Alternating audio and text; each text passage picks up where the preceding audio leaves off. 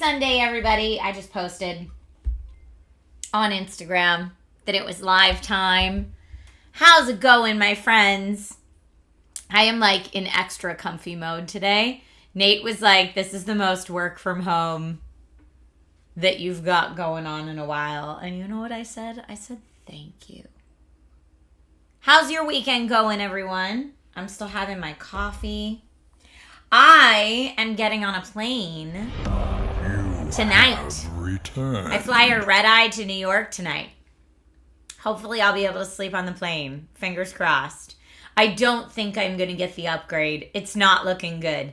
So I booked a window seat so that I can hopefully like put something up against the window and fall asleep that way. And if that doesn't work, I'm going to have to try to do my ostrich pillow where you like put your face in the pillow to try to sleep overnight.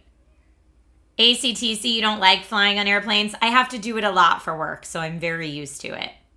Yes, number 9, it's a sweatpants day today. For sure. Starcat and Jay and Kitsune, thank you all so much for the resub.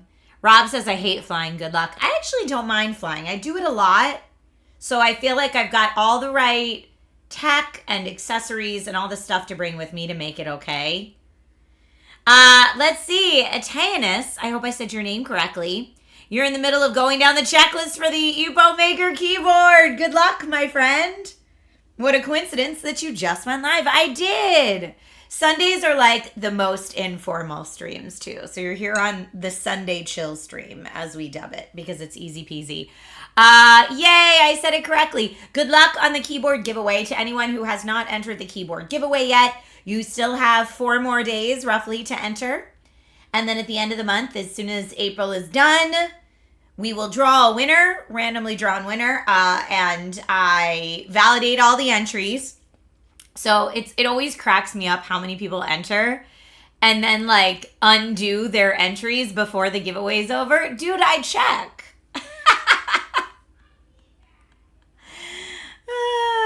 CP says, could you stop leaving us or at least do some live streams from wherever you go?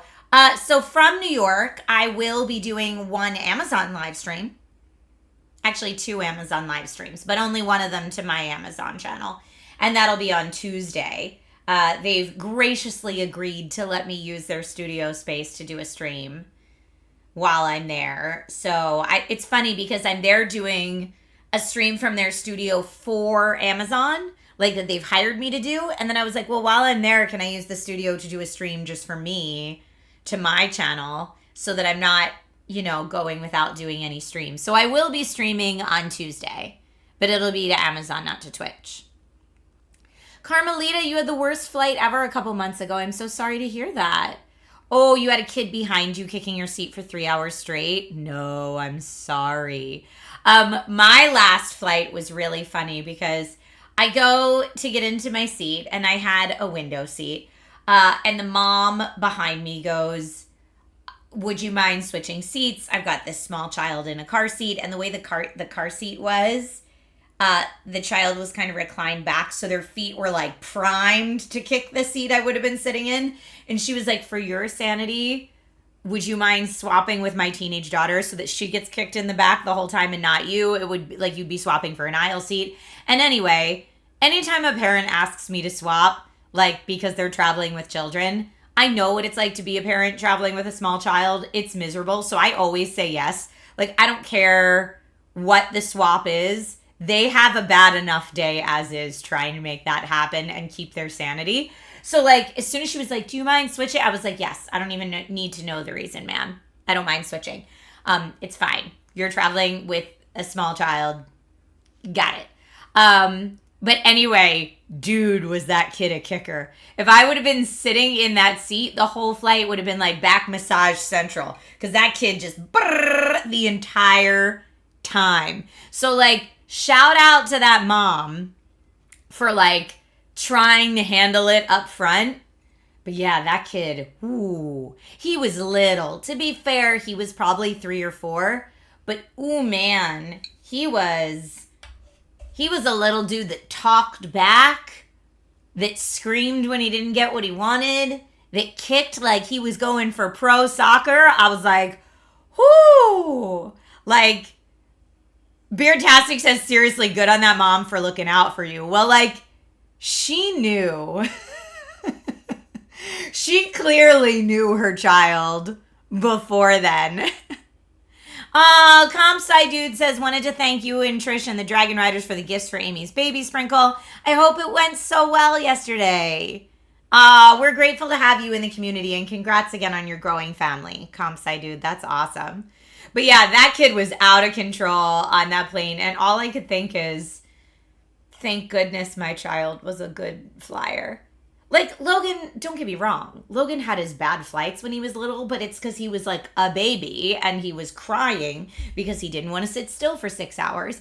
And like, you know, as an adult, you don't want to sit still for 6 hours either, but like, it is what it is. And I will say at least 99.9% of the parents that I have ever seen on airplanes, like, and this is how Nate and I were, are like the whole flight, like, da-da-da-da-da-da, please simmer down, please, no one else wants to hear this, please, please, please. And you're like when they can walk and they don't want to sit down, you're like walking them up and down the aisle the whole time. You're like doing everything you can to make that situation as chill as it possibly can be. So like, again, for other parents on planes, I'm always like, whatever you need. Do you need me to swap seats? Do you need me to like bounce your kid on my knee for a period of time while you just drink your cranberry juice, or like have a moment of sanity? Like, I get it. I've been there.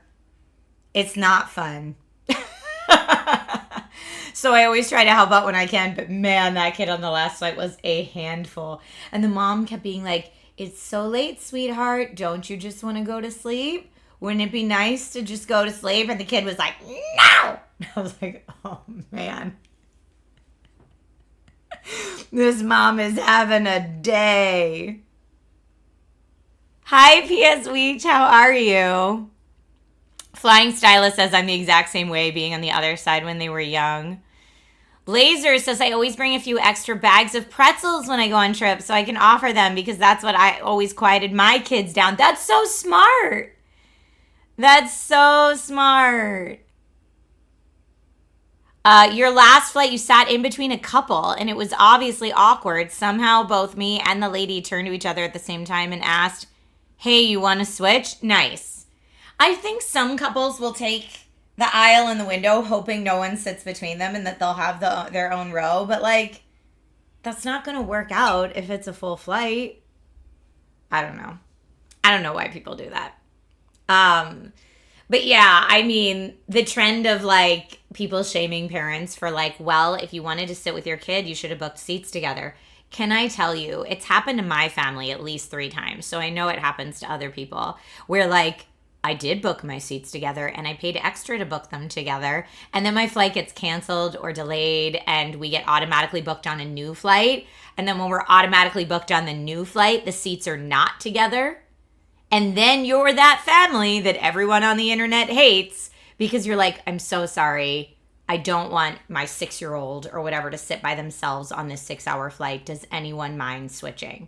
And you get the people that are like, well, you should have booked together. And it's like, I did, but I don't think I owe you my whole flight history at this point, you entitled weasel. It's a 6-year-old.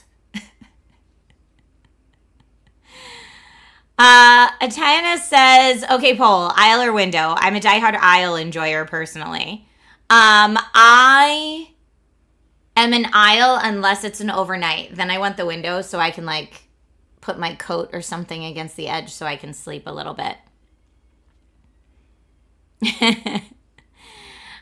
did I go? I'm flying to New York tonight, but I fly a lot for work. You've never flown before, Jushi. You prefer window, but disability needs say aisle. I get that. Entitled weasels going straight into your vocab. You just flew Southwest for the first time since assigned seating, and it worked great. I prefer assigned seating. The Southwest thing, I always felt like if you don't check in right on time, then you're not sitting with your party because everyone checks in early. Vanja, you're a window person. Laser says, yep, happened to me. I booked a flight with my 5-year-old, picked our seats, got upgraded to first class, and he didn't. I tried to offer my seat to the person who ended up getting my seat, and they wouldn't switch. Wait, they wouldn't switch for a first class seat? That got awkward quick. I can't believe if you're saying to someone like, hey, would you like my seat up in first class? They're going to be like, nope, I'd rather sit next to your 5-year-old. Like, what? What? P-Boy Art, you like the window seat? Okay. You're flying for the first time in May. Any tips? Yeah, bring some snacks and like a refillable water bottle on the plane with you. You'll be fine. Bring something to do, like a book. Or if there's like a podcast you like to listen to, just have stuff you like to do and then relax and nosh. And I actually find flying on planes quite relaxing. It's like your time to yourself to listen to your audiobooks or watch a movie or play some video games or like whatever it is you want to do without being bothered. It's really nice. Hylian says, after taking a Greyhound bus long distance, flights aren't too bad. The longest Greyhound bus I've done was 3 hours. And yes, I agree with you. I much prefer flying.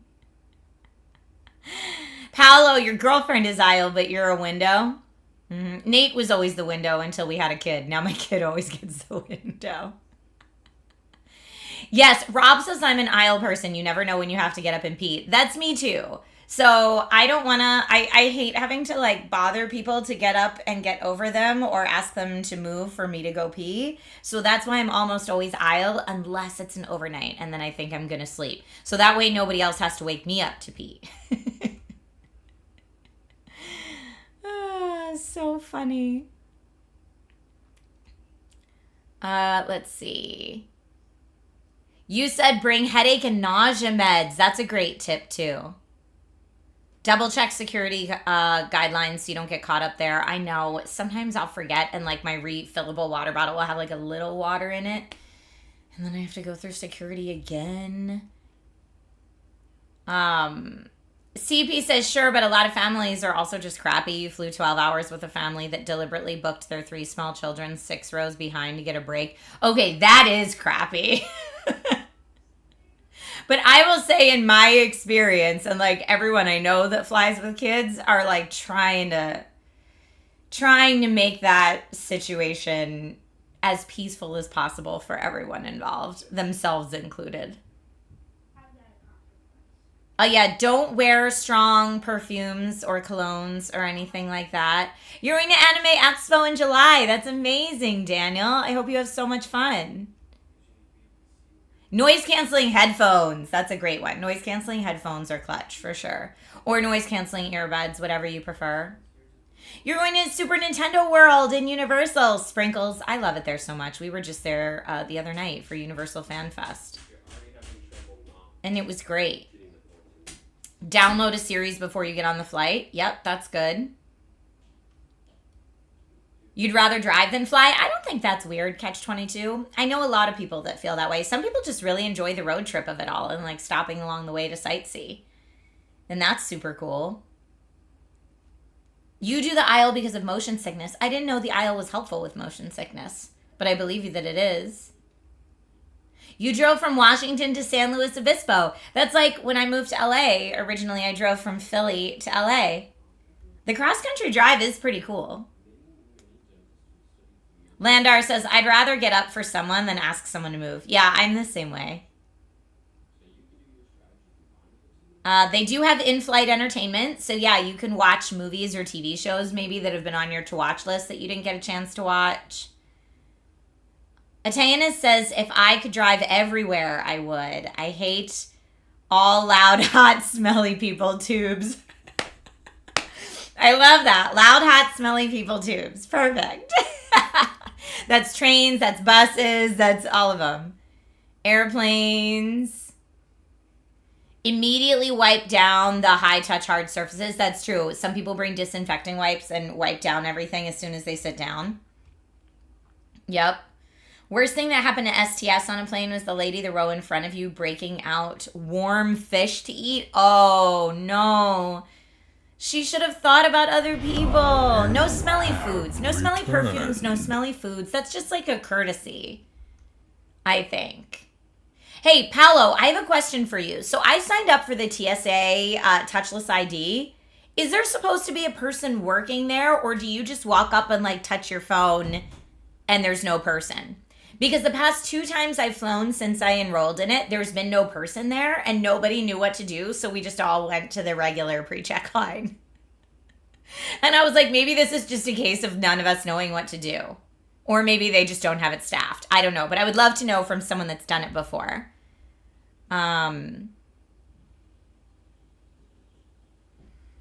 Double says, my last flight, I was asked and agreed to switch with a family so both parents could sit with a toddler, then realized I got seated next to their 8-year-old 3 rows away. It was awkward.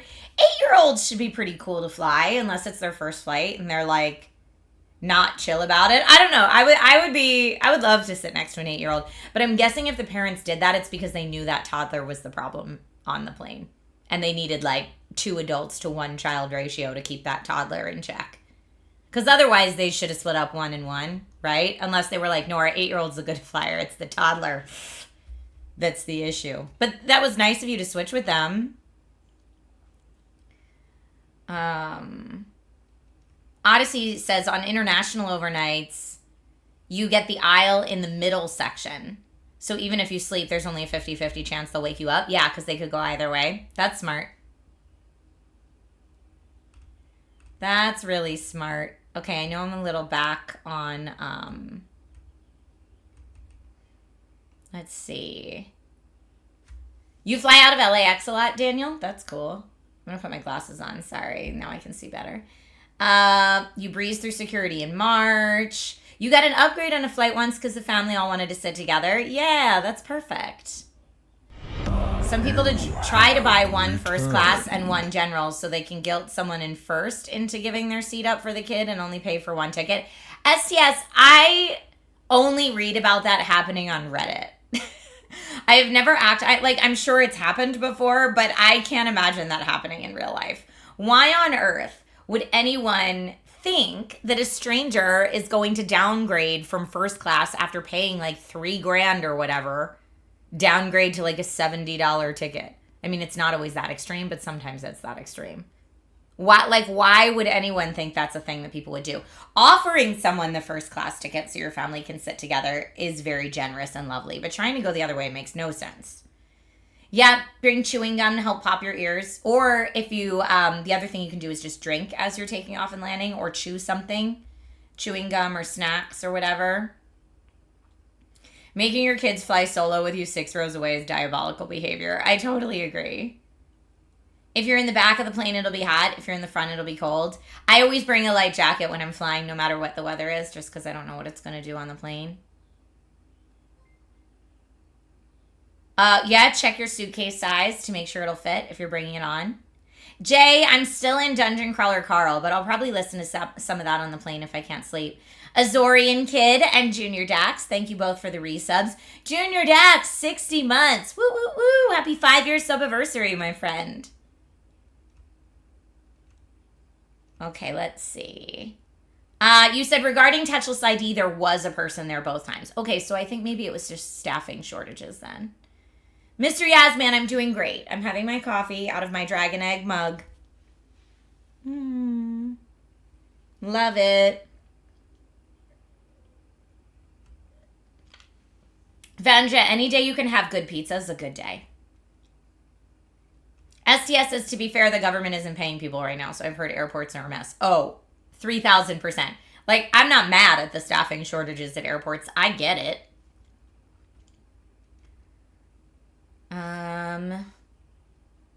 What if they vomit or poop on you? Who's vomiting or pooping on someone?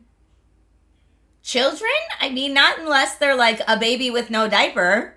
That shouldn't happen. Catch-22 says, when you fly, you almost always fly early in the morning and stay up all night the night before the flight so that you can lean against the window and sleep. That's a strategy. That's not a bad strategy at all.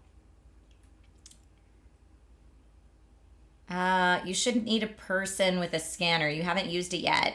but you have ID, you should still get through with no person. That's what I was wondering, if like it's possible if there's no person, just none of us know what we're doing because it's so early. Junior Dax. Heyo. You like the aisle seat because you get up to pee a lot. And drinking a lot of water on a plane's smart so you don't get a headache. Because planes are very dehydrating. So the other thing I do is bring chapstick. And either if you can get like a face mist, or I'll bring one of those like face mask things that kind of look like Hannibal Lecter. I'll bring those so when I get off the plane and get to my hotel, I can pop one of those on before I go to bed because planes are super drying. Werlin says if you're going to pull asking people to downgrade from first class, you better have like $500 cash in your pocket. Oh, 3,000%. Jay, hair looks fly AF today. This is messy hair. Thank you. But yeah, it's like okay for a messy hair day. The most important items to wipe down are your seatbelt strap and buckle. That area gets the most grime and unidentifiable stuff wiped onto them. I would have never thought of that. I've seen people like wipe down the armrests and the tray table, but not the seatbelt and buckle. That's so smart. A yawn will take care of popping the ears too. Yep, that's true. How early does everyone show up to the airport? I usually get there an hour before my boarding time. So like an hour and a half before my flight time. But I fly all the time. So like I can breeze through security and I have TSA pre-check. And that gets me there plenty early. You have to pay for extra legroom because you're so tall. And one time you were asked to swap from an aisle extra legroom back to a regular coach middle seat. And you felt like crap to deny them, but you legit couldn't fit. I think that's completely, if you're like, hey, I legit can't fit in that seat and I paid extra for this because I'm so tall, I'm so sorry. There should be no attitude. Like, people need to understand that. And also, again, don't ask someone to swap from the better seat to the worse seat. You swap the other way. If you're the one who's requesting the swap, you're like, hey, I'll give up my extra legroom seat and upgrade someone so I can sit with my kid. That's how it works. Am I casual Tifa today? Not on purpose. Thank you, Mod Squad, for keeping the Dragon Rider community a lovely place to be, by the way. Swallowing deliberately pops your ears, for sure.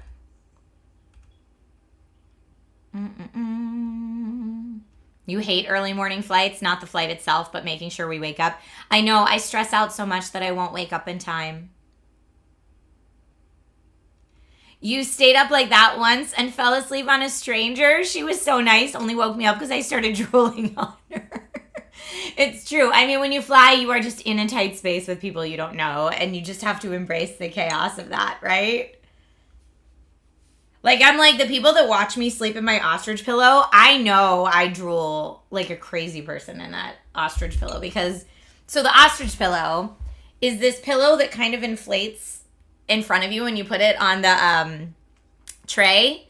And then you put your arms in the side and your head goes face down in like a head hole in it, which is why I call it the ostrich pillow. But like, because it's basically holding your face in like, I don't know, when you put your face down on a massage table, you know how it like holds your cheeks back?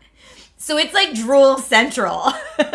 There's nothing to be done about it. That's just what it is. I'm like, if someone wanted to take this picture and put it all over the internet, they could. But you know what? I slept on that plane.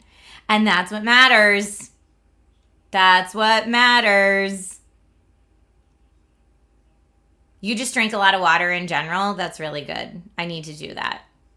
It would be funny if you wore the mask on the plane. So, I forget what airline I flew, but I was flying an airline where the company was paying for the trip and they bought me a business class ticket. That's only happened twice in my whole career, by the way. But anyway, this happened. And that airline, it was their policy to give every business class person one of those face masks. But you each had your own separate pod, like with a door that closed. So you could wear that silly face mask on the plane and not feel silly because no one could see you. I thought that was very extra. You usually get to the plane 2 hours ahead of time. 3 hours ahead of time, Landar. Because you get too stressed that you'll miss. Rob says 2 hours before boarding because you like to eat and shop beforehand. That makes sense. Mystery Asman, I have flown business class. I don't know. I've only flown first class on small planes where first class is essentially just like a wider seat and orange juice or champagne when you take off. But those were like real shorty flights. And that anytime I've ever flown first or business class, it's because I got a complimentary upgrade because I have so many miles. Or it's because the company that I was working for paid for it. Let's see.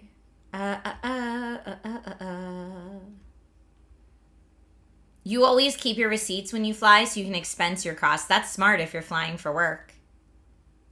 Absolutely. Okay, Odyssey Dave is doubling down on the wipe down the buckle. Be realistic about wipes. Yes, some things aren't disinfected by wipes. That's true. You hate connections. Just give me a direct flight. I know. Where we are in LA, so in Los Angeles, there's LAX, the big airport, which is always chaotic. And then there's Burbank, which is like the tiny airport. And Burbank is such a lovelier airport to have to fly through because everything's so much smaller and goes so much smoother. But if you're flying anywhere far, you have to have a stopover. So it's like Burbank plus stopover or LAX, but direct flight. So I usually have to base it on how far I'm flying. So if it's like a shorter flight, I'll always go Burbank, but otherwise I get stuck with LAX. Your favorite part of flying is the shopping at the airport duty free. What do you buy? I never know what to buy at the duty free stores.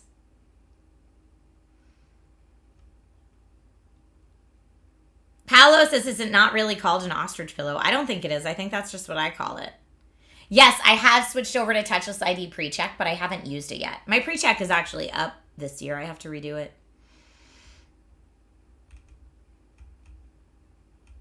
I have to redo it this year.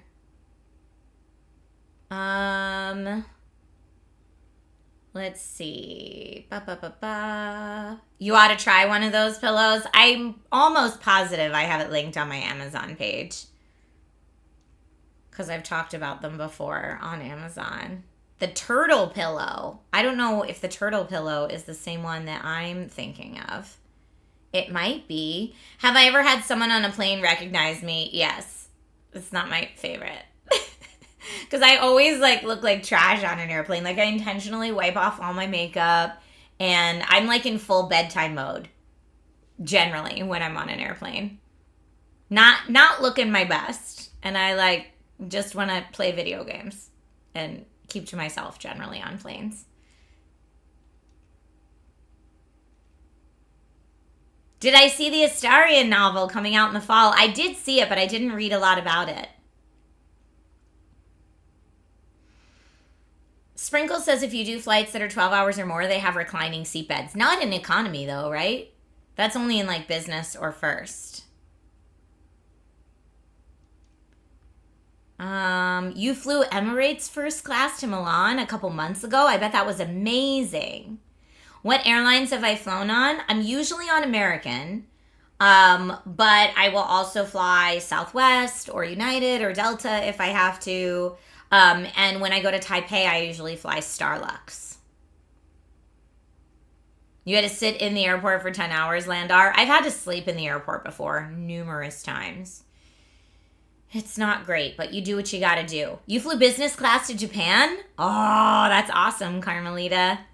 I bet that was a great flight. Your biggest flight tip is avoid the Denver airport.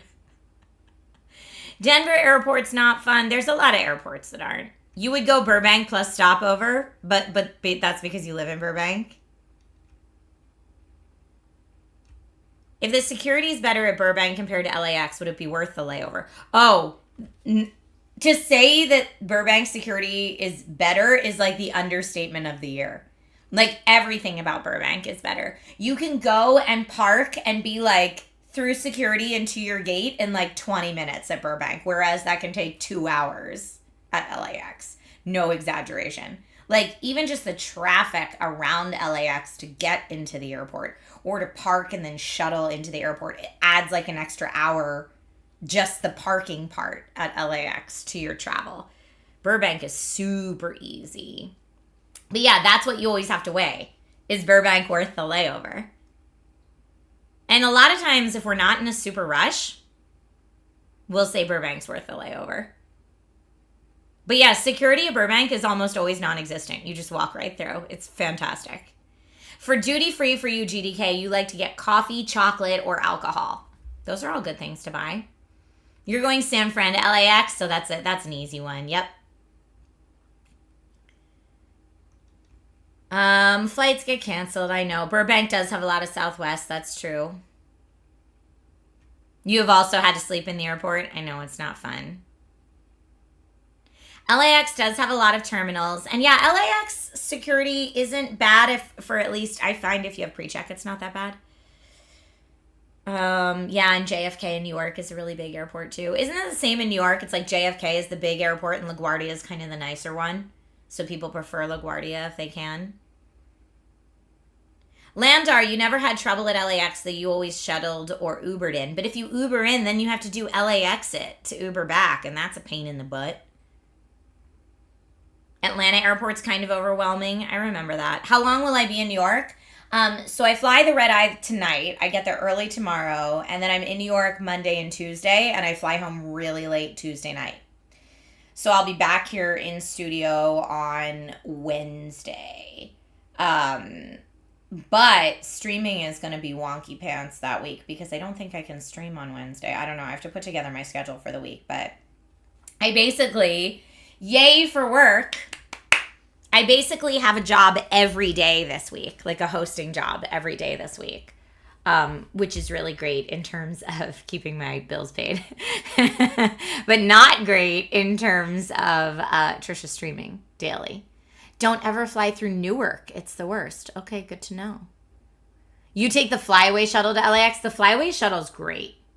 That's what we do too. So the flyaway shuttle, for anyone that doesn't live near LAX, is basically buses that just go from their starting point to LAX and back. And there used to be 2 of them. I think maybe now there's 3. But there's one that goes into downtown LA. So it's downtown LA to the airport and back. And there's one that goes from Van Nuys, which is like north LA. It's like in the valley. So like the valley to LAX and back. And we, anytime, but parking at the flyaway shuttle bus stops is super cheap. It used to be $4 a day. I think now it's $6 a day. But still, you can like drive to the flyaway bus stop, park there for like $6 a day, and then just take the flyaway bus to LAX and just get dropped off right there and not have to worry about finding parking near LAX.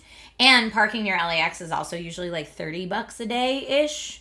So especially if it's a long trip, like when my family goes to visit family members for a week for Christmas or something like that, right? It makes so much more sense to do the flyaway bus. Why do people not like Denver? Probably because it's chaotic. I don't know. Anyone else can weigh in. I've only been through Denver a handful of times, so I'm not the best one to ask. The nicest one in New York is MacArthur, but Newark is the same as JFK. Okay, got it.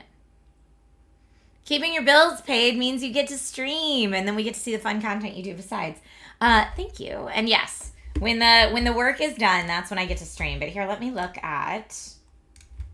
So this week I have... I'm in New York tomorrow and Tuesday. And I don't think... I'm shooting for Amazon on Tuesday, but I don't think I'm allowed to say who else I'm shooting for on Tuesday. So that's a secret. And then I come home Wednesday, and then Wednesday I have a shoot with Xbox that I can't tell you anything else other than that it's a shoot with Xbox. And then Thursday, here, this is going to make up for it. Thursday, not only will I have a stream here on this channel, but it's going to be like a 5-hour stream because it's sponsored, and it's going to be so much fun. So yeah, Thursday is a sponsored early Star Wars Day celebration. Early May the 4th sponsored stream. And like, it's sponsored by Star Wars. So it's going to be a lot of fun. It's not sponsored by like some random indie game you've never heard of that we're going to play for 5 hours. It's like 5 hours of joking around about Star Wars, which is going to be great. And I can play any Star Wars video game I want on that stream. So I was thinking, let's play KOTOR. Right? It's only like the most popular Star Wars game of all time. So feel free to weigh in. I was like, we could play like Outlaws or something more recent, but I feel like KOTOR is the way to go. I think that's going to be good. So that's Thursday. And then Friday I'm on set for Kingston all day. So every single day this week is booked. But then the week after that is like back to normal chill. Actually, the 2 weeks after that are back to normal chill from what I can see so far. This is how it always happens. Shout out to anyone else in chat who's freelance. This is how it always happens because when it rains, it pours, and then there's like nothing for a stretch. And then everyone wants the same dates, right? STS says no Nintendo Weekly then. Not this week, sadly. No Nintendo Weekly. You so love Jedi Survivor. That's great too. Play the Star Wars fighting game for PlayStation 1. I don't know about that. I'm thinking Knights of the Old Republic is the way to go. I think that would be really fun. But yeah, so that's going to be a super long stream on Thursday. And lots of little Amazon streams. Because I have to fit in 4 more Amazon streams this week. So I'll have one while I'm in New York. And the Star Wars one is going to go on Amazon too. Which means I need to squeeze in 2 more by Thursday. Isn't Thursday the week before Star Wars Day? Yeah, Star Wars Day is Monday. So it's a week from tomorrow is Star Wars Day, May the 4th. Am I going to Summer Game Fest this year? I think I'm allowed to say that. Yes, I will be there this year, and I'm very excited about it. I probably can't tell you who I'm making appointments with, but my appointments are also starting to roll in. But yeah, Summer Game Fest this year. Google I.O. I'm going to later this month. Computex I'm going to later this month. So it's going to be real busy. It's a real busy May and June. Yay, bonus giveaway entry. Get it.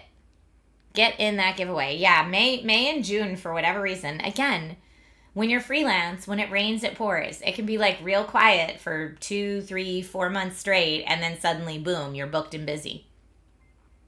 But that's what I always try to say to my friends that are freelance, that like let themselves get in a rut. And they're like, I'm just not booking work anymore. I don't know if I should still be doing this. I'm like, look, it's always the roller coaster, right?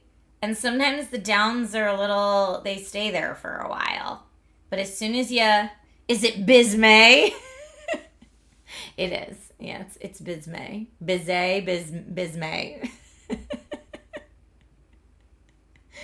It definitely is. But yeah, lots of travel coming up. I was saying to Nate, I was like, I think already for the year, I'm going to have, I'm close to having loyalty status already on American, which is what I fly the most often. And I'm close to having loyalty status on Hilton as well at this point because of all the jobs I've been working recently. The KOTOR remaster is still being worked on. Yes. Lego Star Wars could be fun too. I mean, Lego games are always fun. They are always a good time. So many fun games that are Star Wars games. But yeah, help me brainstorm, but my thought was KOTOR. Chem Chef says that's a lot of traveling. It is. Because yeah, I'm just looking at my May calendar right now. So there's New York this week, not going anywhere the following week, not going anywhere the following week. Then I'm going up to San Fran for Google I.O. Then I'm going to Austin, Texas for a job that I can't talk about yet. And so this is in a row. San Fran this 1 week, Austin the next week, Computex in Taipei the next week, and then I come right back from Taipei into Summer Game Fest. And then I have a week where I don't leave at all. And then I have the week where I do Jersey Shore with my family. So it's wild. I'm going to do the elder millennial, or I guess it's not an elder millennial thing, but just a millennial thing. It's going to be May.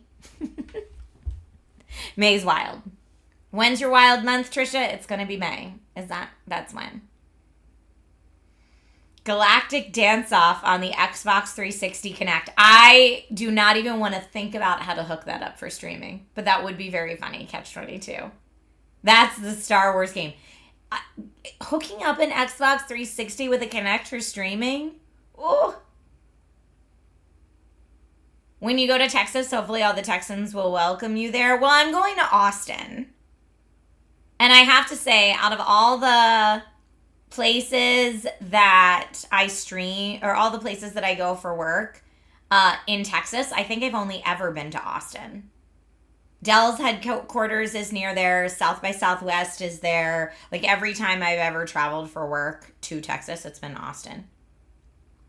And Austin's whole thing is keep Austin weird. So I really enjoy the artsy feel in Austin. Was the TikTok from the closet to the Ren Fair the thing that was difficult to shoot because of other people? Yes. Yes, I tried so many times. It was very difficult. Junior Dax says KOTOR, Shadows of the Empire, Lego Star Wars, or Jedi Fallen Order and Survivor are all great choices. Totally agree with you. Traveling is exhaustive, but still cool. Retired. Yeah, I agree. Hooking up the Kinect in general is bad. Yes, I agree. I concur with that. That's Portland, Oregon's slogan is keep Portland weird. Then maybe Austin stole it from Portland. I don't know who said it first. Whenever I think of Portland, I think of good food trucks and coffee. Portland's delightful to travel to. I've only been there once. It was back in the days when I used to work the auto shows. I did the Portland Auto Show once. That was cool. Austin's known for stealing stuff, saying that as a Texan. Hi, Alien, so funny. Yes, food truck, says Orion. Mm-hmm. Austin isn't weird anymore and is in denial about it? Oh, no. Well, my Austin job is just going to be a one day. I'm not going to be there for a while. I fly in at night, work a whole day, and then fly out the next morning after the job. Portland went downhill. Why do you say that, Rob? Portland was lovely when I was there, but that was a long time ago. Flying says, I have a lot of friends that live in Austin, and we're all weird, right? Esteban says, no way, I used to go to the Portland Auto Show all the time. Yeah, I don't remember what year that was. But yeah, prior to doing SourceFed, I used to do the auto shows. And it's funny because like now I geek out about tech on camera. But before I had those job opportunities, right, or a way to do that, I was geeking out about auto tech. Like I was excited to tell people about the hydrogen fuel vehicle concept cars. And so that's why I did the auto show jobs, because I just thought it was so much fun to like talk to people about cars and engines, and because I'm a big dork, that part hasn't changed. But also the auto show was a cool job because you get trained in all the cars from one manufacturer. Like you do like a 1 or 2 week training in one manufacturer's cars, and then they fly you all around the country to do all the different auto shows. So like they like train the same team of people. And some companies have big teams and some companies have smaller teams. But did I stand on the spinning platforms? I did. So yeah, I got to be like the lady in the business suit with the microphone on the spinning platform with the car, being like, let me tell you all about the new blah, blah, blah model year this. Now, when we're thinking about safety, this has it all. Blah, blah, blah, blah, blah, blah. And you do your little presentation on the spinning stage. Which brand of batteries do I use in my controller? Whatever's on sale. That's the real answer. What's my trick for managing jet lag? I don't have a good one. I do the best I can. Is it harder to do it in heels while it spins? Yes, but the spinning platforms are not the hardest part of the heels for auto show. Honestly, the hardest part are that you're standing the entire time. There's no sitting. So if you have a 6-hour shift, you are then standing in those heels for 6 hours straight with no break. And actually, I know a lot of people that it like led to issues with their feet from doing that job for too long. It's like I wish like if you were given the part of the job, because it's like some people are doing the stage presentations, some people are just walking around and answering questions, some people are behind the info booth answering questions, but like I wish at least for the info booth people there were like stools or something you could sit on to rest your feet for a second. And actually I hear from my friends who still do the auto show jobs that some of the brands have gotten nicer about that, and they're like given boots that are flat boots, so they're not having to like just absolutely destroy their feet for 6 hours at a time. No lounging on the hood of the car. Nope. No break is not even legal. So legal is 6 hours, then you have to get a break, which is why a lot of those shifts are exactly 6 hours, so they don't really have to break you. Or I think you get like a 10-minute break or something like that at some point. But anyway, your feet get destroyed if you have to wear super high heels, which when I did it, what they would always do is they'd give us, like you'd have for the season 2 or 3 different outfits that were like your uniform. And you would get told like, okay, if you're doing the Portland Auto Show, and let's say that's a 3-day show, day 1, everyone's in outfit A, day 2, everyone's in outfit B, day 3, everyone's in outfit A again, or something like that. And so they're essentially like your uniforms that you have for the year. And some of the brands would even give us like the makeup palette that matches it. Like you'd have, because they wanted everyone to look the same on the team. And it would be like whatever the guy's outfit A is matches the girl's outfit A that day, and all the outfit B's matched. But I know some people, when they think like auto show, they think like girls in bikinis next to sports cars. And that is definitely not what I did. The kind I did was like the people answering questions about the car, and they hire both men and women. And basically your audition for it is like, can you talk a lot? Are you good at talking a lot to complete strangers? Would someone want to approach and talk to you? Great, you're hired. Like, it's the same for the men and the women. But if you're someone that is approachable and you're willing to learn a lot of information about cars and answer questions, then that's a job you can have. But it's cool because, again, they do fly you all over the country. So, like, for me, I was like, I haven't seen that much of the United States. This is a great way to do that on someone else's dime. So that's what I did. And I did that job. I did auto shows for 3 years because I worked 2 years with Honda and 1 year with Hyundai. And that was all good. But yeah, you audition. It's kind of like, I don't know, I'm thinking about this right now because Nate's all excited about the NFL draft. But you audition, and then your audition tape gets sent to all the different car manufacturers, and you'll get an offer from a team. So it's like maybe you audition and no teams want you. Or maybe you audition and 2 teams want you, and then you have to decide which team you're going to go with. Do you wear glasses at those shows? Oh, I don't know. I never needed glasses back when I did that. My glasses didn't come into my life until much later. But yeah, people wear glasses. I don't think there was a no glasses policy or anything like that. Do they pay you in luxury cars? Definitely not. Maybe you missed the part where I said I worked for Honda and Hyundai. No, Nate was frustrated with the Niners pick, I think, in the draft. Oh, your brother's friend works for the NFL. That's a cool gig. I would imagine it's a cool gig. Do they enjoy it? But yeah, I really liked working for the auto show when I did it. Because again, they give you like a couple nice outfits for the year. They give you some makeup. They fly you around and you get like, you don't get hotel points because the agency that books you pays the hotel, and the hotel points go to whoever pays for the hotel, whereas flight points go to whoever's butt is in the chair. So I did get a lot of miles working that job. And it was fun because like if they flew me to the Philadelphia Auto Show, it's like a free visit to see my parents. I'm surprised you don't do them still, especially with all the tech in cars now. Highly, the only reason I don't do them still is because it's a major commitment. Like, you get like 50 days of work a year, which doesn't sound like a ton, but it ends up being a lot, especially when it's like auto show season, because auto show season is really like September through May. So it'd be like 2 weeks here, 1 week there, a week over here, 2 weeks there, and sometimes you're like not even home for months.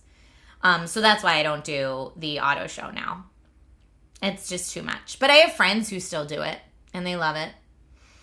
Did any of it influence my car choices after? Probably. The fact that I'm very familiar with Honda's, or used to be very familiar with Honda's different models of vehicle, helped when I was car shopping, because when I went in, it was actually funny. When I went in to buy my last car, I knew more about the cars that were on the lot than the sales guy did. But it's because I had been so thoroughly trained on their cars. And even though that was now 10 years ago, a lot of it is still pretty similar across their lines. So like I'd be asking the sales guy like, okay, I know the FCX Clarity line used to have these blind spot cameras, but do you know if it's possible to turn them off, because I actually like the way that they used to be as opposed to the way they are now. And he'd be like, I don't know that they have the blind spot cameras. And I was like, oh, they do. Which, like, I'm trying not to be like a know-it-all, but I'm like, I research before I go on the lot. Your parents had a Honda Accord for like 20 years. My dad's an auto mechanic. Well, he's retired now, but when he was working, my dad's an auto mechanic. And he has certain brands he recommends and certain brands he doesn't, just from a reliability standpoint, because he'll talk about like the brands that were constantly in having errors and needing to be fixed versus the brands that are pretty reliable overall. So I try to follow my dad's advice on a lot of that.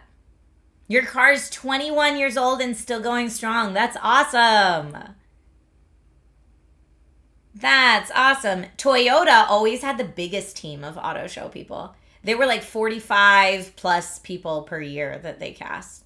In fact, the year I worked for Hyundai, I was also offered a job on the Toyota team. Both teams offered me a job that year. But I ended up taking Hyundai because I think more of my friends were taking the Hyundai job. And I just wanted to travel with my friends more. I think everyone should do their research before they go. Yeah. But anyway, I mean, I have a Honda now. That's what I drive now. And it's 7 years old now.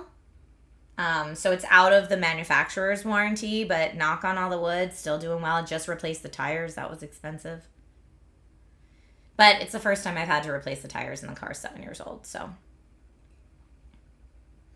Who buys a car without research? I'm sure there are some people who do. I do not. And I will do extra research before I go in, because at least not the last car I bought, but the car before that, the salesman was like, I think really thought I was an easy mark, and was trying to scam me out of more money than I needed to pay. But I had done my research. I know what my credit score is. And I knew like roughly what my payments should be. And I also knew the car I wanted. Like I went to their lot and I was like, hey, I know what your selection is here. I would specifically like to test drive this car. So like I already came in with a plan. And the sales guy was like trying to talk me into different cars. And I was like, nope, I don't think you're hearing me. I would specifically like to drive this car. Thank you so much. And then when we're like, I'm like, okay, great. Yes, I liked the test drive and I think I'm going to buy it. Then the guy was like, great news. I got you a super low payment of $600 a month. And I was like, I'm sorry, is this a Porsche? Also, P.S., this was back in like 2009, which like $600 payment a month is out of control. And I knew it should be way less than that because I had already done the maths. But like the guy was trying to scam me hard. And so I was like, nope, sorry. I'm just going to go across the street and buy the other car I liked then. Because you're clearly yanking my chain here. Like I fought with the guy for hours until he gave me like a reasonable deal. But I was like, I know what it's supposed to be. Like, stop thinking you can pull one over on me. But I think he was clearly like a little misogynistic, if we're going to be honest. Because the second I said, hold on 1 second, let me call my car guy. That's what I said. And I just made it up. I just walked out in the hallway and was like, doot, doot, doot, doot. Hello? Yes. And I'm just talking to myself, right? But the second I said, let me call my car guy, he dropped the price by like $100 a month. And I was like, yup. And I was like, that's better. It's still not where it should be. Let me call my other car guy. Mm-hmm. And then he was like, then he dropped it by like another $100 a month. And he was like, how many car guys do you have? And I was like, as many as it takes for you to give me the real price. That's how many car guys I have. Dude was not right. Yeah. But I did eventually get the price I knew I was supposed to pay for this car going in. But I'm like, dude, don't think I'm an idiot because I'm short and a lady. Whatever assumptions you're making. See, this is why we have Jessica Rabbit. Don't judge people based on their body type. Get out of here. I know their strategy is to start high and wear people out. It's obnoxious. You're wasting my time and your time. CP, why even buy from him at that point? I bought from him because it was the exact car I wanted. It was when I had my yellow Mitsubishi Eclipse Spider. And I knew I wanted it. And that was the only place that had it in yellow. So I had to buy from him.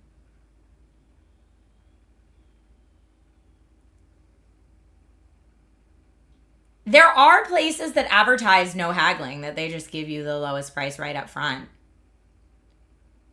But yeah, I did end up getting my yellow Mitsubishi Eclipse Spider. I won that battle. I won that battle hard, and I had that car up until I got preggo.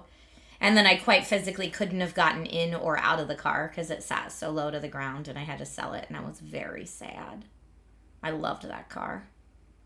I loved that car so much. Someday, I'll live my best convertible life again. Don't let people dim your shine. I love that, Marjo. Yes. Also, don't let people try to gaslight you. The guy was like, he was so funny. He was like, that sales guy was like, well, you don't have a lot of credit history. And I was like, I have a banging credit score. I checked it before I came today. It's this. And he was like, yeah, but like you don't have a lot of specifically auto credit history. And I was like, I know, because I bought my last car in cash. I saved up all my waitressing tips and bought it in cash outright.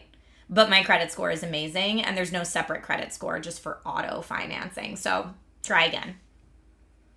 Like I had to do that with that guy so many times. 10 years, Logan off to college. That's when you'll get a yellow convertible again. Maybe. Maybe. You remember that spider in SourceFed videos? Yep. It was featured in SourceFed videos a lot. Because it was easier to film everybody in a convertible with the top down than to try to figure out how to film in a car. And so we would do that a lot. Mm-hmm. You got your last car, you think, below their cost because it was a trade-in. And you know they like to turn fresh trades around quick. Yeah. So my car now doesn't look sporty, but I honestly love the way it drives, and I love the fuel savings because it's a plug-in hybrid. And, like, I like the tech behind it. So I'm like, someday, here's when I'll buy a convertible again. It might never happen in the current political climate, but when they make a plug-in hybrid convertible, that's when you'll see me get a convertible again, I think. Because then I'd have the tech that I want inside the car and the sportiness of the look of the car. Catch22 says they won't. Look, don't dash my dreams like that.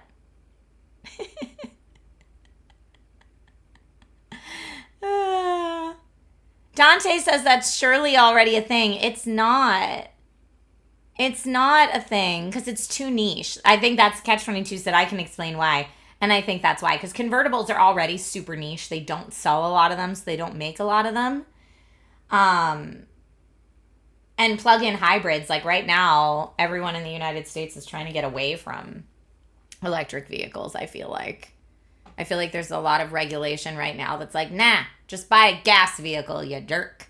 And I'm like, no, I don't wanna. It can be a red convertible, it can be a yellow convertible, it could be a blue convertible, it could be a purple convertible. If the roof comes off I'm happy. Do hybrids have higher maintenance costs? No, they have lower maintenance costs. So hybrids generally, you pay more up front, but you save in the maintenance costs over time. So they do a calculator where it's like if you keep it for 7 years or more, you end up like at the 7-year mark. A lot of people break even or something like that. But yeah, hybrids and electric vehicles are less maintenance costs. Metallic purple convertible, that would be great. That would be great. And yeah, you can, even if you take the fuel out of the equation, well, you don't, if it's all electric, you don't pay for oil changes. Like there's a lot of stuff. Catch-22 says convertibles are much heavier than standard cars. They are, because losing the roof kills a lot of structural stability. And I know they need to be heavy too so they don't flip. That's a big safety thing with convertibles. That weight coupled with the battery weight is going to kill any battery life gain and the fuel mileage from the hybrid engine. Totally makes sense, Catch-22. Everything you're saying is accurate. A girl can dream. I'm like, look, if they're making plug-in hybrid SUVs, they're clearly working out the weight issue. This is my hope. This is my hope. But yeah, right now, if you look at electric convertibles, there are a few that are out there. I think they're all electrics. A lot of them are in a price bracket I will never afford. So like Maserati has one. Trisha can't afford a Maserati. Let's see. Who else has one? There's some coming in the future. Best electric convertible cars in 2026. Let's see what this says.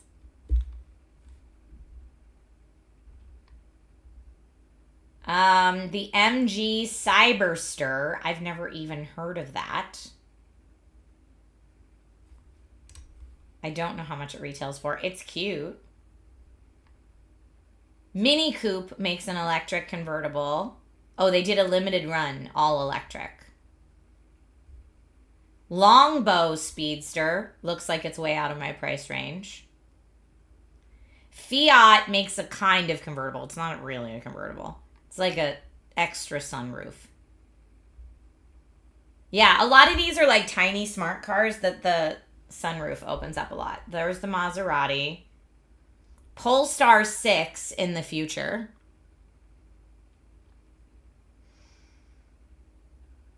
Maserati will send me one to review on stream. Definitely not.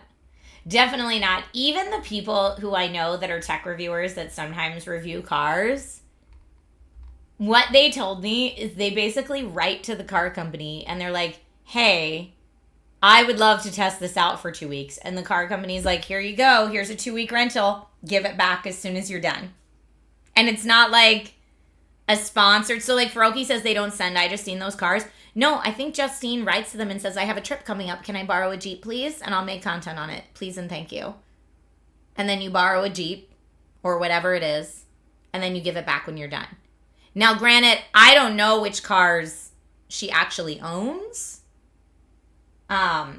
Versus which ones it's just like a temporary rental situation. But yeah, I mean, here, let me just see how much this MG Cyberster, what is the cost? Just for funsie. The MG Cyberster is priced around 75,000 United States dollars. That is way out of my price range, my friends. Although not as bad as I thought it was going to be. I thought it was going to be in like the 200,000 plus club. What about this Longbow Speedster? I mean, it looks very futuristic. Longbow Speedster cost about $110,000 US. Okay, all right. Nope. And yeah, I don't want like a tiny little smart car. How much do we think that Maserati is?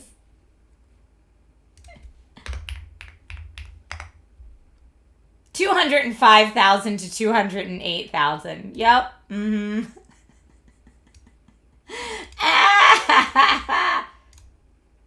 Trisha cries and never gonna happen.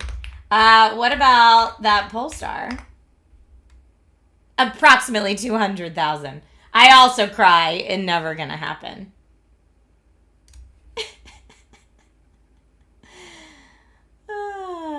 Plenty more EVs which offer retractable. I don't want a retractable sunroof. That's not a real convertible.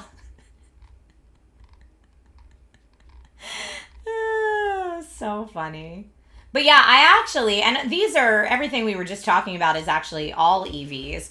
I like the plug-in EV like I have now, because then you have the best of both worlds.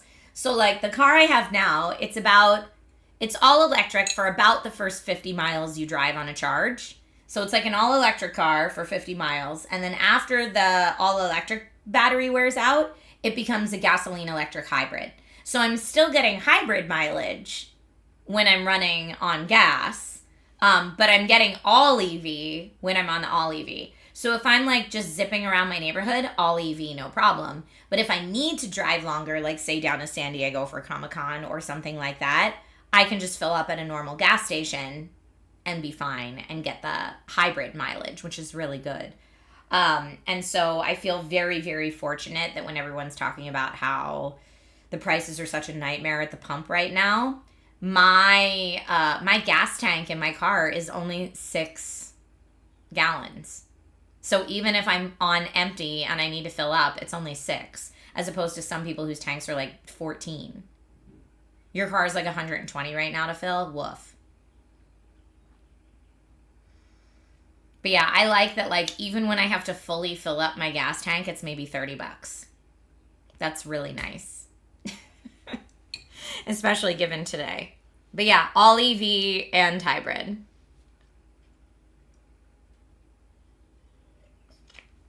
Your truck is almost 30 gallons, Mighty Hunter. Is it a truck you need from work, so maybe you can write it off at least?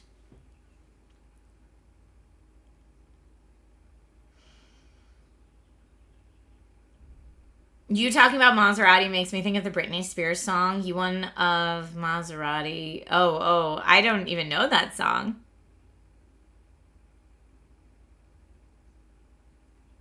You go out so little that your first fill up in 2026 was in early April. Whoa. You fill your car from empty for $44 in Phoenix. That's awesome, Catch 22, compared to what some people are paying for sure. But yeah, we have one of our cars is all electric, and one of our cars is the plug-in electric, like I have, the plug-in hybrid. And we have solar panels on the house, so that helps offset the electricity cost as well. So again, when you're doing like the situation we're doing, it's much more cost up front to put the solar panels on and to buy the all-electric or the plug-in hybrid vehicles. But then over time, you're like, maintenance and fill-up costs are much less. So the gamble is that it works out over time. That's what you're hoping, at least. So that's what we did. But we were able to do it at a time when there was still a tax credit for going EV. And that was great. Chicago says EVs don't work in the winter. And that's true, too. If you live in a really cold spot, going all EV is not the way to do it, I hear. Like, I live in Southern California, so I don't really have to worry about that.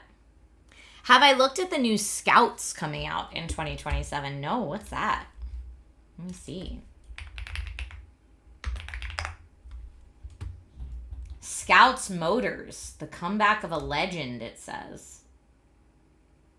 Okay, I'm seeing trucks and SUVs, which is not my style, but like good for, that's what people that want. Oh, it just says a truck and an SUV. So that's not for me then. I could look into the Slate.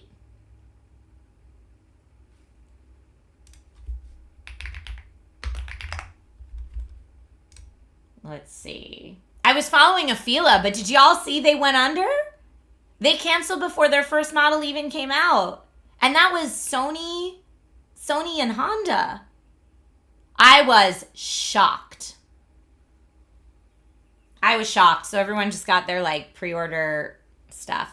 Oh, Slate is also trucks and SUV. Yeah, that's not for me. I'm not a truck girl. I don't want a truck. I never have to haul anything. I'm not someone who feels the need to like have a big car just to feel like, I don't know, I'm taller than everyone else or something like that. I don't know. I am a tiny person. I like a tiny quick car.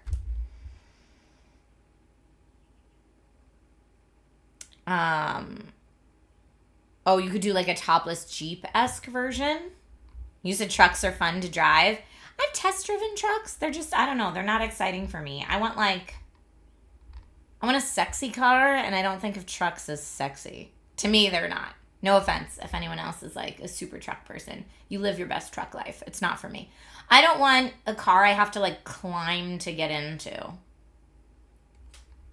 It makes me feel like I'm a little kid and I can't like climb up on the bar stools. I don't want my car to like make me feel inferior in some way. Oh no, someone drove their truck over a Lambo because they couldn't see it? Oh no. That's so sad. Paola says, I remember renting a big truck from Knoxville Airport, and the guy was so excited for you, but you just wanted a small car. That has happened to Nate and I before. When we just do a car rental, and we're like, give me whatever car is available, I don't care. And then they're like, here's your big truck. And we're like, oh, I don't want a big truck. I want just like a small EV or something eco-friendly. I don't want to pay all the extra gas for a truck. Yeah, I don't want a small ladder to get into it. I'm good. I prefer the low riders. I don't need like it up on a kit. I want something sporty. Sporty and tiny. Like Nate keeps joking around that someday I'm going to get like a Porsche Boxster, and I'm like, I could never afford it. But do I think they're real cute? Yes, I do. Or like the Honda S2000. I know they really don't make them anymore. Super cute.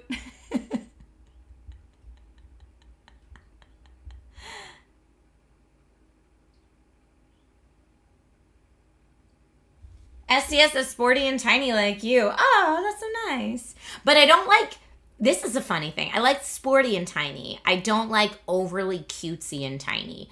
So like the VW Bug convertibles, or like the VW Bugs at the top come off, not for me. Even Mini Coupes, not for me.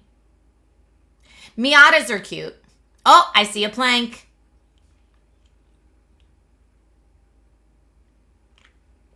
I see a plank. We'll do it. You sent me the Lambo clip on Threads. Okay, perfect. Perfect. But I'm like, okay, Trisha could never afford this, but just to be like in my wildest, if I win the lottery mañana, I can still give half of it away to feed hungry children and have enough left over to treat myself. Y'all, look at this hot pink Porsche convertible. Okay. She's gorge, okay?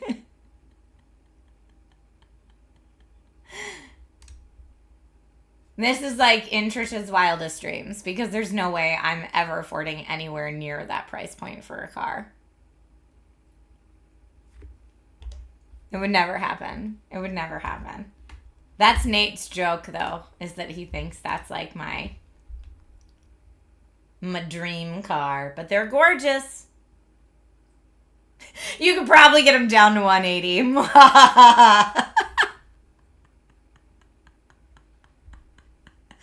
No way. So much. All right, let me do my 30-second plank. Oh, my legs are asleep. This is like a good time. Good job. Thank you, everybody. Okay. 30-second. I'm going to do a forearm plank. Here we go. Starting now. You can time me if you want. I'm timing myself too. In fact, better yet, do it with me. We're a little more than 10 seconds in now.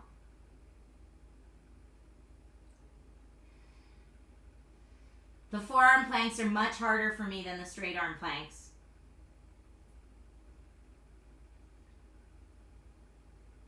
So close. Woo! Okay.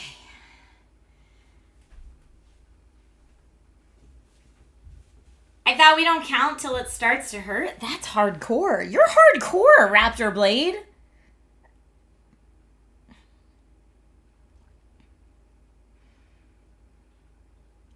Sick the car guy's on him. Yeah, I'm going to go to the Porsche dealership and just keep calling my car guy. One of the people that works on set with me at Kingston DIY in 5, he has like a 20-year-old Porsche. Like he bought a very old used Porsche and keeps it in excellent condition. And so sometimes when we finish filming, he's like, yo, you want to like loop around the block in the Porsche? And I'm like, I sure do. Can I see it? He doesn't, I don't think he drives it as his main car. You have returned. But he had to get one that was like super, super, super old and high up in mileage to even like remotely be able to afford it. And it's his treat to himself. Maybe an EV Miata convertible? Maybe. Curry, thank you so much for the resub. Get the blood pumping before you go to the movie theater. Super rad. That's a great idea.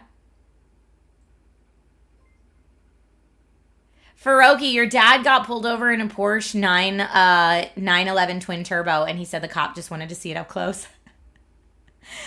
I dated a boy once whose dad had an Aston Martin, and that was like their big fancy, although that family oodles of money. And his dad was like, doesn't Trisha want to see the Aston Martin?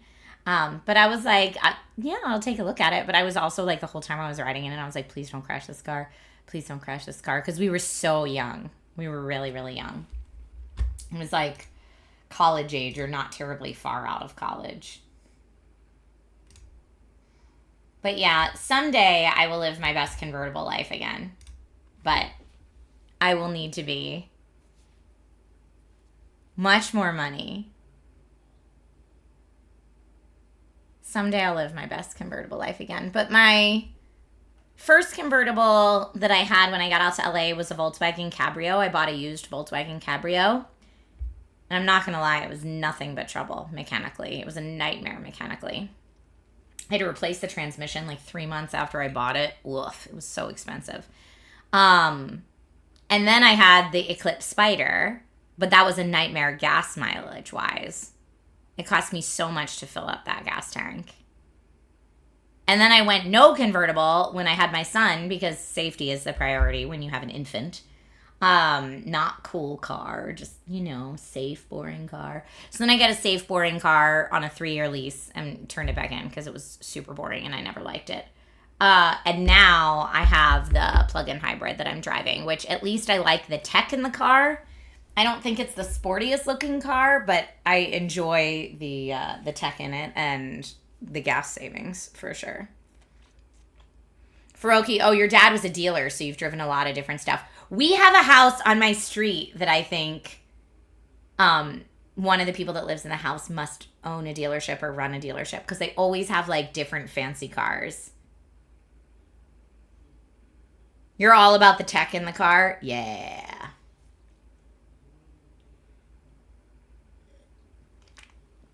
Also, when you get a convertible, your insurance goes way up. That's not fun. So they're more expensive all the way around. But they sure are fun to drive. Especially at night. If it's like a hot night, like warm air out in the evening, the convertible is like, that's the time to joyride. So you can like see all the lights, all the houses and stuff, and it's warm, like the warm wind is whipping your hair, but it's not so sunny that you're getting a sunburn or sweaty. It's like perfect. And I miss that because I remember back in the day when I had those cars being like, I had a really stressful day and I just need to unwind and just go in for like a little joyride at night through the canyons to like center myself and zen out. And it was so nice. I miss that so much. That's honestly like my favorite thing about convertible life. Raptor Blade says, I can see that. I love bikes and I love the feel of wind on my face. Yeah, maybe I'll try a bike. That's actually a great idea. I have a bike. We ended up, we had some friends that were getting rid of bikes and we were like, oh, we don't have any. We'll take those off your hands. So we bought them off our friends, but we still haven't like fixed them up really and used them yet. But maybe I'll try that. Beertastic says convertibles appeal to me because I love driving with the windows down, but living somewhere where it can snow means I won't ever own one. Well, you could. You would just have to keep the top up the entire time it's snowy and cold. Faroki says it's hard not to want a convertible in LA. I know, because it rarely ever rains. The weather's almost always perfect. Like, if I had to move back to Pennsylvania, I don't think I would, like, be so, ooh, convertible as I am in Southern California. Because, like, this is the place for it, right? You used to do the same thing, Catch 22. Your happy place is 90 miles per hour behind the wheel. 90's that's a little too fast for me, if I'm going to be honest. Did you know there's places where you can, like, go to a racing track and do, like, a couple laps in a race car around a racing track? And it's, like, an experience you can just pay for. Sometimes you're driving and sometimes it's with a driver and you're just in the car. If you like that super fast feeling. Yes, you knew that. I thought about doing that for Nate once or twice for a present, but I don't know if he'd enjoy it. I don't know if he would. And I don't want to spend all the money it costs for that, for him to be like, meh. But yeah, I see some of you saying that driving in the snow is fine with a convertible, and I saw people earlier saying that you can definitely have an EV in places where it's a cold winter, and I'm sure that just depends on the model. But I know I've read stories about battery issues if it's super cold out, or there's also a difference between a hardtop and a soft top convertible. Obviously, a hardtop convertible is going to handle extreme weather better than a soft top convertible. Like, I want to say when I had my Eclipse Spider, I think I had my soft top replaced once, but it was still under warranty, so they did it for free. Faroki! Thanks for the resub, my friend. You need to check the reviews, says Ivy. You said a lot of them are very stringent about how much you can push the car, and it makes it a waste of money. Interesting. It depends on the type of snow and the conditions, sure. You guys are talking about different racetracks. I wish I knew the racing world well enough. That's not a world I ever got into. The closest I came to getting into the racing world was watching Disney's Cars, which is not at all.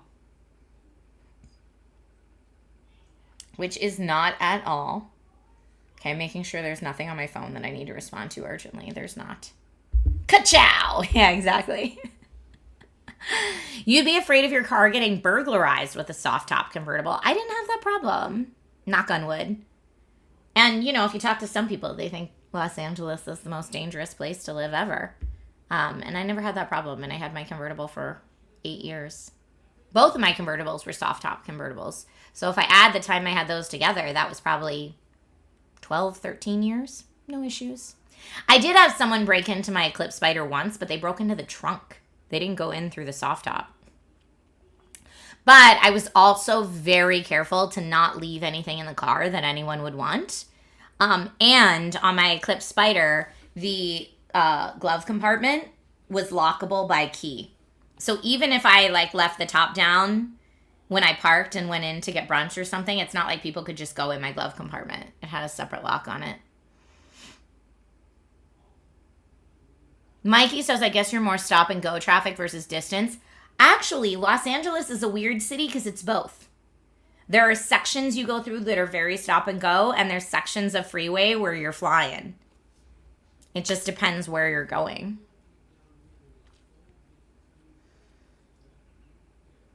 In Portland, you just left it unlocked so no one would smash your window. Oh, all right. Audis are expensive too, but I feel like they're not like 100,000 plus expensive. They're like 60 plus expensive, right? Like 60 to 80. Still too rich for my blood, but I think I remember getting in like a comment section fight on SourceFed once with someone because I was talking about tabletop and it was table talk and I was talking about how like, oh, I couldn't afford an Audi. And someone in the comments was like, of course Trisha knows nothing about cars and thinks an Audi is a luxury vehicle or something like that. And I was like, okay, you don't know me. You don't know that I grew up with a mechanic for a father. You don't know that I've done auto show for 3 years. You don't know that I'm kind of a car geek. So when you say, of course Trisha knows nothing about cars, what are you basing that on, my friend? Pure misogyny? Because that's what it sounds like to me, right? And I was like, at least in my country, Audis are very expensive. And I think what it came down to when I was like fighting with this person in the comment section is in their country, Audis are much more of like a commonplace vehicle, I guess. But I was like, in the United States, that's a more expensive car. Okay? Catch-22 says, I drive an Audi. Good for you. And yes, the more expensive the car, the higher the price of maintenance will be. And I wonder if you also need to pay for like premium fuel, right? But yeah, that person in the chat being like, oh, of course, we shouldn't expect Trisha to know anything about cars. And I'm like, why? Because boobs? They make you so dumb. I don't know if everybody knew that, but I was like, how dare random internet person. And then when I replied to them and I was like, actually, grew up with a mechanic as a father, had cars around me my entire life, worked the auto show professionally for 3 years.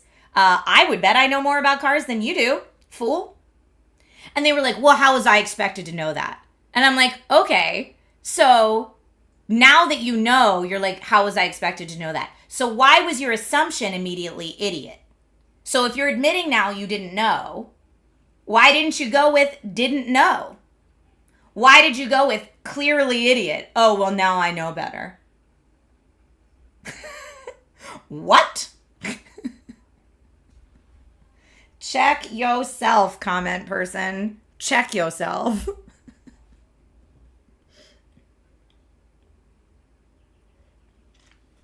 You know what, Dante? I feel very stupid sometimes when I look at a very attractive man, so I get it.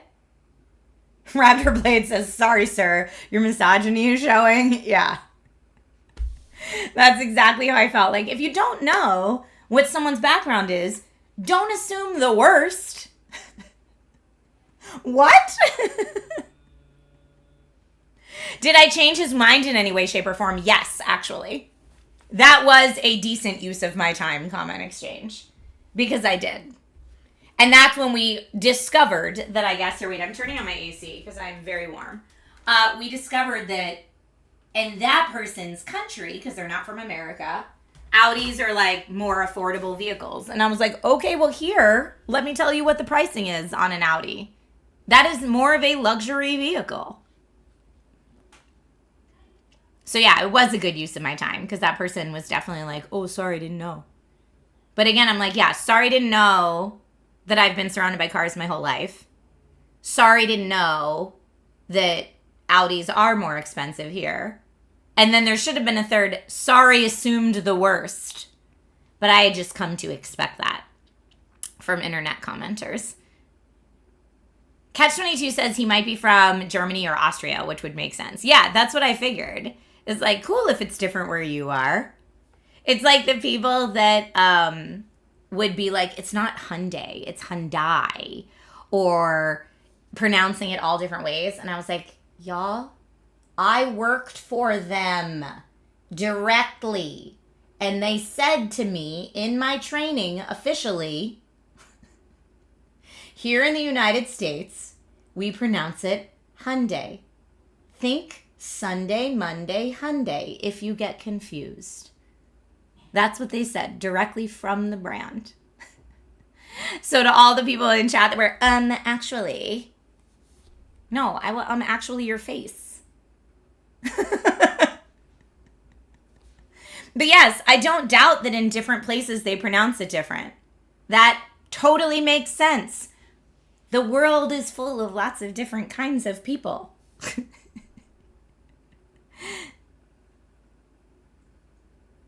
Catch 22. You said your next Audi is small and near $80,000. That sounds like a beautiful car, Catch 22. Congratulations. I hope one day when my child is grown and out of the house. Oh, when Hyundai came to Australia, it was Hyundai. Whoa, that's cool. Hyundai, says Raphael. Yeah. Like in different places, it's probably pronounced different. And that's cool. Differences are what makes the world go round.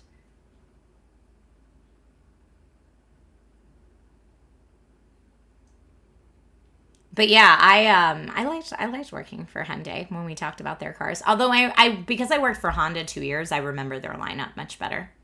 But like the year I worked for Hyundai might have been the first year or the second year of the Veloster, which I still think is a super cute, affordable car. If you want something that's like a little sporty but also safe and real cute, the Veloster. It's a 3-door, which I also think is a little strange, and I like things that are a little unique and strange. Faroki says, I've driven a Veloster.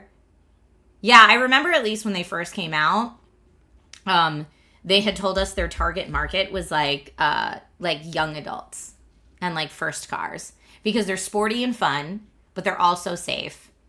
And they're also pretty affordable, which are like all things you're looking for when you're super young. You called it the Velociraptor. You're not the first one. A lot of people called it that, myself included.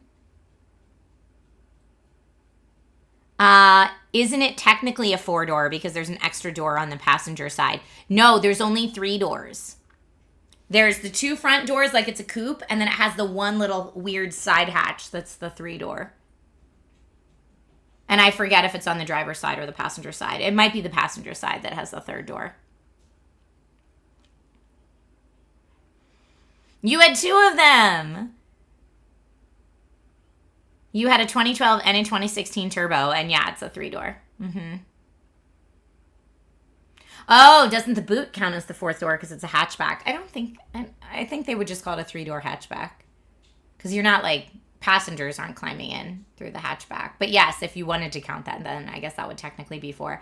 But like for me, I look at a sedan and I'm like, oh, it's kind of boring. Like I want something a little more excited than that, you know? And I feel like it's funny because auto salesmen are always like, look, it's not flashy. It doesn't stand out. You can get this silver or black or white sedan. Isn't that exactly what you want? And I'm like, no, that is exactly the opposite of what, but thank you for playing. Catch 22. Yours is a different league. I'm sure it's beautiful. But yeah, for me, your sedan is anything but boring. Yeah, I believe you. If you're going to get a sedan, you think you want a Lexus. Lexus actually made a 4-seat, like a backseat convertible that I could never afford. When I was looking at convertibles. Like when I bought my Eclipse Spider, it was in the mid to low 30s. And the Lexus convertible was like 60 plus. And I was like, yeah, I just don't got it like that. You want the Batmobile? I also want the Batmobile. That would be great. I also want the Batmobile. Yeah. If you buy a Lexus, it's the LFA or nothing. I don't know what that looks like. I don't know that movie. Mako, is that how I say your name? Which Batmobile? Great question.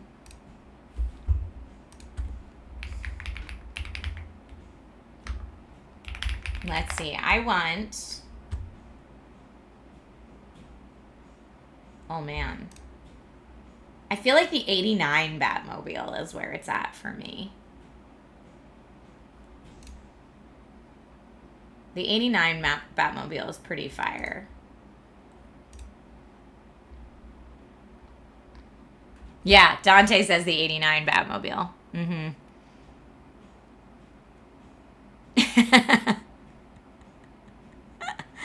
89 Batmobile for the win. Oh, yeah. It's so nice.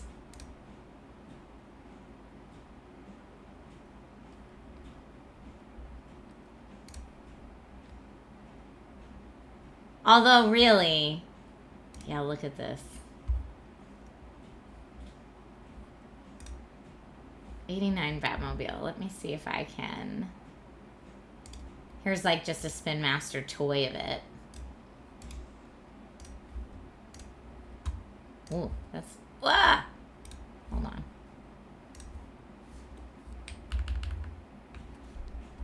This one. That's it. That's what I'd want. If I was gonna Batmobile, it'd be that Batmobile right there. The real Batmobile, says Mornady. Totally a beauty, right? That's it. That's what it's all about. That's what it's all about.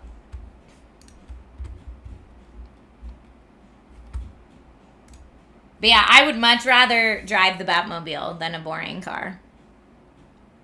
Imagine parking it, though. That's what you picture when you picture the Batmobile? Mm-hmm. Yeah, super nice. Alfred parks it. You don't have to park it. Alfred parks it. I'd like to think it has self-park. It's very high-tech. They gave away one of those on MTV. Heck yeah. Yeah, it parks itself. I'm with Paolo. How do you get in without scratching it, right? Because the top comes off. You have to, like, jump in. I mean, great question. I probably wouldn't want to, like, wear high heels and then jump into it. I'd need to do a lot more yoga. Faroki says it doesn't scratch. It's got a scratch-proof paint on it, all right? We're just dreaming. We're just dreaming at this point. I love it. I love it. But yeah, I mean, part of the thing for me is like, I don't have a dream car I want right now because I'm still holding out hope that someday they'll make like a hybrid convertible and a plug-in hybrid convertible at that. That would be really nice.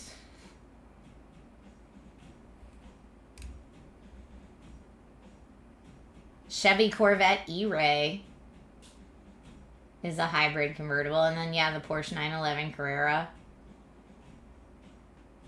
A McLaren. Spider. Yeah, there's some hybrid convertibles. But, like, again, none that I'm like, I could realistically afford that with the place that I'm at in my life right now. We're not... Like, the Chevy Corvette E-Ray starts around $106,000. That's bonker sauce. Oh, a Bentley? I'm not even going to look up how much the Bentley is. Not even going to look it up. The Porsche, we already know. 2024 Porsche 911, $199,000. You know. Mercedes AMG SL.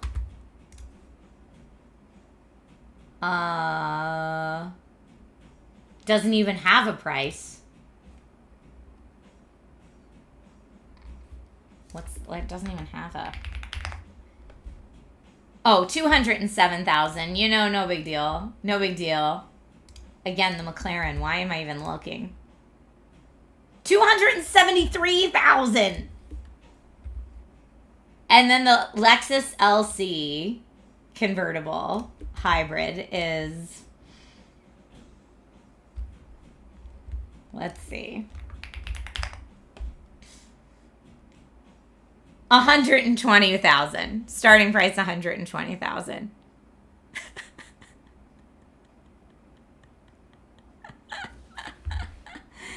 Yeah. Azorian says the Honda S2000 is my attainable dream. Right? I'm looking more for like that price range, really. Catch22 says Audi is better than BMW is better than Benz. I mean, my car that had all the problems was Volkswagen.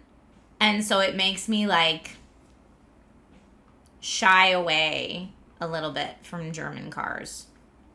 But maybe I shouldn't. Maybe it's just Volkswagen. But that, like, in my experience, the Mitsubishi and the Hondas that I've had have been mechanically really great. And the Volkswagen was a big pile of mechanical doo-doo. Faroki says I had a VW and it had problems.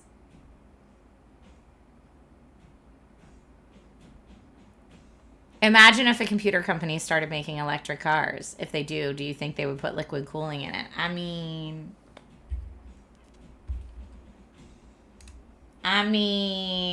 but yeah, just a lot of this. These are all pipe dreams. Really never gonna happen. Really never gonna happen. Like, I'm trying to think, does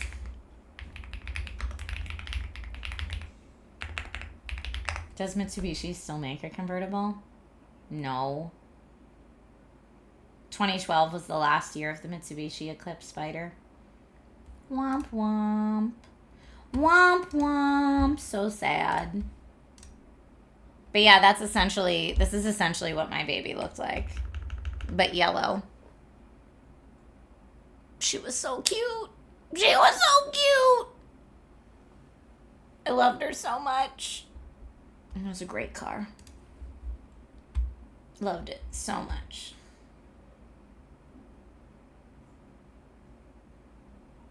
You can make one if you know how to remove the top part of the car. That sounds like it'd be so expensive.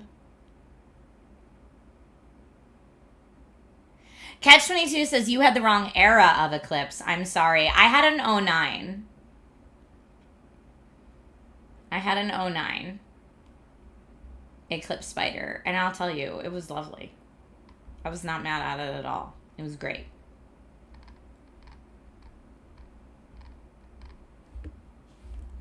Let's see. Let me see if I can find a 2009 model year. Let's see if I can find a 2009 in yellow. Ooh! Yes. This was exactly my car. That was exactly my car. She's so pretty. Catch-22 says, I'm glad you love it, but that's when Mitsubishi turned the Eclipse into a slow lump. It was not a fast car. You're 3,000% correct. It was not fast, but it was super cute. It was super cute, and I loved it. Looks like a Barbie car. I know, that's how I felt. It looked fast, but it was not fast. And yeah, at the time that I bought it, granted it was 2009 or 2010 when I bought it, but at the time that I bought it, it was in the mid to low 30s, which was like an expensive car for me at that time for sure. But I made my payments on time every month. I paid it off.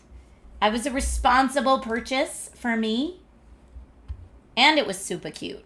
It looks like Pikachu. It does kind of look like Pikachu.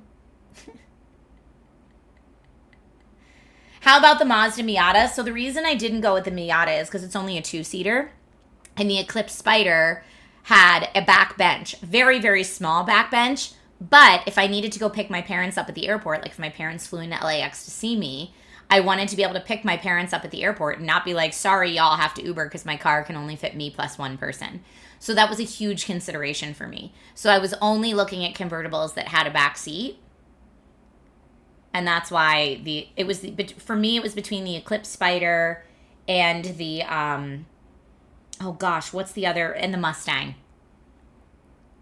Those two were the two backseat convertibles that were like in my price range. The back seat was usable. I mean, I wouldn't do it for a long car ride. I wouldn't put people in that back bench for like a 5-hour car ride. But for like anything 2 hours or less, it was fine. Also, my family, the Hershbergers, are tiny people. We are all hobbit sized, so it was fine for us.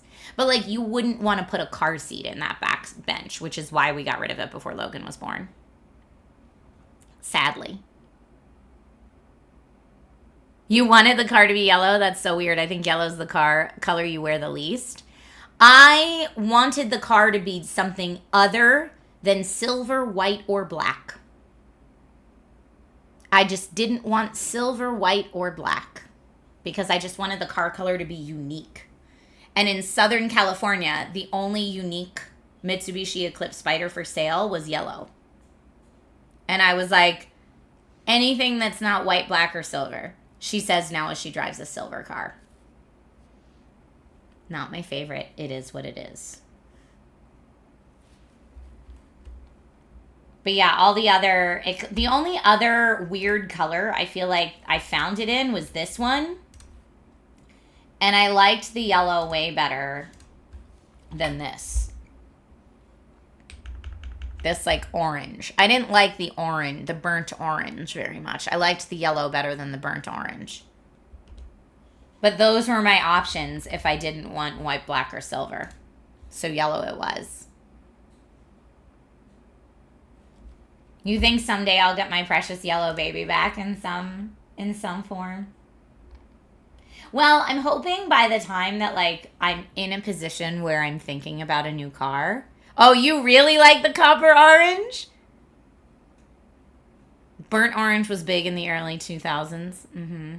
But yeah, when I'm at the point where A, I need a new car, and B, maybe I'm at a different place in my life where like I'm not thinking about putting a car seat in and stuff like that, then I'm hopeful that they'll come out with a fuel-efficient convertible of some sort. We'll see. We'll see. You know, we're reliving the early 2000s when the iPhone releases burnt orange as the featured color. I guess I didn't realize that burnt orange was like an early 2000s thing. I don't know that I made that connection in my mind. But yeah, I just want a car color that's different. Because I remember when we were car shopping, so when I had to get rid of the Eclipse Spider and get my mom car, bleh, hated it. Not only did I lease a mom car that was boring AF, that I didn't like driving, and I didn't like how it looked. But it was safe and held a lot, but boring. The dealer that we were buying it from tried to sell it to me in what I could only describe as poop brown. And I was preggo, so you get away with saying lots of things when you're preggo, because no one wants to upset the very pregnant lady. But he was like, you could have this car. And I was like, I don't want it in poop brown. And I think he was like, ma'am, please stop saying poop brown. It's espresso or cappuccino or something. I was like, to me, it looks like baby poop brown. And I'm going to have enough baby poop in my life that I don't also need my car to be poop brown on top of it. It was the worst. It was an ugly car that was boring to drive, and they tried to give it to me in poop brown. And Nate and the dealer were both like, because he was like, what if we give you free oil changes for the lease, for the term of the lease? And I'm like, not better. And Nate and the dealer were both like, what could we give you to make you want the car in poop brown? And I was like, a paint job? And then that's when they were like, okay, we give up. We'll stop trying to make you buy the poop brown. Because I was like, that's the only thing that will make me be okay with buying this poop brown car. If you're not going to pay for a paint job, I am not getting that car. It was not cute. And so anyway, they were like, well, we can get the same car in white. And I was like, don't love it, but better than poop brown. And so that's how I ended up with like the most boring, ugly, white soccer mom car that ever lived for a 3-year lease. And as soon as the lease was done, I was like, take it away. I hate it. I don't want it. No, it's so funny because cars are such a personal thing that my friend Heather, who does my makeup on DIY in 5, she's a professional hair and makeup artist. She had that same soccer mom car that I had. Conversely, she loved it. She thought it was sporty. She thought it was fun. She loved that it could haul all her stuff. She absolutely adored that car. But for me, all I saw was I got rid of my sporty yellow convertible for this. So maybe any car I followed up the Spider with, I would have hated, to be fair. SDS says the sass is set to max today. I'm a joy to go car shopping with, by the way. I think that's what we've learned in today's Just Chatting, that Trisha is just a joy to go car shopping with.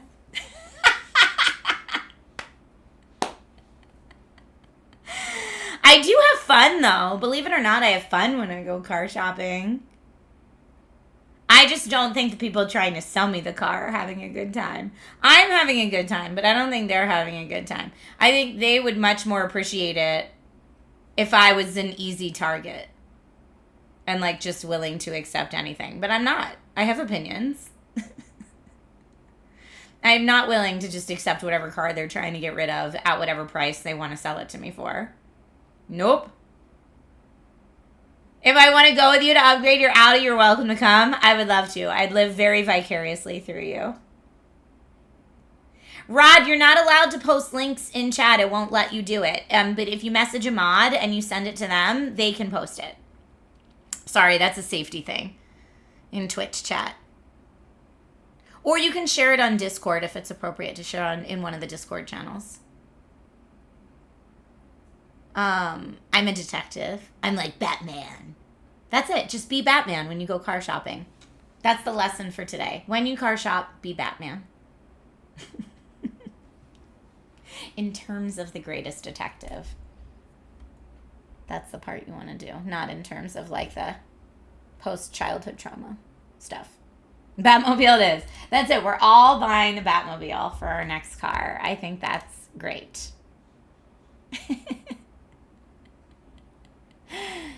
Chai Town Deke says, look, in the majority of families, the mom makes the financial decision for car purchases, mostly because they have the children or household features in mind. That's interesting. I don't know that I would have thought of it like that. But maybe because in my family growing up, my dad was a mechanic. So my dad always like made all the car decisions because he was prioritizing reliability. Because in my house growing up, we never bought new cars. We always bought them 1 or 2 years used and then ran them into the ground until they could not be salvaged anymore. And then that was when you looked at getting a new to you car. Again, not a new car, but a new to you car. And that's how my family always operated growing up. So that's like what makes sense in my mind.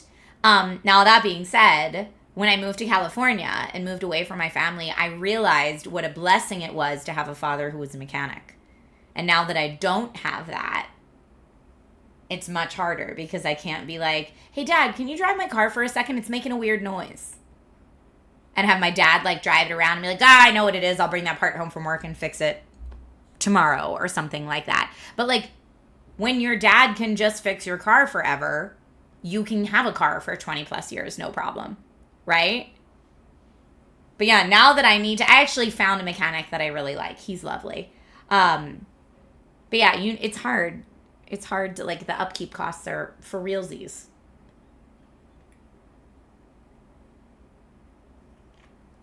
Your interwebs decided to take a mandated union break. Oh no, sorry, interwebs. Josen says EVs, Rivian. I've never driven a Rivian, but I believe that's the car that my friend Gary Witta is constantly geeking out about.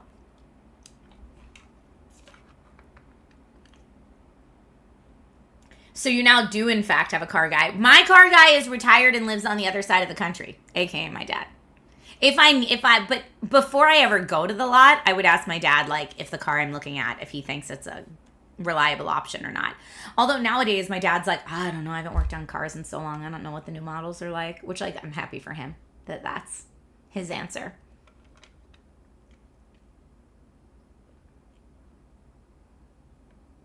Rivians are cool AF.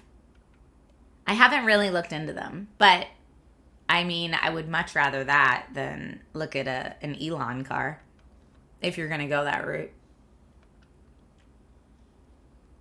But yeah, someday I'll have a cool tech car again. That's why I was looking at the Afilas. The Afilas were way out of my price range, but they were cool tech to look at. The whole thing with the Afila was you can play PlayStation games in your car, which, like, how often are you going to pull over and play PlayStation games in your car? But still, like, neat that it can. Oh, Rivians are trucks and SUV, though. Yes, not really my style. But yeah, I just always see, yeah, it's Gary Witta, I think, that's constantly nerding out about them. And don't Jenna and Justine also have access to a Rivian? I don't know if they own a Rivian or both of them own Rivians or something. But I feel like those are my friends that I see posting about Rivian. You just paid off your car this month. Congratulations, P-Boy Art. I paid off my car last year, so mine's now paid off. Just get a Lambo, you know, just like sell your house and then some.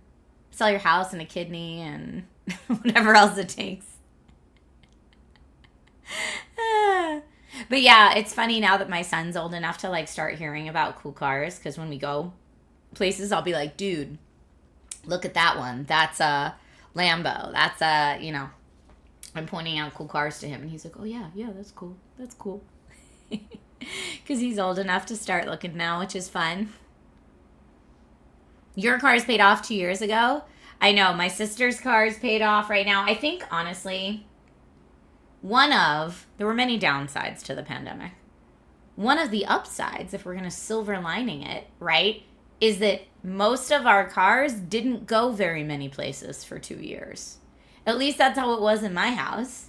So I have a 2019 that's now 7 years old that is way under mileage for what a 7-year-old car should have, because for like 2 years it didn't really go anywhere. Right? Right, we didn't put a lot of miles on them. So I think a lot of us are going to have paid off cars that like we can chill on for a while. Beardtastic, you were essential, so you drove a bunch during the pandemic.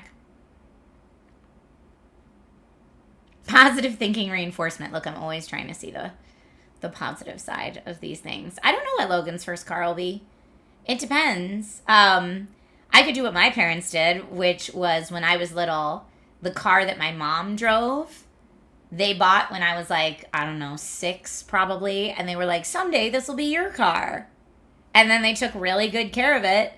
And after 10 years, when I was 16 and needed a car, I got my mom's hand-me-down car, and she got a new for her car. And then that's the car that I drove as a teenager, was my mom's hand-me-down car. And so maybe that'll happen with Logan. Maybe Logan will get my car I have now. I don't know. But as long as it's in, like, good maintenance. But I know when I drove that car, so my mom's hand-me-down car was probably 16 or 17 years old when I drove it from Pennsylvania to Los Angeles. And I know my dad was really nervous about that. And he, like, did a full top-to-bottom check on the car before I made the cross-country drive. And I think he was really nervous that I was driving such an old car all the way across the country. He was nervous something would happen on the drive. But it made it. It made it, and I had it for the first year that I lived in LA before I sold it and bought the used Volkswagen Cabrio. Your first car was a 1999 4Runner. Nice. Which is probably worth more now than it was worth then. Isn't that funny how that happens to some cars? I know my car now is still very in demand in the used car market. But, like, my car, even though it looks boring, the tech in it's great. Dads worry whether you notice or not. Oh, I'm sure. My dad likes to play it off like he's the cool parent and doesn't freak out, but I think he freaks out internally if we're going to be for realsies. Old 4Runners are super high demand now. Yeah, my car, I like the tech in it. The tech in it's not boring. It saves me a lot of money. And it drives well. It's fun to drive. Any all EV is fun to drive because you get all that torque right on the takeoff, and that makes it fun. Technically, cars are worth more if they're kept in good condition and well maintained, for sure. Well, when I bought the Volkswagen Cabrio off that lady, it was like 5 years old and had really good, like, low mileage on it. It was like 5 years old and maybe had like 55,000 miles on it. And I bought it used for $8,250. And I saved up all my waitressing tips to buy that car. But then I only had it for like 3 months and the transmission went, which is like a $3,500 repair. Womp womp. So that stunk. But when I had it checked out before I bought it, it was fine. But yeah, and then once I did pay all that money, I had to pay for it on credit card and then paid off slowly over time to have the transmission fixed. It was still like every 3 months it was back in the shop for something. That car just mechanically was the worst. I see you finally got used to glasses and just use your shirt rather than a special cloth to clean them. It depends how dirty they are. If it's just like a little smudge, shirt. But if it's like the whole thing is cloudy, then I'll use the lens wipes. That's the difference. That's the difference. Spooky Stefan, I don't know anything about that, but I'll take your word for it. Speaking of spooky, should we beat Resident Evil Requiem today? I think I'd like to beat that today. And also, let me see what we have on our... Can I tell you what game I've been playing offline? Oh, let me make sure it's not under embargo. Am I allowed to tell you about it? I've been playing a game offline that I am absolutely indulging in, and it's so much fun. When can I talk about it? No. I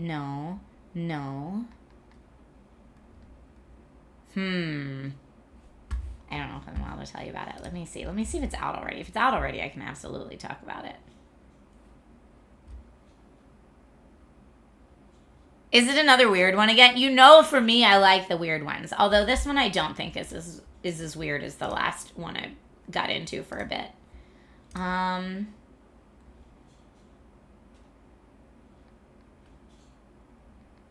don't think I can tell you about it yet. It launches into early access in 4 days. In 4 days, I will tell you about it. But I've been playing the snot out of it, and I absolutely love it. It's from a series that I really like. That's the only hint you get. But I've been playing a lot of it.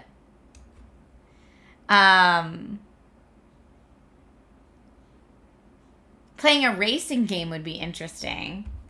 It would, since we've been doing all this talk about cars. I don't play a lot of racing games. If I do, I'll play Forza just to like look at the cars, but I don't actually want to do the racing part. We were talking about the Batmobile, and Eardle has a game on request for Arkham Horror Mother's Embrace. Okay, here's what I'm going to say. Let's go ahead and beat Requiem. I think we can beat Requiem. And then we'll go through some game on requests. If we still have time. I don't know how close we are to the end of Requiem. You're docking me Remedy cool points for not having played it. Kidding, but for real. No, totally fine. Totally for real. I have the opportunity to interview someone from Remedy at Summer Game Fest, and I'm very excited about it. I said I didn't want like a full 30-minute interview because I don't want to take up all her time. That's your clue, is that I said her time. But I'm like, can you just give me 5 minutes to like fangirl real hard? That's all I want. I want 5 minutes to fangirl real hard at SGF, and I'm going to get it, so I'm very excited about that. Yay! Someone messaged me when she beats it because you're avoiding spoilers because you're not at the end yet yourself. STS is not Sam like coward. No, I'm always too much of a coward to meet Sam, although I hear he's super nice and down to earth and cool. I don't know, for whatever reason in my head I've built it up so much that he's like such a genius that I feel like I'd be too nervous. I don't know. It's silly. It's all in my brain. Catch 22, you have a wonderful rest of your day. Thank you for hanging out today. Tank says you're near the end. I'll say that much. Okay, so let's go ahead and beat this game so I can like check off one that I beat on stream this year. Although this would be the second game I beat on stream this year because I feel like... Did we finish Clair Obscur this year or last year? I don't know. I feel like we beat something else this year, though. You got a Logitech racing wheel and used it once or twice. I know, me too. I have a Logitech racing wheel, too, that I have used maybe once. In fact, I was just looking at it the other day because Nate's like, you got to get rid of some of this. CP, you feel like beating Clair Obscur was this year? Yeah, probably was. You had a whole wheel set up as a teenager? But yeah, I'm like, should we get rid of the wheel to like someone that plays racing games regularly? I have it because I was testing it and they didn't want it back because it's like big. And I loved testing it. The tech is super cool. But yeah, I just don't play racing games a lot. All right, let me Resident Evil it out. You want to hear something really cute? So Logan just started playing Astrobot. And it's really fun for me. So Logan is playing Astrobot and Nate is playing Horizon Zero Dawn and they're both playing them for the first time. And so I'm getting to like relive both Astrobot and Horizon Zero Dawn again through my family, just discovering them for the first time. And I'm glad that they both take my recommendations when I'm like, Here is a game you should play. And that's lovely. That's been really delightful. Reliving games is super fun. Okay. Resident Evil Requiem. Let's beat this bad boy.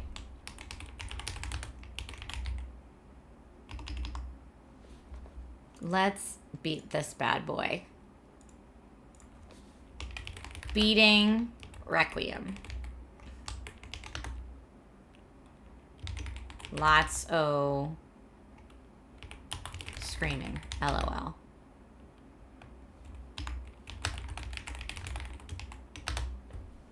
Okay. Changing the title so people know.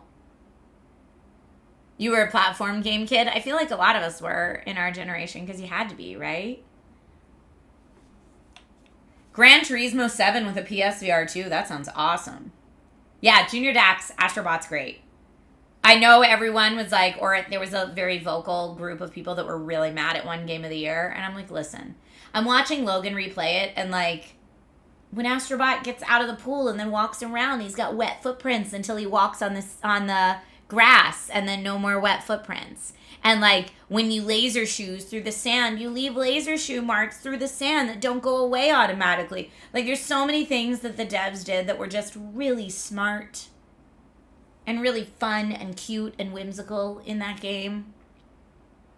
So like, it's no surprise to me that that game won, because like, from a game development and like unique idea standpoint, it was really awesome. And the people who vote are generally like video games media who see lots of different games. So when you see something stand out as unique. But yeah, then there's the people that are like, well, but I play this one game all the time and that should have won. Which is a different mentality than I have played 300 games this year and this is the one that I think should win. Okay, Frequency Punch just did push-ups. So, before we play this game, I'm going to do push-ups to psych myself up, right? We're going to do it. We are going to do it. Okay, push-up time. Hey, Alchemist, a video ad of a woman applying sunscreen. I don't really apply sunscreen on Amazon, but maybe on a Get Ready With Me. That's really funny. Okay. Yeah, a lot of people don't have a PS5 to play it sooner, so I feel you. Push-up time. Here we go. 1. You have 2. returned. 3. 4. 5. Okay. 5 push-ups. Woo! Doing the thing. Nash Crap, thank you so much for the resub. Appreciate you. Let's beat this game. Let's beat this game. Let's beat this game. Let's beat this game. Let's beat this game. Thank you for the hydrate reminder, Sprinkles.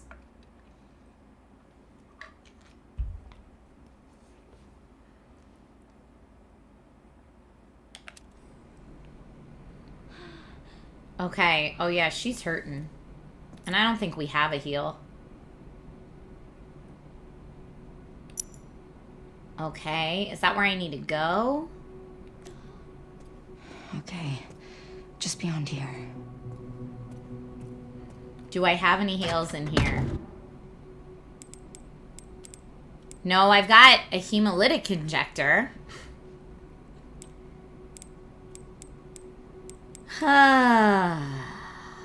Okay. And I can't really buy anything. Let me look at crafting. Ugh. This is not good.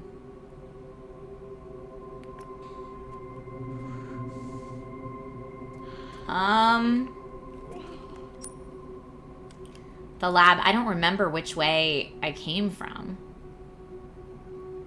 Help Leon escape, so search for the override key.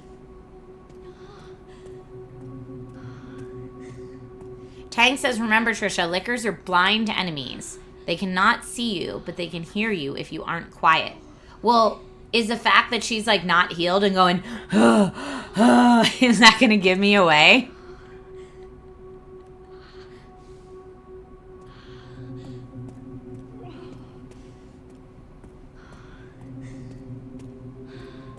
Okay, I think this is the right way. I don't know. Did I just come up all these steps? Am I going the wrong way? Let me know if I'm going the wrong way.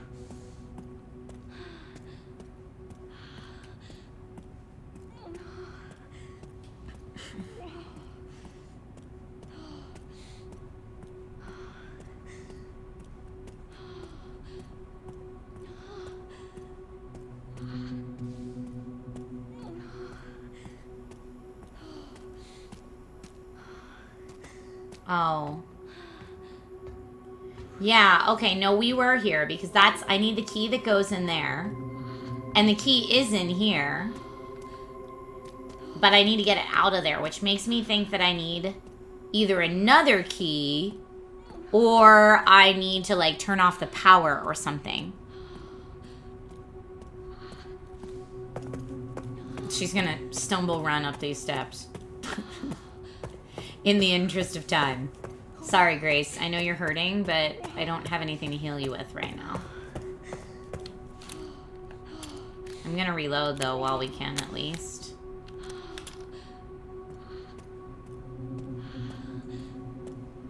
Okay. So let me look at this one more time now, understanding where we just came from and remembering what the heck we're doing. The archives, the bioweapon repository, and there's the elevator.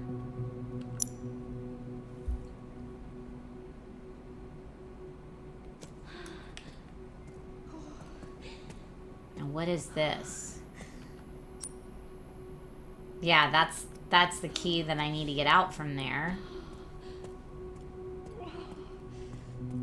Hi, Tonius. How are you? Warning. Threat level orange. Confirmed in storage sector. Critical error. Containment lockdown failure. Okay. Trying to be quiet. And so I guess my flashlight's okay if they can't see. Nothing. I'm looking for, like, anything I can grab that might be healing of some sort. Woo! Oh! Oh, boy. Didn't like that.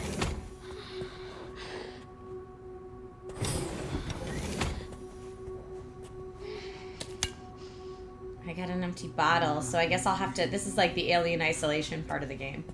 I'm gonna have to throw the empty bottle to distract them and then sneak by.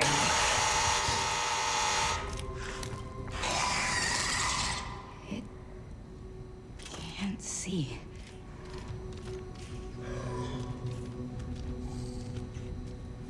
So now I'm wondering, should I try to take it out?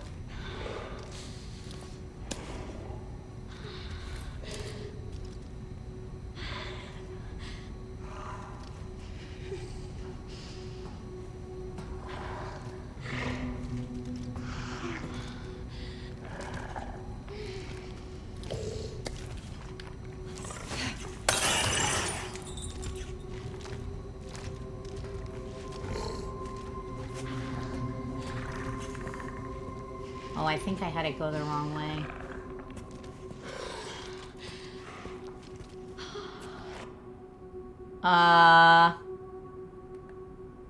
I hope he's just gonna let me look at these files real quick. I don't know that I have...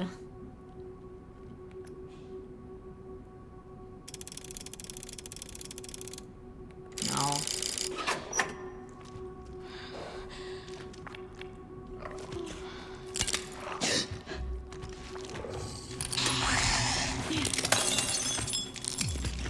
Oh, too late. Too late. And we're dead. Okay, well.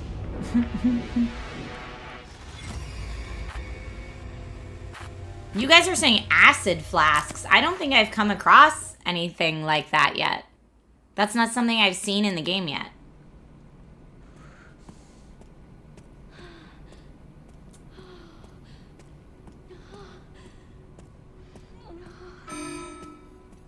Warning. Threat level orange. Confirmed in storage sector. Critical error. Containment lockdown failure. You know what else I could do, I wonder?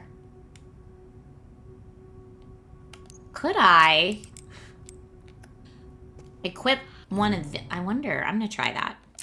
No. Stop it. Ugh, Nintendo fingers. All right.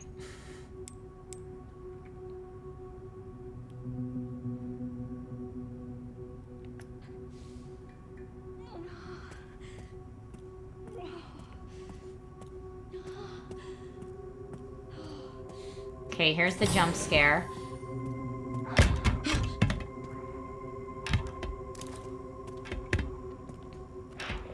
Now, how come I can't equip these purple thingies?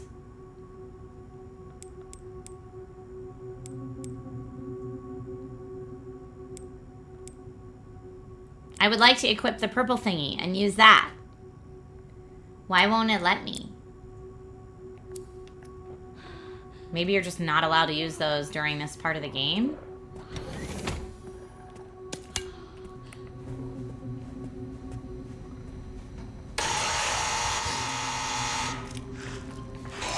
Oh, you can't equip them? You never could? Oh, you just have to sneak up on them. That's right. Thank you.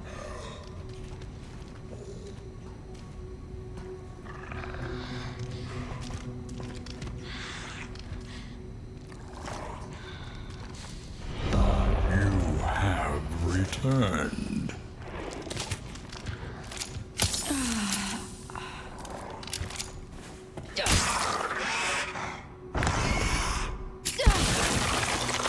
Woo! All right. Much better. Now, hopefully... Okay, well, don't step on glass, girl. But hopefully there's not another one hanging out in here.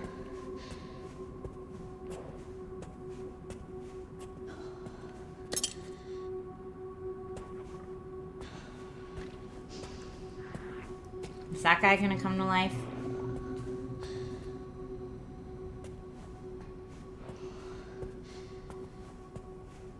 Okay.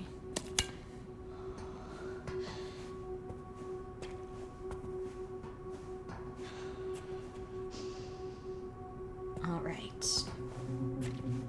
Now we're gonna go into the next section. I know there's at least one more because we saw it crawling. But I don't know if he's in this section.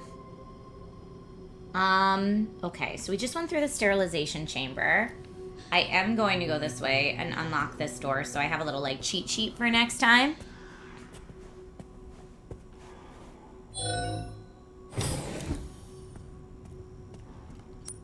And that just unlocked us back to here. So I could save again. I'm going to. Save often. Save often.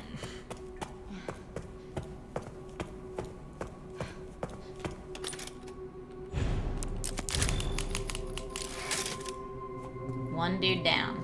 And let me, now that I know what I'm looking for, I do have one of these. I could put, I mean, I feel like, okay, hourglass, severed hand, those are all done. Antique coin, I don't think I need. Stakeout charm increases knife power and durability. Might as well. And then I'm gonna equip this. And I'll keep a backup just in case.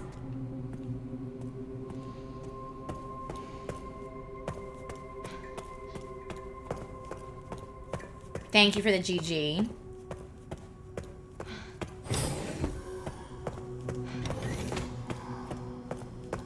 Now I'm not making a ton of noise.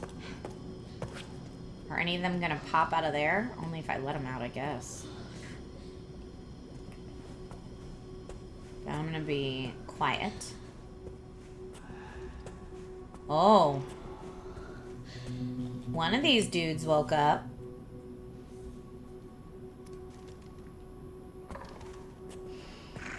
Now those probably can see.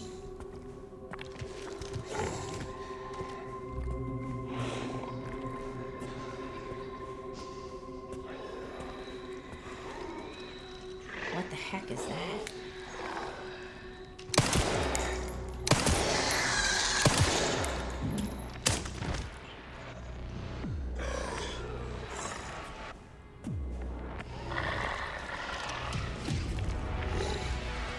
I hear something.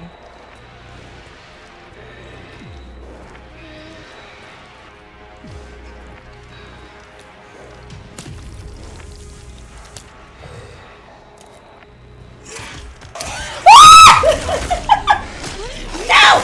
No, girl! Girl! Get him!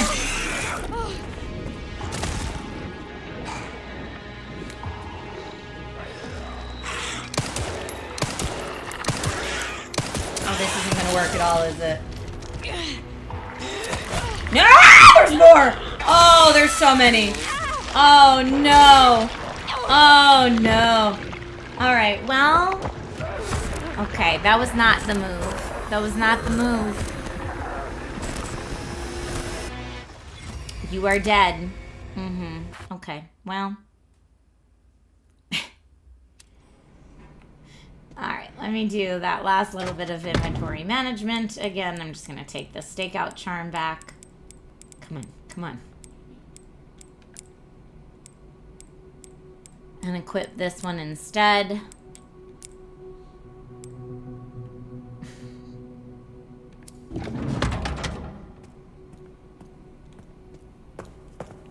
I don't know where that other dude came from. Clearly he was behind me somewhere. Can they go through the vents like in Alien Isolation? Or maybe they came through that door.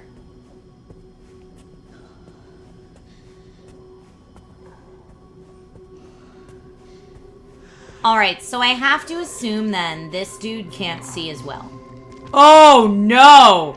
Oh, I know where he came from! Oh no!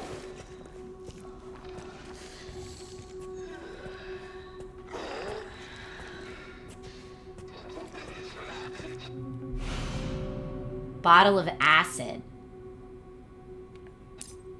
Okay. The contents will disperse into the surrounding area.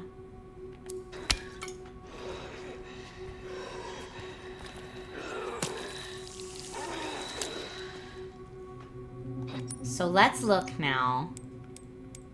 Can I... Okay, so that is equipped now.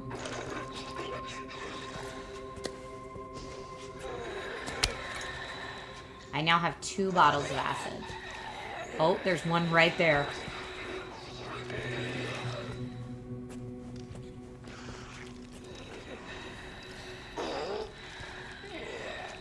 Okay, now, I think that's it in this room. So there was one hiding up in this corner, there's one in that corner, and there's a dude on the roof here.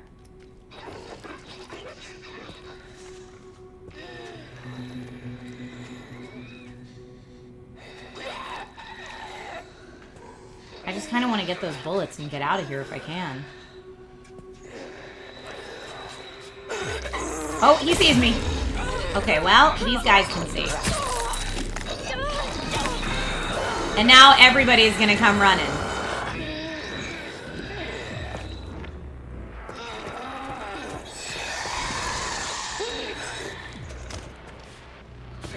There's another guy back here. Yep. I knew he was there.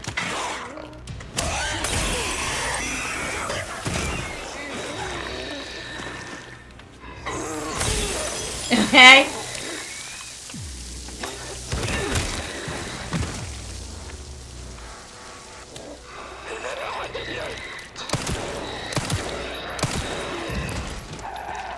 Ah, there's another one!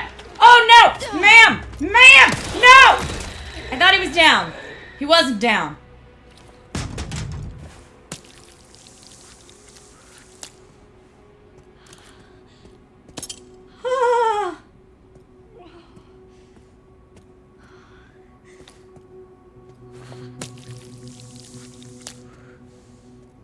I did panic. It's true. I definitely did.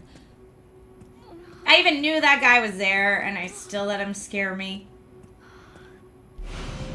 The override key. Well, that's what I needed.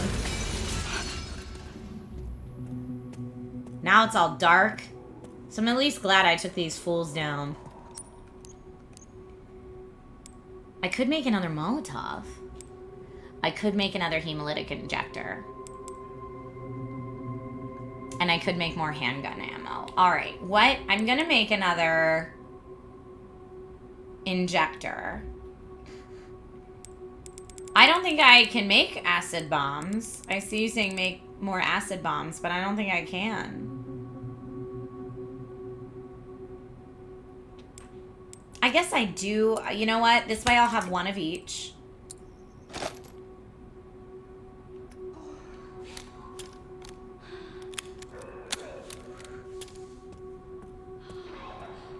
Yeah, there was the guy that was... Oh, I see another dude. I need to get back to save. And I saw a guy.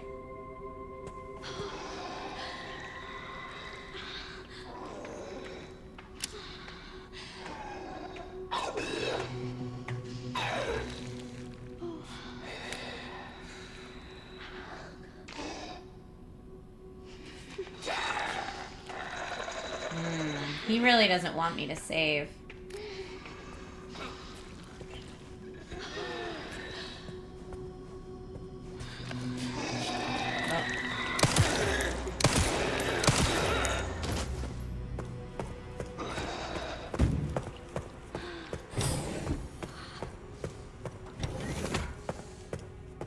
Go, go, go, go. All right. I'm not dead yet. There was another room that I should have gone into there, though. Saving now that I have the key.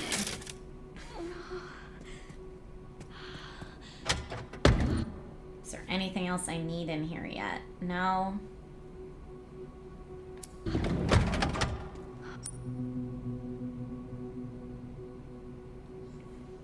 So, the key reader. Oh, I need a key for that. And I don't...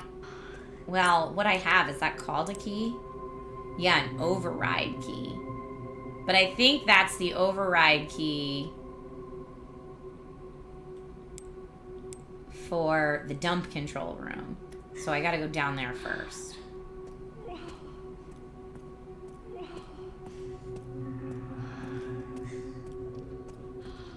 Oh boy.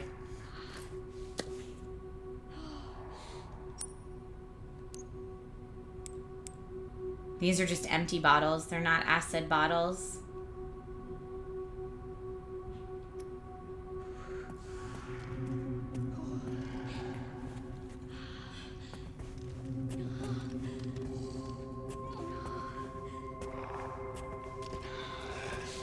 Grace, stop making noise, my dude.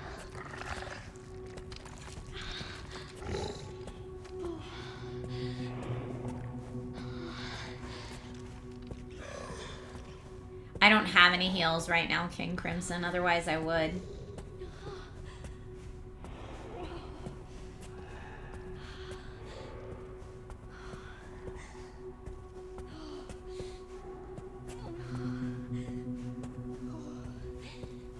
Now, I imagine when I do this, it's going to make noise.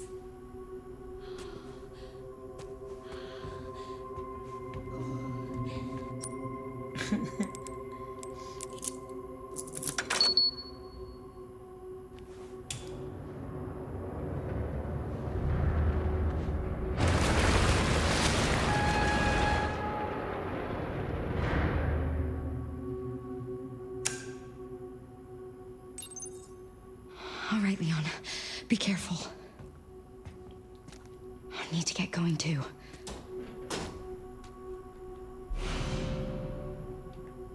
eyes.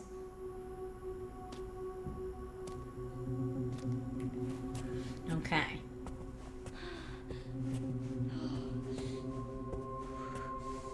Now that guy's probably still in here. Unless that noise we just made over where Leon is distracted him.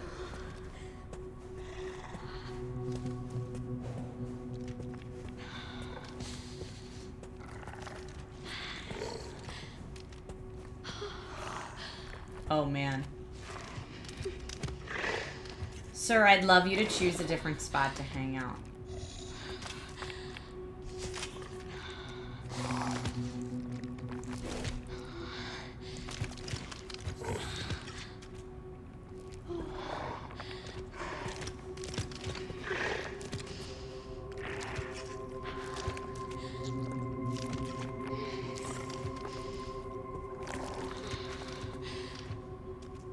I'm just going. I'm just going. Sometimes you gotta be real quiet like.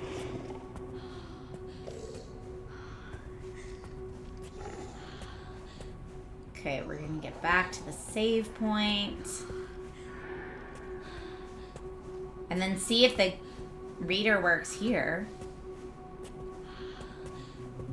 Woo!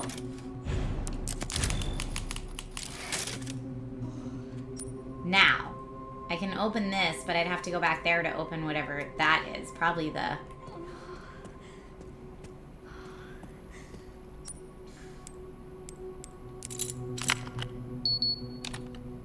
Umbrella Corp. Ugh.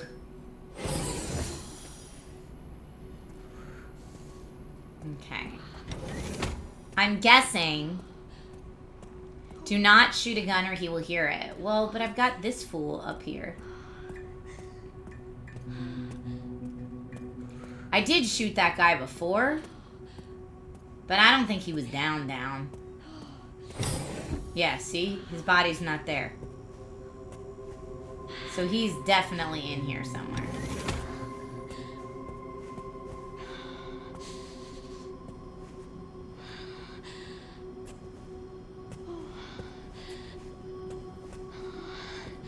I don't know where he is.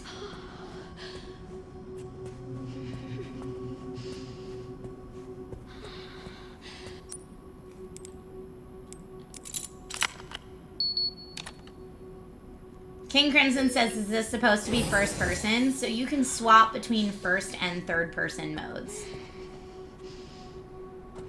And by default, Grace's sections are first person and Leon's are third. But I have chosen to play Grace's as third person as well.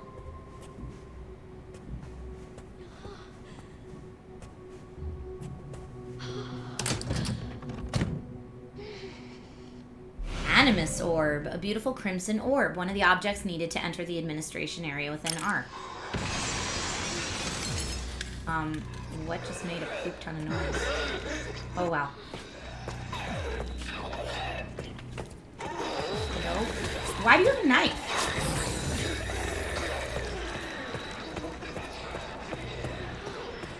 No, thank you.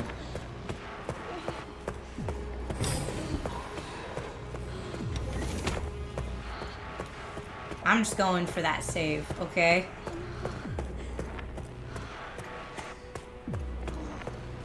There was probably lots of other loot in that room, but you know what?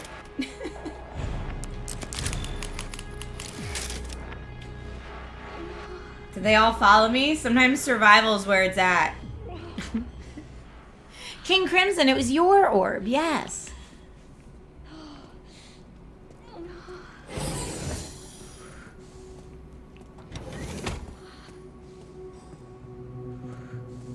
What is this? Oh, one of the orbs. Now I guess I need the white orb.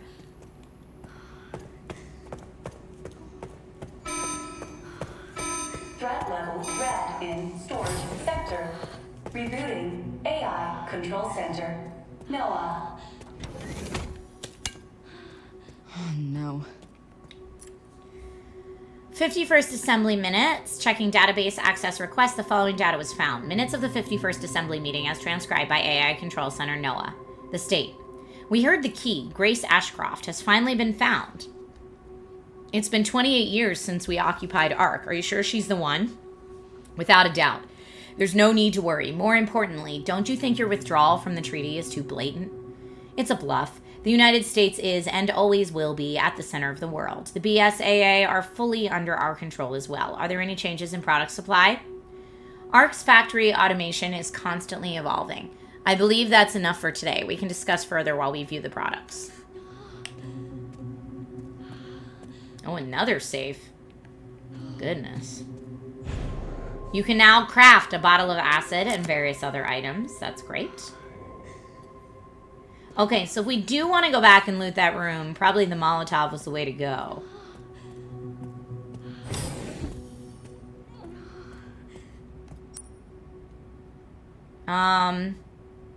So the clean room, I looted like the first half and then I ran out. So do we think it's worth going back to see if there's anything else on like this right side of the clean room? Or should we keep going this way? Keep going out the lobby or go back to the clean room is the question.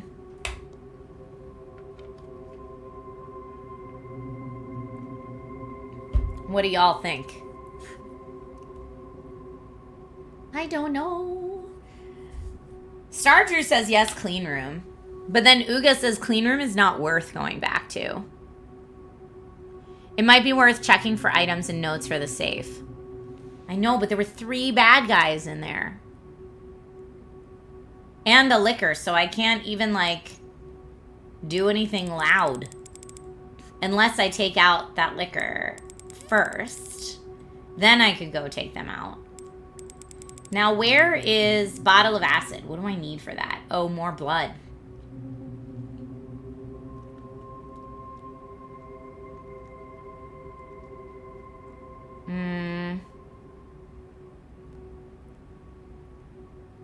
I'll spend more resources than I get back. Okay, so I think the overriding consensus is don't go back. Maybe I'll go back later.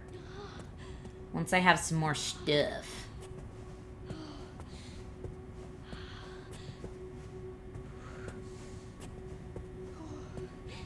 Biohazard.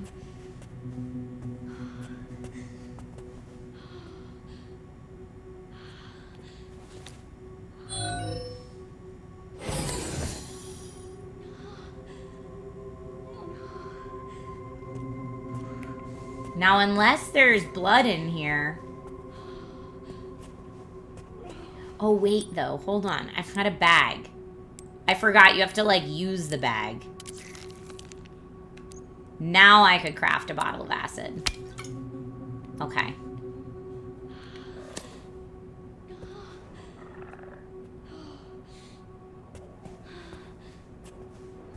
Okay.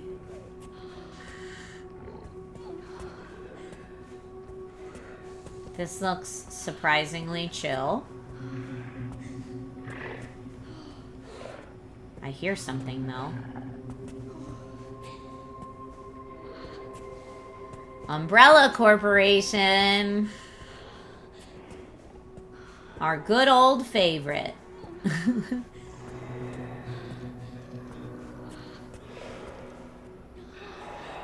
Oh, there's a heal, though.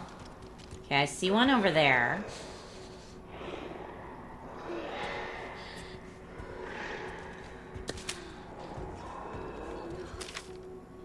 Ah, sterilization chamber safe code. We got one.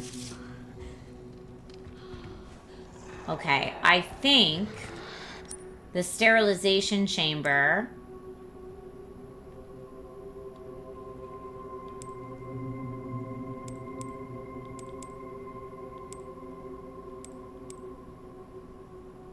Oh, that was the monitor control room safe. That's the sterilization chamber safe. All right, we're going back for that. Because I feel like one little acid bottle is not good enough here.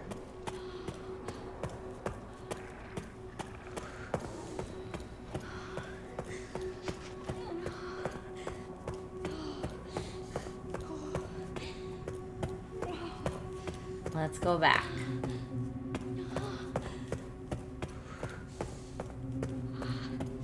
Going back. She looks like when you drink too much. She does stumble around quite a bit, not gonna lie. Alright, let's recovery item. I wonder if She's not so stumbly.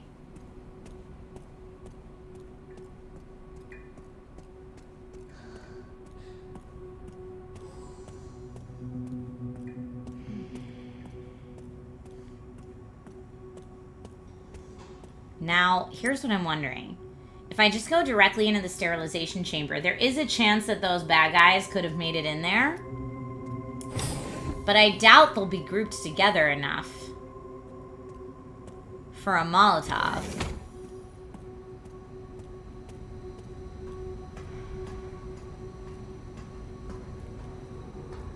But you know what? Maybe the liquor won't hear this area because there's doors. Okay, let's check our files. 10, 90, 20.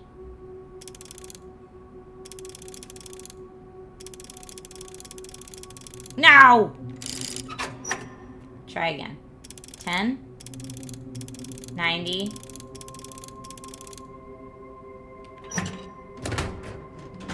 Great. Oh, a med injector. Yes, that was great. Now, if we do want to go loot the rest of that room, we're in a good spot to do it.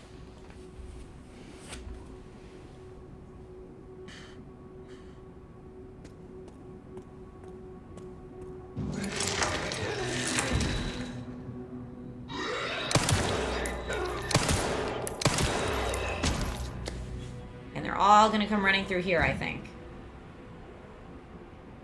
Come on, you fools.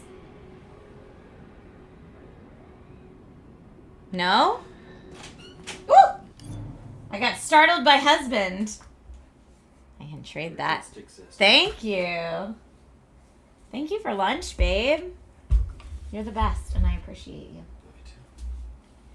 I brought a burger and french fries for lunch. Nate, don't scare us.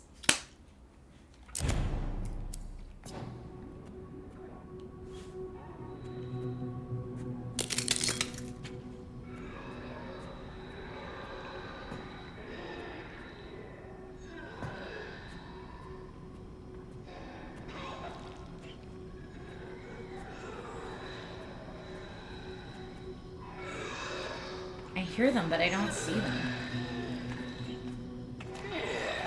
Okay, there's one.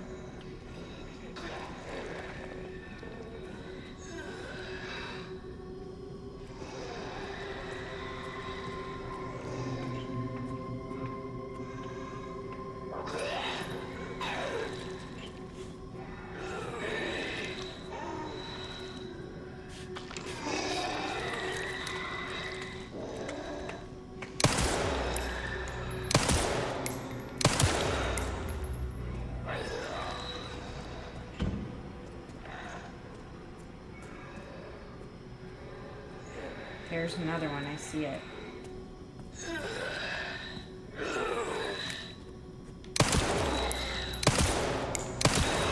Which means there should be one more.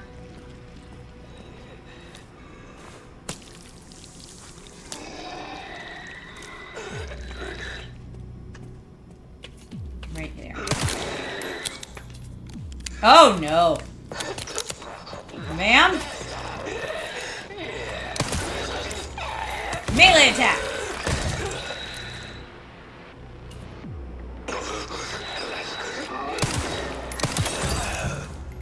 Okay. All right. Well.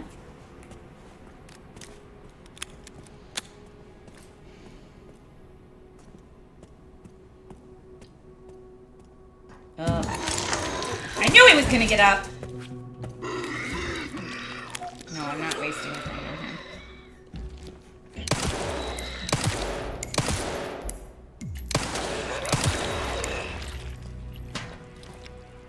get the blood.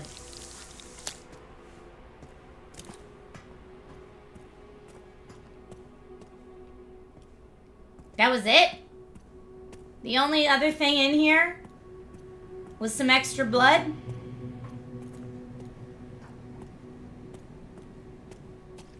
Alright, well, this room was a disappointment.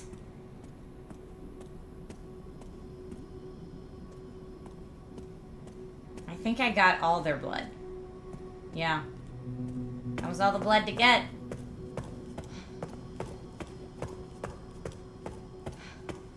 Okay, you did say the resource cost wasn't worth it. It's true.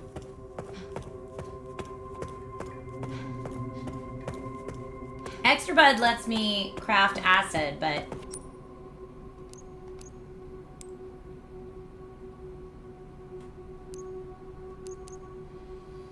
I don't have enough right now to craft it. Okay. This is actually a great time for a bio break because I'm scared, and as I always like to say, I don't want to pee my pants for real. So, bio break. Get yourself some water. Grab a snack if you also need a lunch break, and I'll see you back here in just a moment. Stay tuned. All right, I am back. I'm feeling brave. And before we jump in, Dragon Ghost redeemed a plank. So I'm going to eat this French fry, which seems very counterintuitive to doing a plank. Eat this French fry. Doing a plank. Thank you for helping me stay fit. And then we're back in. One French fry, one plank, you know? You'll plank with me this time. Thank you, Tank. Okay. 30 seconds on the clock. Here we go. 4-arm plank. Let's do this.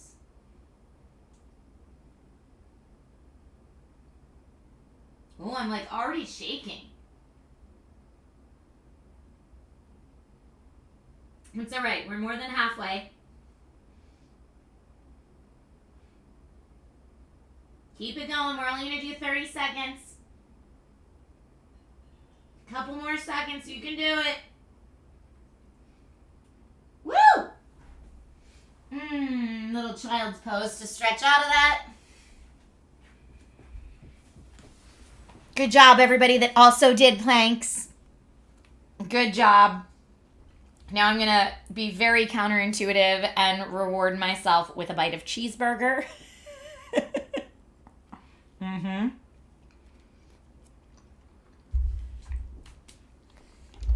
And dive back in.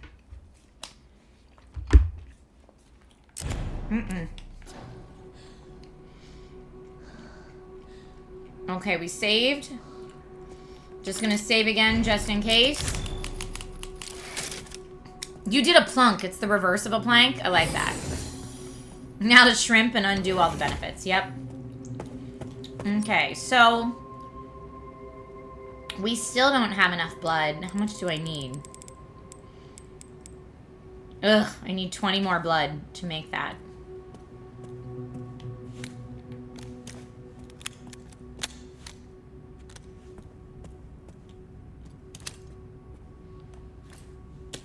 I do have 3 Molotovs, though.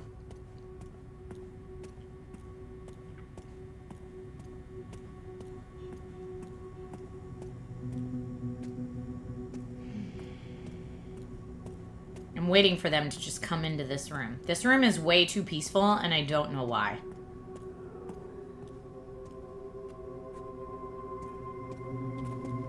Like, what am I actually looking at through here? I guess where we're gonna go next.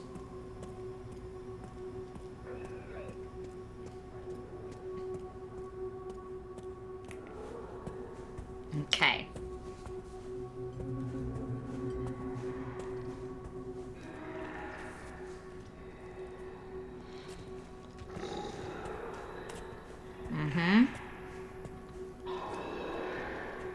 I see you, fool.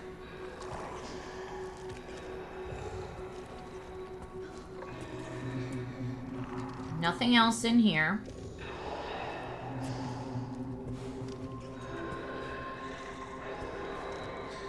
Can I see what this room looks like? Okay. So lots of stuff to sneak around. Just gotta get through it and down those steps. What's that?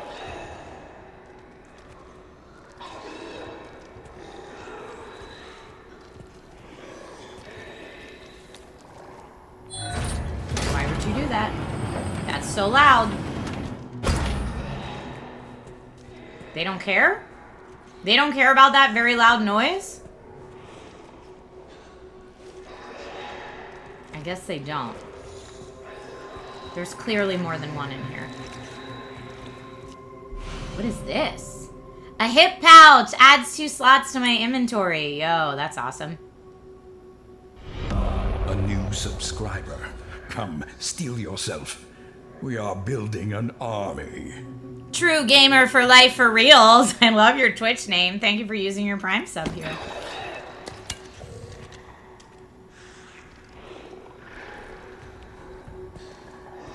Oh boy. Okay, one right there and one right there. Oh, this guy can see me for sure.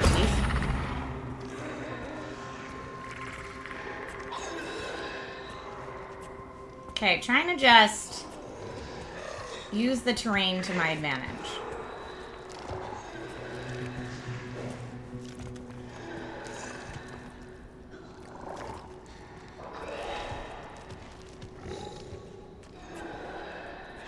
Where's he going?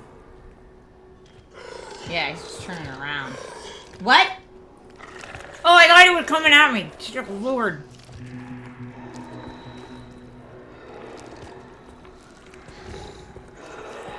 What if I just wait in here?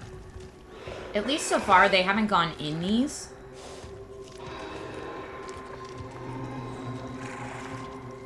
I think it's quite rude that they have guys who can see in this section.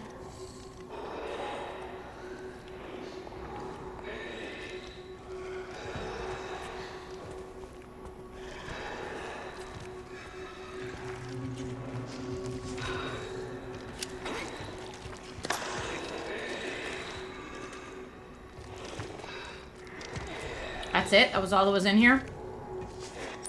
Alright, so we know for a fact there's a dude right up here that can see. Where he's positioned, it doesn't matter which way I approach from, he's going to see me. So what's the play here?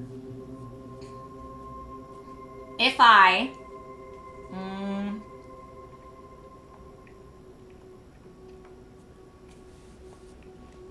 if I shoot him... all the lickers are gonna come running.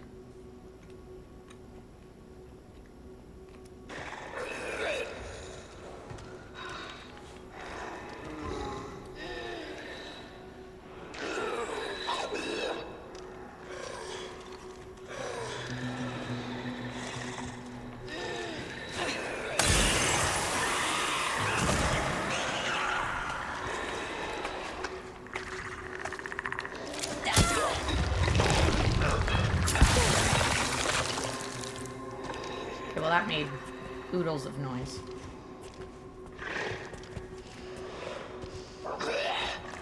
But he doesn't seem to be phased.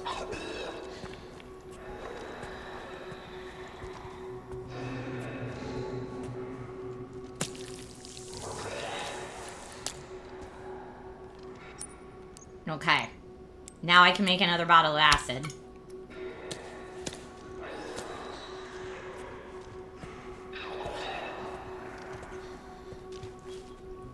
Or do I hold on to it? Because it doesn't really matter that that guy's there now. There's another locker over here, though. What's in here? Give me that. So I don't think that guy's going to come in the locker, but I'll be ready just in case he does. Yeah.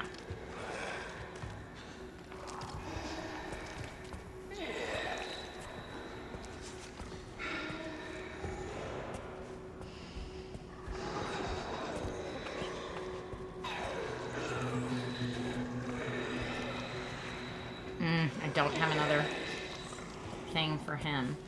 I'm gonna get this full.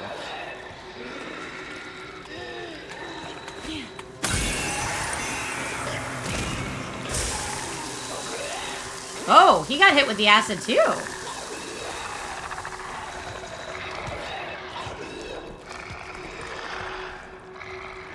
Yeah, everybody go over there together.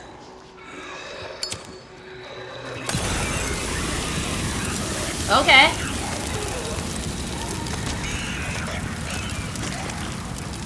Okay, he's still alive.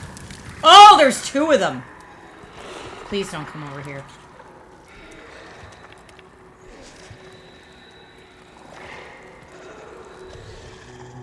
Please don't come over here.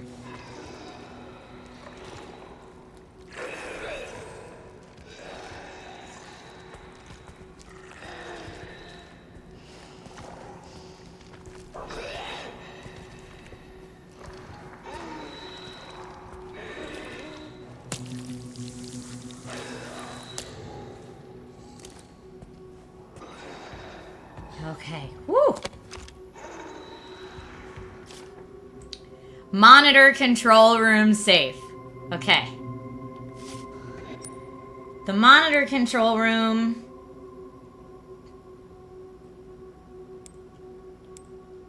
is there. Now, what else is in this room? Like, I kind of want to backtrack at this point. But I don't have another... I do have a med injector, and I do have another Molotov. I could make another hemolytic injector.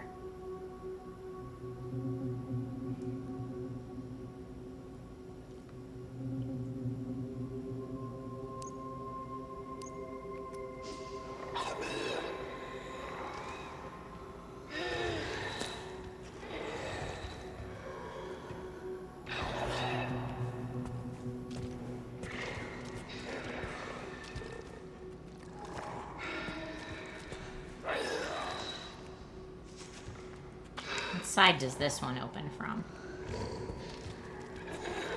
There we go. There's a locker.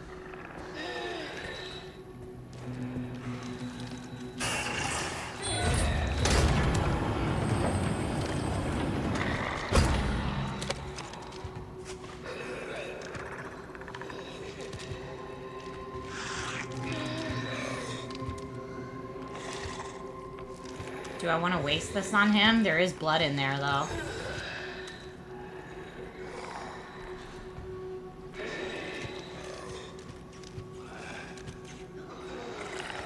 Good luck at the airport, Irdal. I'll be at my airport later tonight. Flying buddies.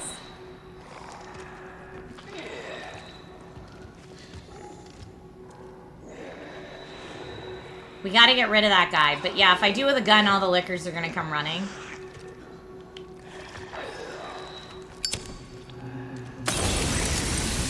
I hope that doesn't destroy the blood I wanted. It might.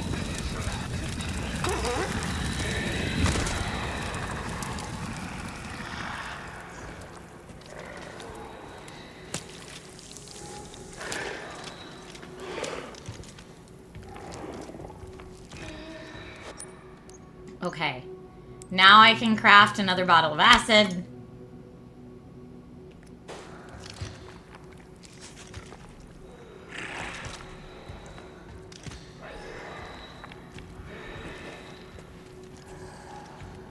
Okay, it did not burn the things I need, thank goodness. Now, can I craft one more bottle of acid? No! Oh, because I have to use the bag. Use. Now I can craft another bottle of acid. And I know there's at least one more locker I haven't gone in here. There.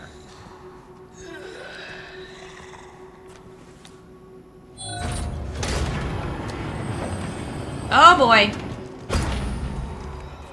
What's behind door number 3? Nothing I want.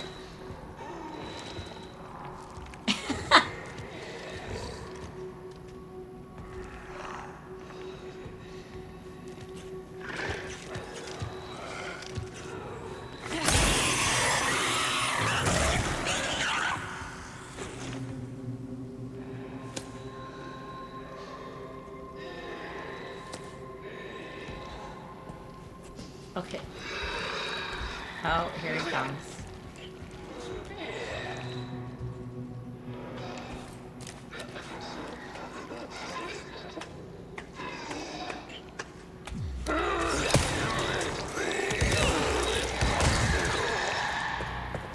Now the liquor's gonna come over there.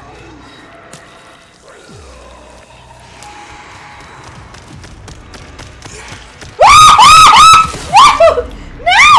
No! Get him! Get away!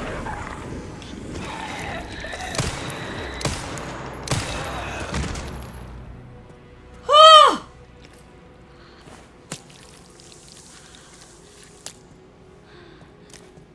Okay.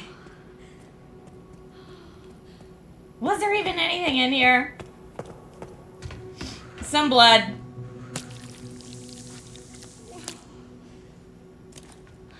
And a new knife. Okie dokie sauce. Now, I should probably go back and save.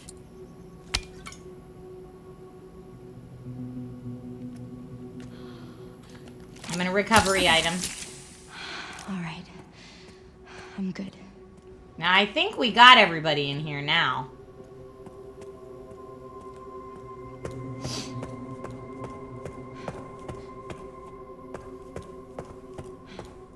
Sorry, RIP headphone users.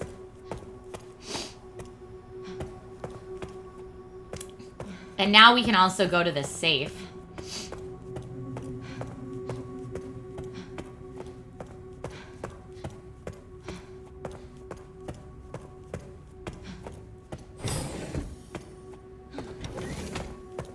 Boop. Monitor control room. 50, 60, 80.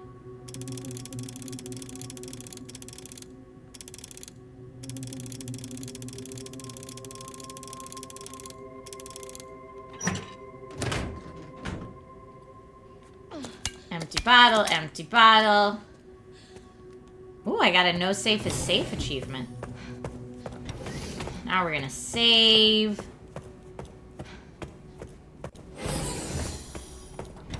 Woo!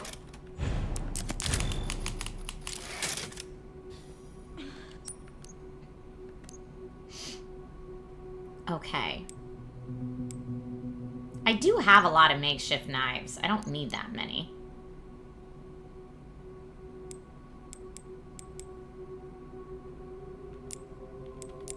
Equip that one. I could scrap one of them if I need more scrap, but I don't really need more scrap right now.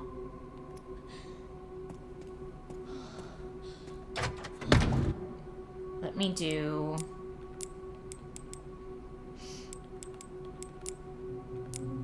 just to keep some of that in there so that I have it if I need it in the future, I guess.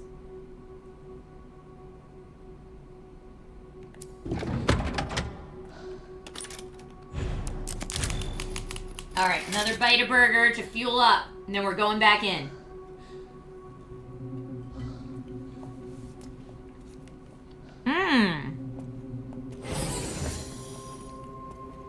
That was the last safe in the game, okay.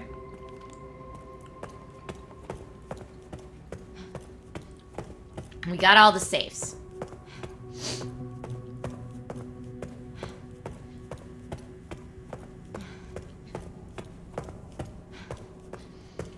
So I'm assuming once we go through that, like, storage locker room of death that we've now cleared out, we got to go up those stairs and that's where we find the white orb. I just want to see, now that I'm not scared to look at everything, if there's any storage lockers we missed. That all looks good. Got all that. Okay.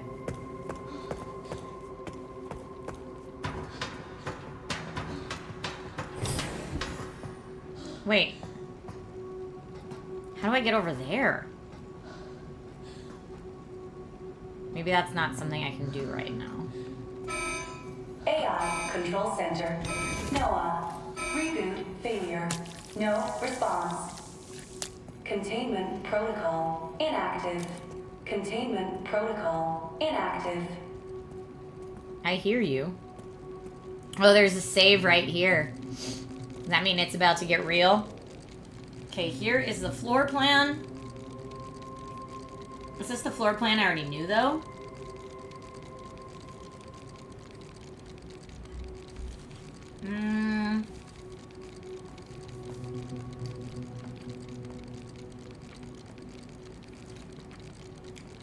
So the room I can't get into is the archives.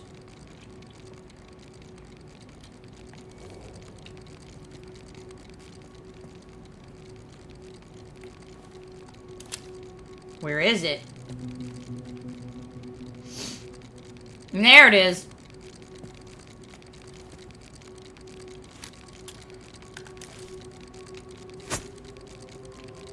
Oh, I can't get it with that. Alright, well. What's up there? Oh! This is how I get up here. I probably should have saved there, though. And I didn't get the orb. Can I not get back up there? What? I didn't know that was gonna vault me through a window.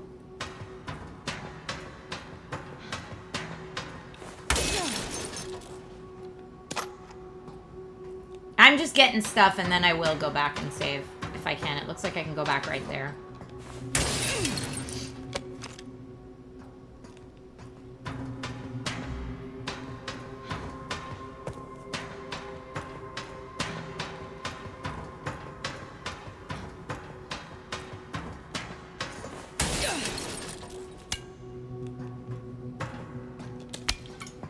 Okay.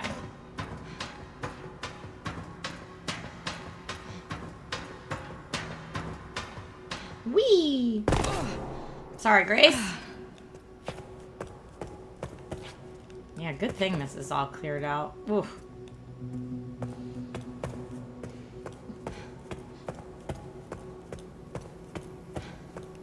Oh, that guy scared me.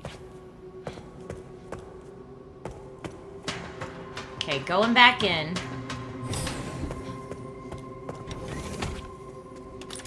Gentle reminder, friends, try not to tell me what's coming next. That's definite spoiler territory.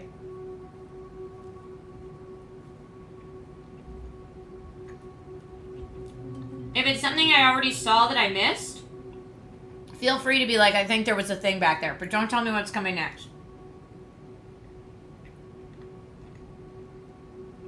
It gives me an unfair advantage.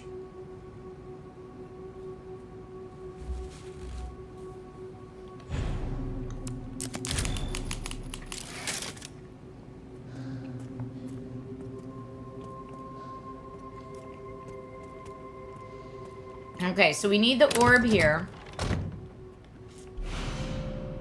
This is it. I did it. Now I could just go back.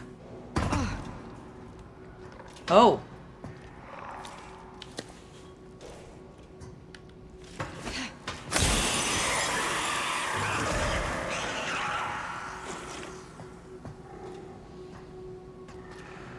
Okay, I see another one over there.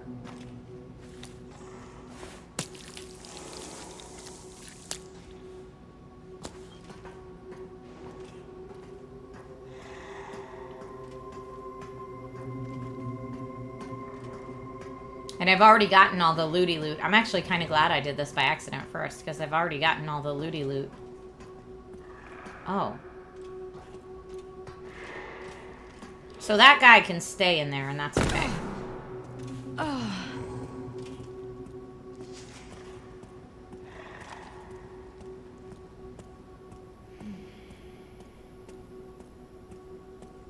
Look at the bloody footprints. Yikes, those are probably mine. I can craft more acid right now. Am I out?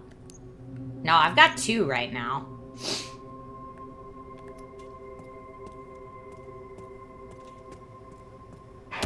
Oh! Oh, gosh.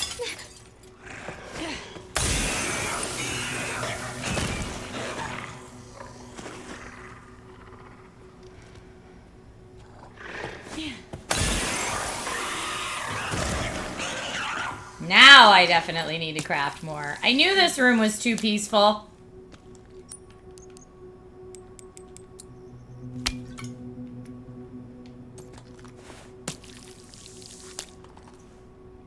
Whew. So messy, indeed. That room was way too peaceful the couple times we went through it.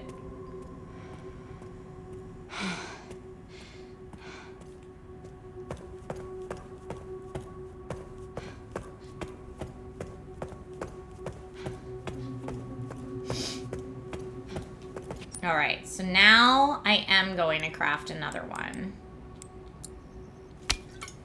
Those are great.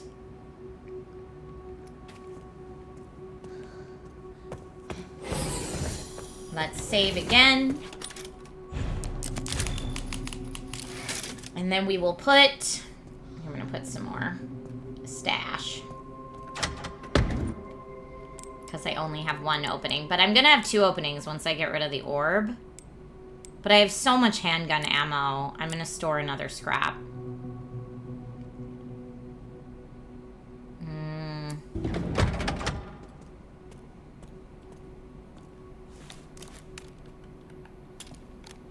Okay.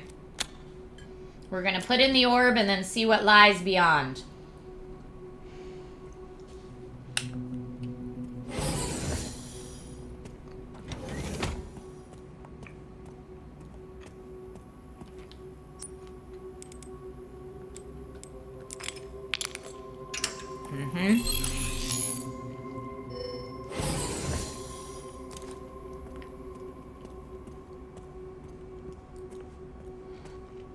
I feel like, shouldn't we have a situation here where, like, the room recognizes that it's Grace and she has full access? Okay, before we touch that, can I go behind this? I cannot. Okay, this is all I can do here. It's me!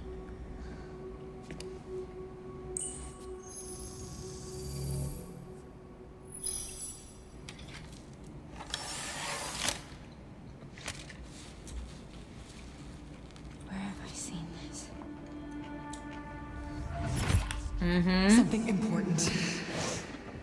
I'll explain later.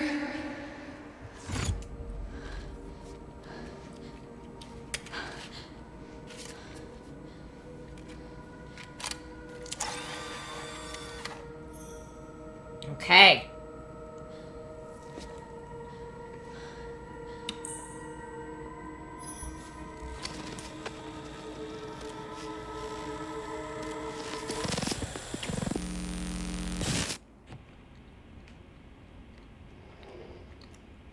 Shutting yourself away in a dark room like this is quite the change for you, after the life you've led.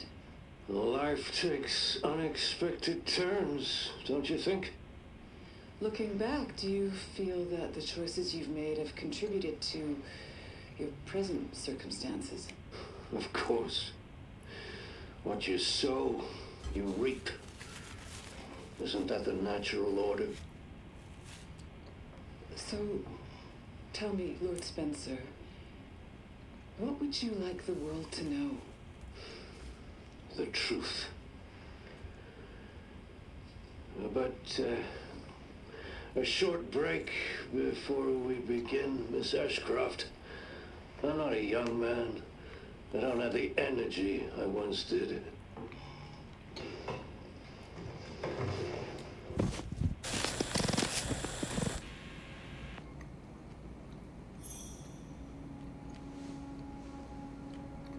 Why would Mom hide this?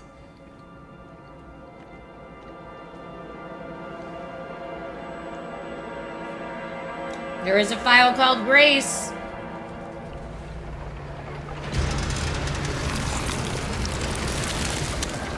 You said that's Oswald E. Spencer, CEO of Umbrella. Leon, a few minutes earlier. Okay. Back in biz. Yeah, dude, you're not doing so hot. You alright, Leon? No. I am now. Grace cleared the way for me. That's not what I'm talking about. Your body can't take much more. I'm gonna settle this. You just send us a chopper for immediate evacuation.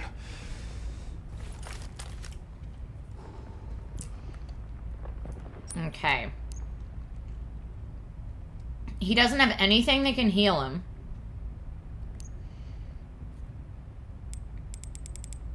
Despite all the stuff I have, I can't really craft anything. Okay, let me remember. This is the gun I like best right now.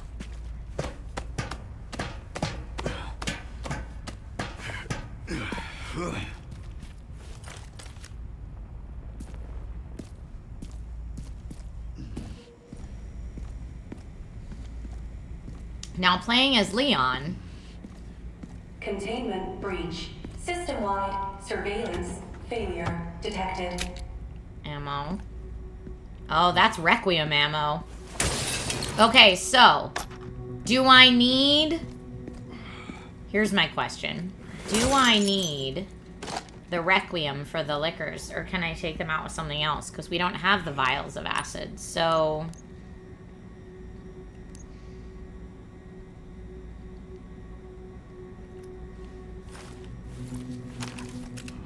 I mean, I guess that's what I'm going with.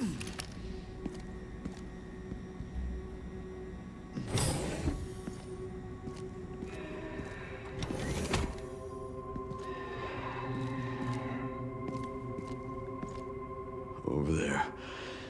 Easy as pie.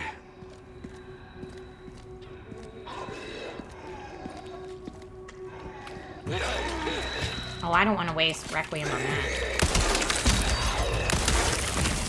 Okay. Oh, he had something I could throw. What a waste. I'm still in grace mode. I'm like, get that blood. Where are the burgers and fries from? Homemade. They're leftovers from when we had burger night the other night. Uh-oh. Oh, no. Leon's reaching his limit. Sudden bouts of coughing and blurred vision will cause him to falter. He can only wait for these effects to subside.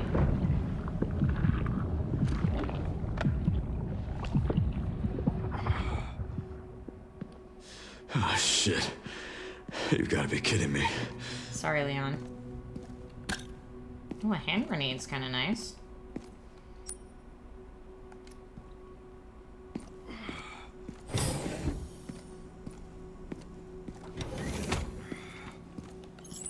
Okay.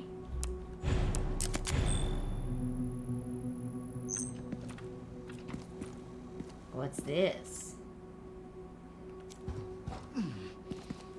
Anything else in this room to get before I go shopping? Yes. Gimme, gimme, gimme, gimme, gimme. Okay, let's go shopping.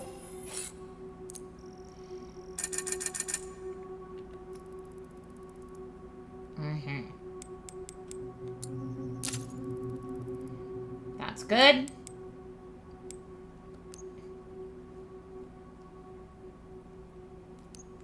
Yeah, I think most of my stuff is like pretty fully maxed out. I can enhance that some more.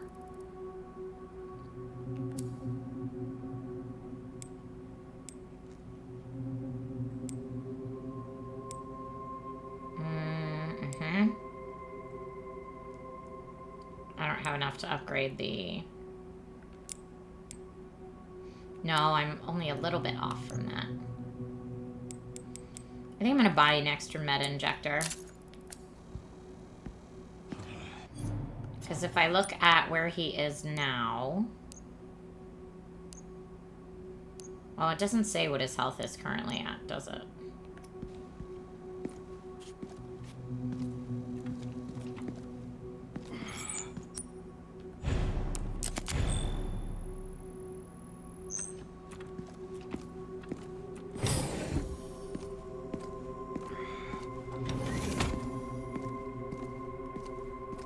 I feel like I should use one of the med injectors. I'm doing it.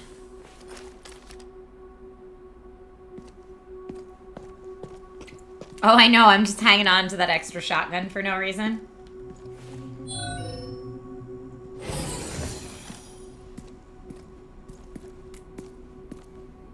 Uh-oh. Something's gonna go down in this room. But before it does, I'm gonna get the loot. While it's easy to get. Okay, there's an axe on the floor there.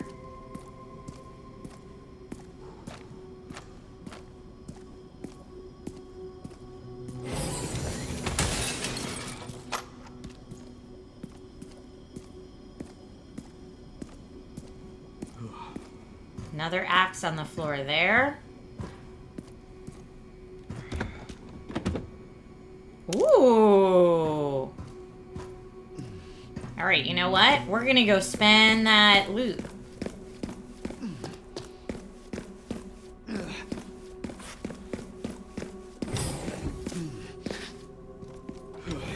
Okay. It's my lucky shotgun. We just hold on to it, you know?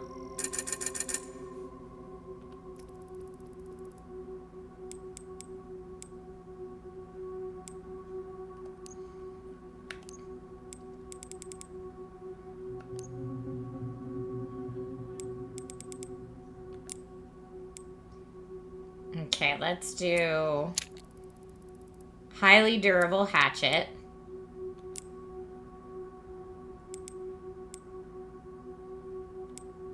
$10,000. The Requiem's already so good.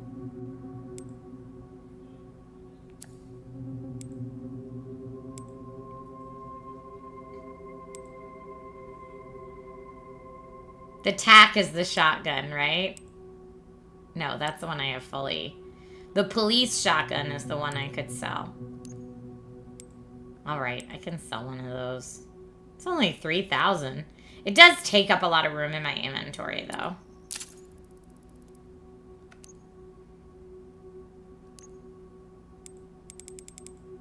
And then... should I buy more rifle ammo, though? Probably. Oh, now I can upgrade my Requiem, though, again. Doing it. Okay.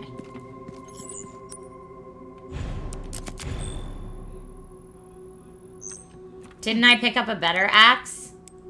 Yeah, so I have the hatchet and the mortal edge. That one, power and durability. So this one's got more durability, but honestly, my fully upgraded this hatchet might be better. Now. I think it is. Because look at that power and durability. First, here, I'm just going to move them next to each other.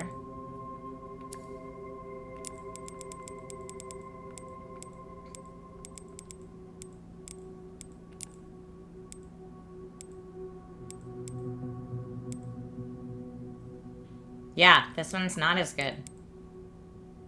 Durability the same, but power better now that it's upgraded. Mortal Edge has better block chance, though. And I guess Mortal Edge maybe doesn't need maintenance. But yeah, it has better parry capabilities. Yeah, I don't know, man.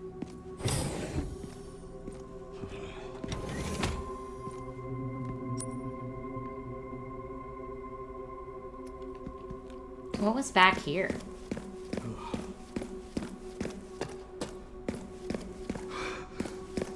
Oh, here we go.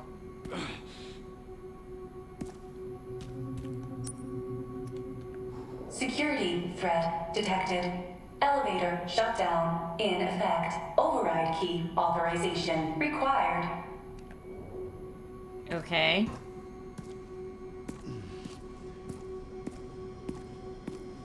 I guess I have to get that.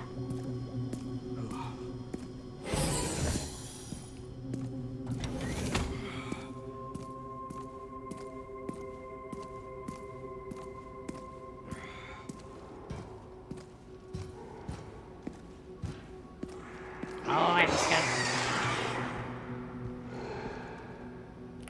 They're there. But this does have the silencer on it.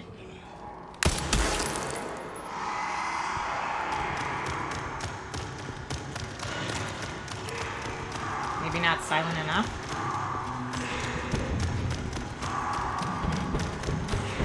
This must be the room.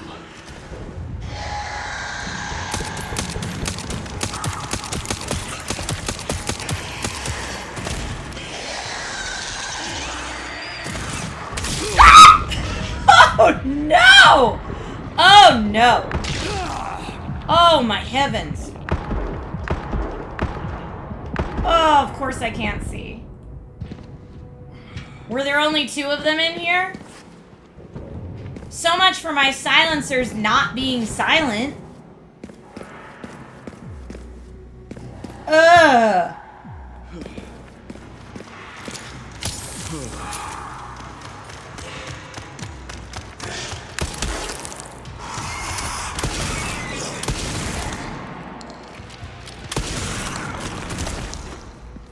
How many more?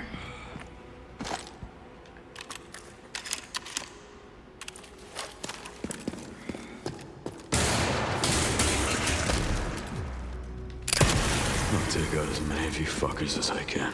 That's right, Leon.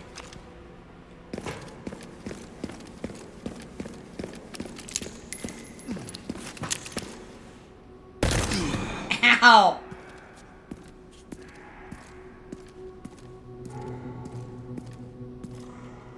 How do we get in there?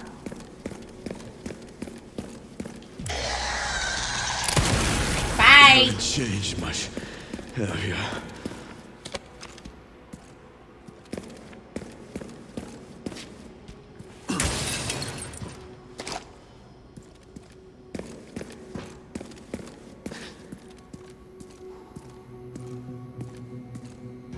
Anything in here? No.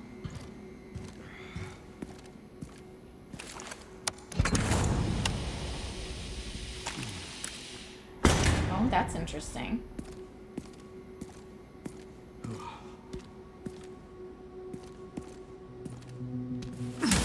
We are not quiet.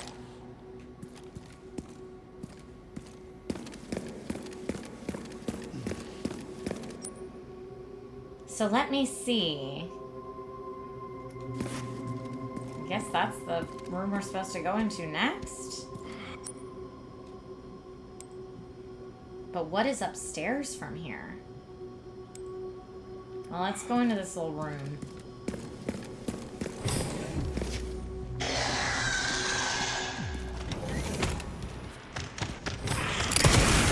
Bye!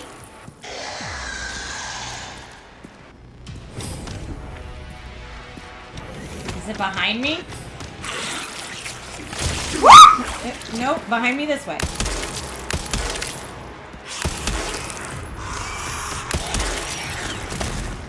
You done?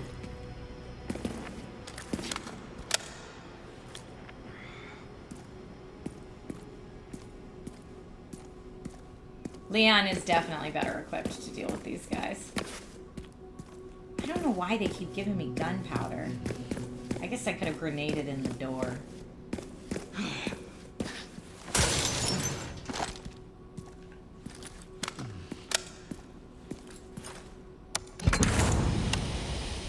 Okay.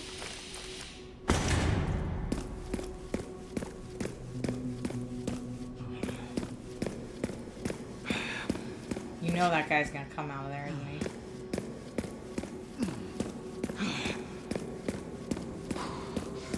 Ugh.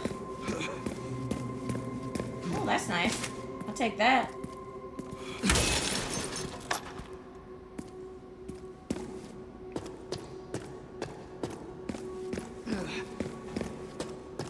Up we go. Oh, yes, please.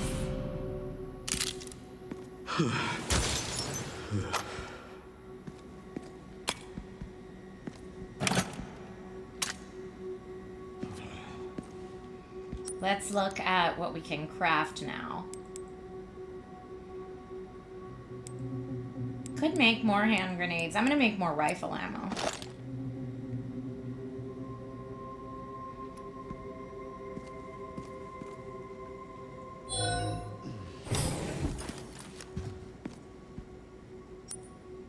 Okay, now we're back here.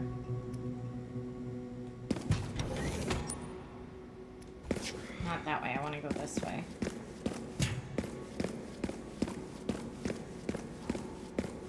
Oh, Umbrella Corp, you sick, sick people that have made this happen. I missed a box? Where? In that room I was just in?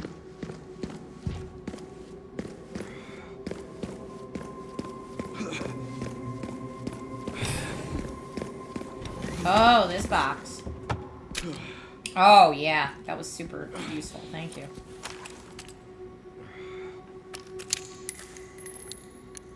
Okay, we're just getting that ready. Mm-hmm. Getting everything ready, really.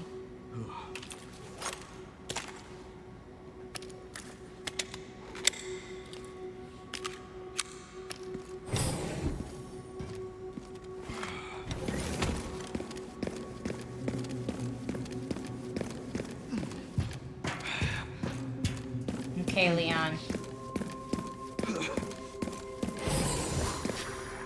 Uh-oh.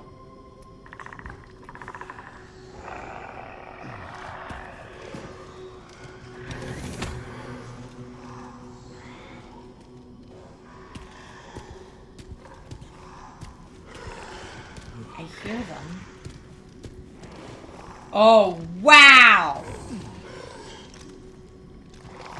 I don't have a Molotov, but I could grenade them. Or I could just sneak past them. I'm gonna grenade them. Eat this.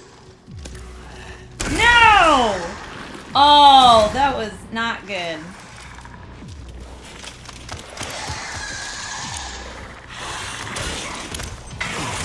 Let me grenade myself by accident. Oh, I got them.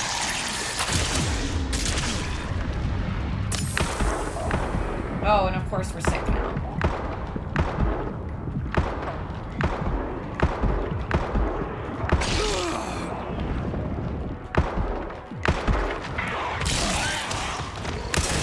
Woo!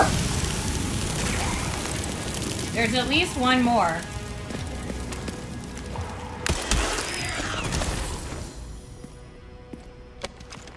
Although the music changed, so maybe I got them all. I thought there were 4. Okay, there's 4. Woo! 5? Well, that was one way to do it. I assumed when I put the key in here, it would have made a lot of noise, and then they would have all dropped on me anyway.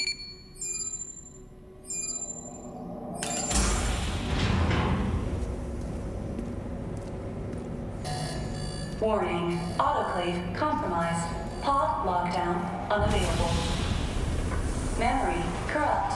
Self-repair functionality offline. So now what? Airflow monitor warning. Pod lockdown unavailable. Oh no. Oh no! Yeah. Let's get this over with.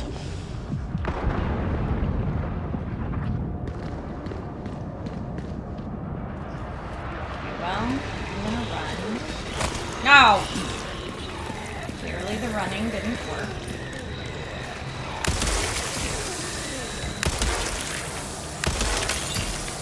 The elevator will arrive shortly. Alright, well. The elevator has arrived. That didn't go too bad, considering. That could have gone much worse.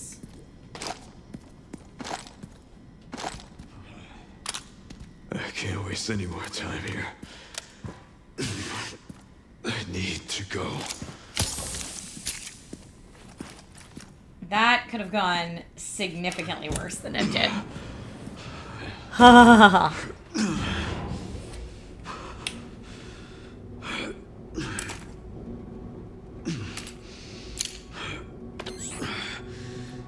Almost sure.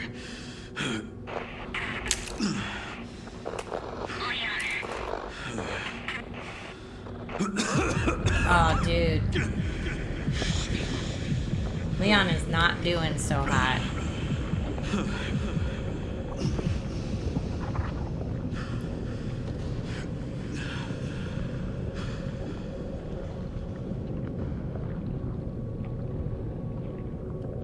Okay, I don't see anything else in here to get. Nothing on the ceiling. Leon's like super high on psychedelics right now. Not done yet.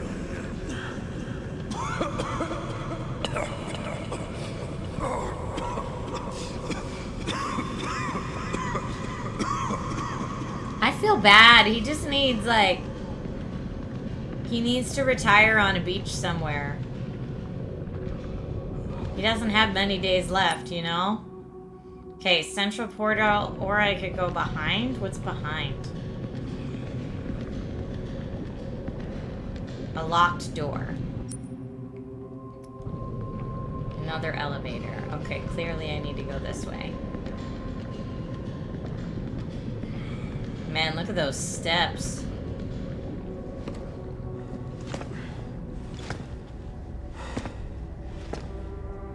Sir.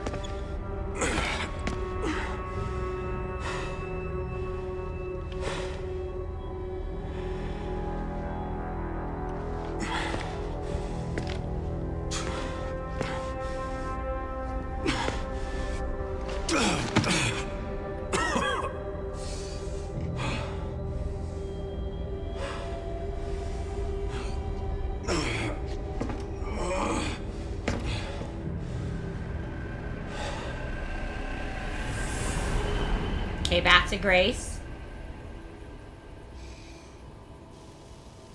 Click that file, girl.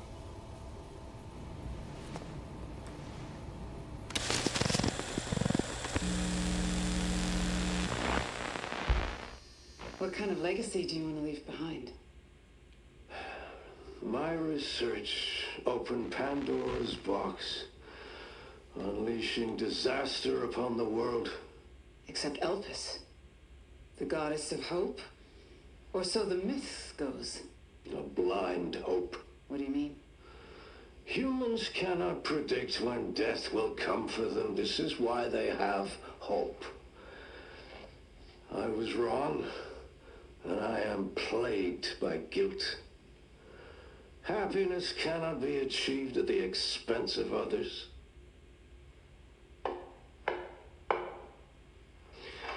I think that's enough for today. Why did you accept my request for an interview?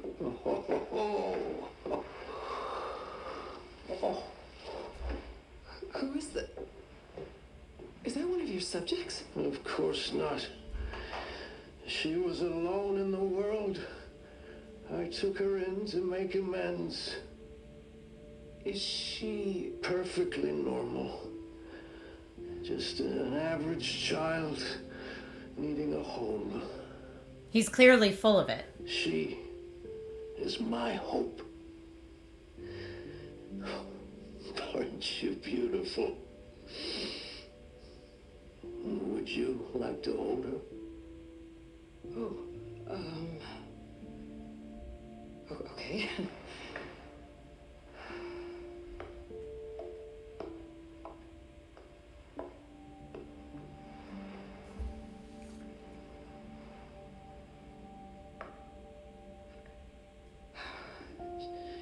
She's adorable. What's her name?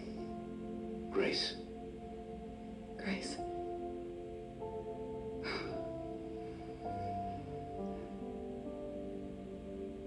Is there anything else you'd like to tell me? I've said my piece. I only hope it serves as a requiem for those who have passed. There we are.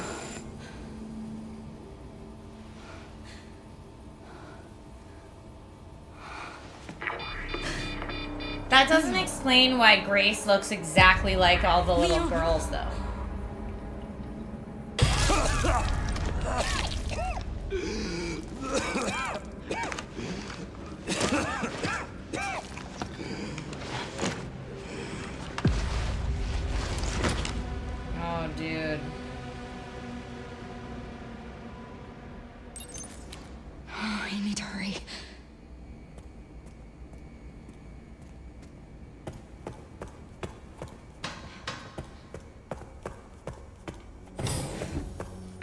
Whoa. What?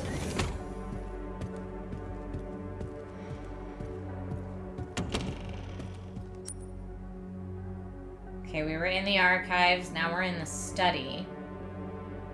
This isn't the way to where he is, though. Oh, maybe it is if we have to go up the steps. Oh, there's the elevator.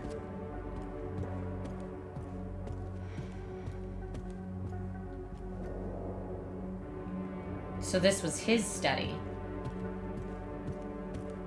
Mr. Umbrella Corp man.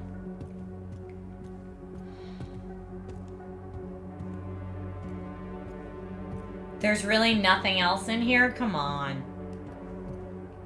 I want answers. That was not enough answers. Oh, there is... No, there's just a chair. Okay, if we go up... Up... I could take the elevator all the way up, and I guess that's where he is.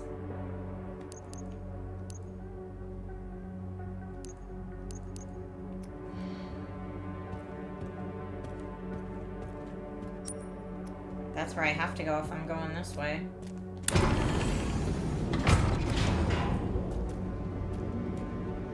This is finally my chance to do something.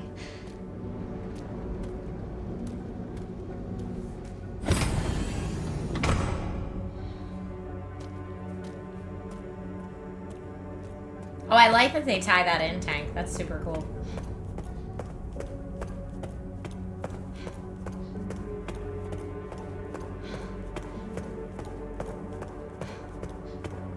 Oh, Leon!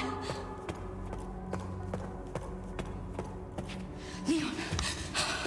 Oh, no. Oh, hey, it's me. It's Grace. Oh, please wake up. Come on.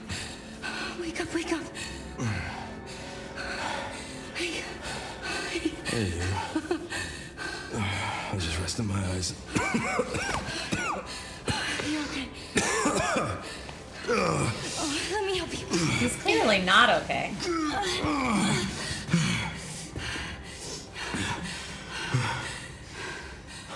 Let's do this.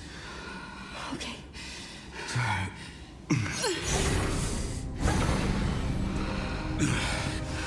I don't know the password. It's okay. Soon left it wide open for us. Any wrong code will do. It'll destroy Opus.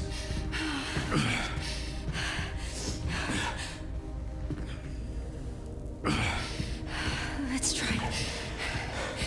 Grace, whatever it takes. I can buy you some time. No. No, I have an idea. I trust you. I trust you.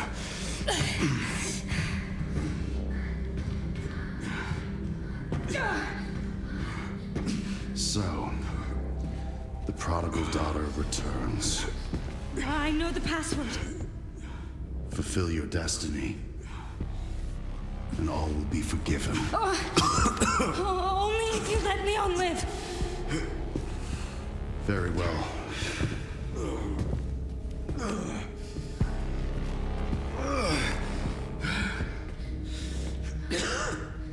Yeah, I don't know. We'd have to look at that baby file, what year that was, for it to make sense how old she is. Dead meat.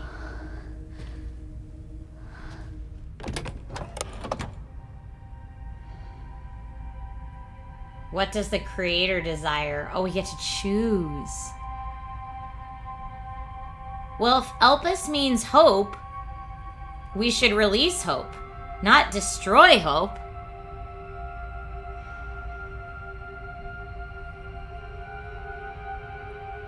Do we release hope? So Leon wants us to destroy Elpis.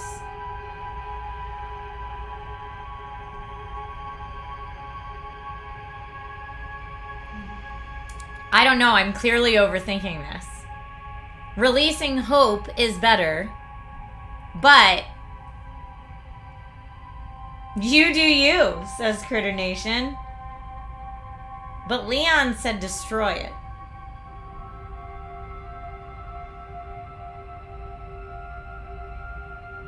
Tank says, I'm not spoiling this choice. Yeah, don't spoil it for me.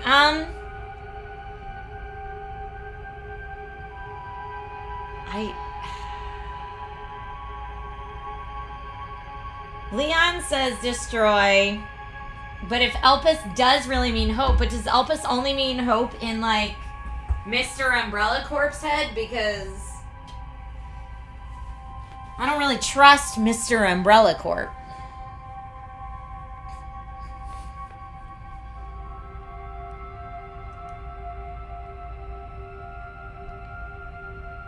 Just to see what happens, I'm gonna release it.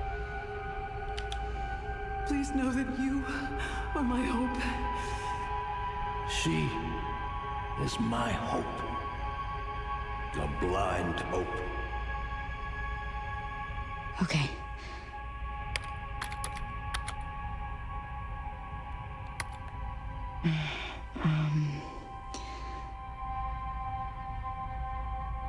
Oh, so is that not it? Or did I hit the wrong button? Okay, confirm. This is it. I pressed B by accident. Okay, so let's see now. I'm not confident that that's the right answer, but that's what I chose.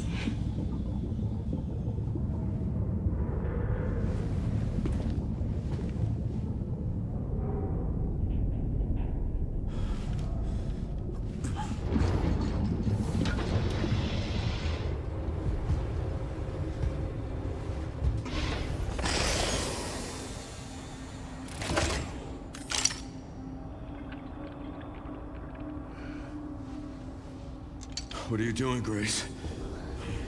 Spencer regretted what he did. Well done.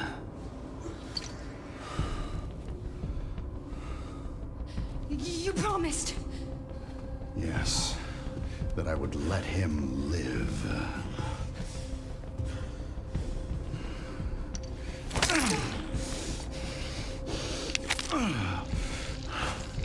Mr. Kennedy, I give you the honor of experiencing my power firsthand.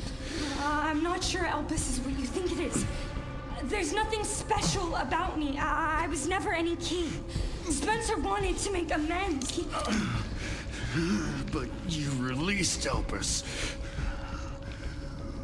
What is it? Tell me! Leon! It might be the cure. My powers!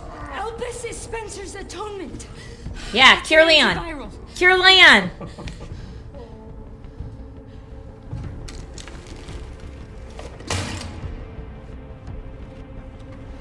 Amazing. I am humbled by my master's genius. Your research was wrong. Elpis wasn't a weapon. There was never a key. Spencer's paper was obviously incomplete. There was no connection between Grace and Emily. Do you know how much time and money I wasted on this? Don't you see the genius? With Elpis, all virus-based weapons are useless. The world order will be thrown into chaos. We wanted a weapon. Instead, Spencer gave us anarchy. I will carry his torch and bring his vision to life. You? You and Spencer were a means to an end. Yet he outwitted you all. Spencer defied us and paid the price with his life. He was nothing. You are nothing but an imitation. It's over, Victor. The Connections is done with you! Oh! We can't let him have it. Oh no! Your ignorance is staggering. Leon, it's a cure.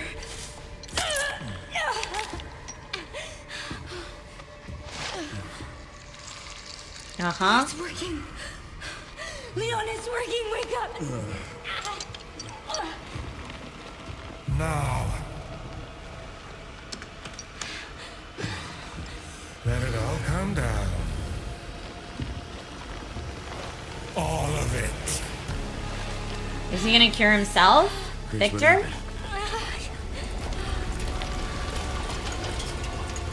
No, Victor's gonna take it and mass produce it so that he can have his anarchy.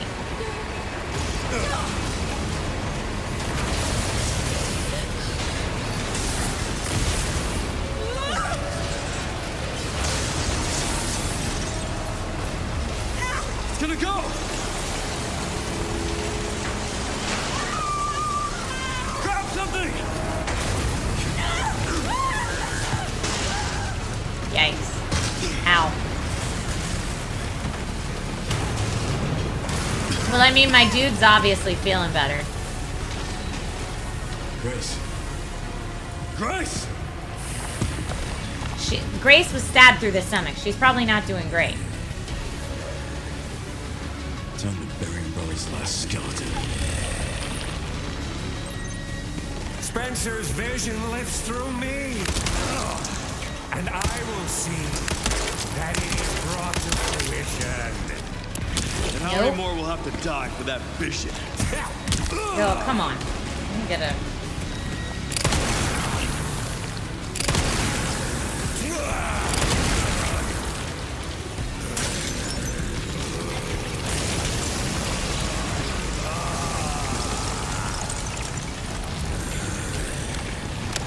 Oh, is he... Oh, where's he going? I don't know that any of that's working. What is he doing?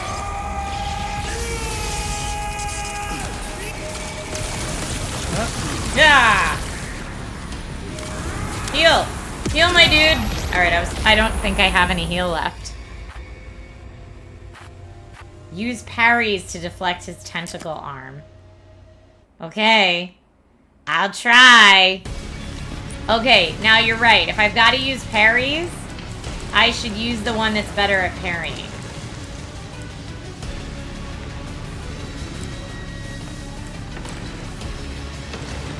Spencer's vision lives through me.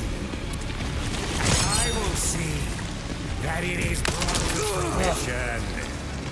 And how many more will have to die for that vision? Okay, well that didn't work. Nope. Nope. Oh, there was a med injector right there. Rude. Sacrifices must be made. In the ground. A few. Man. Not to me. I swore that I'd always protect those lives.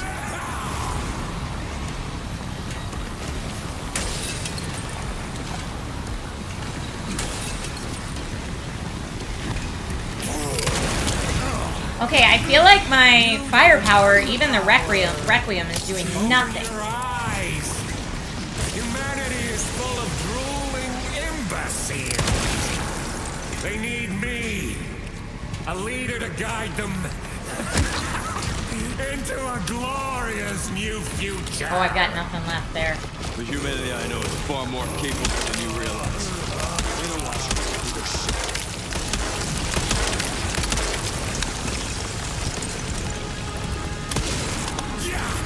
Okay, now he's doing this thing. Now I don't know what I can do to get away from this. Can I interrupt it, maybe? No?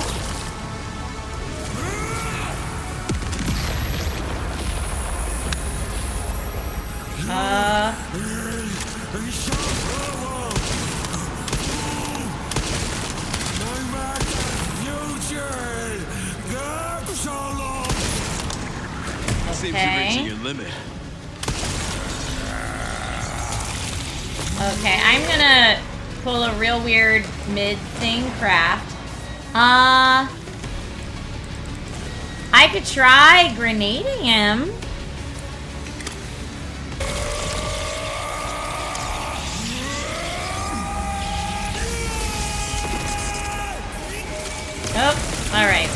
I don't think that did what I needed it to do.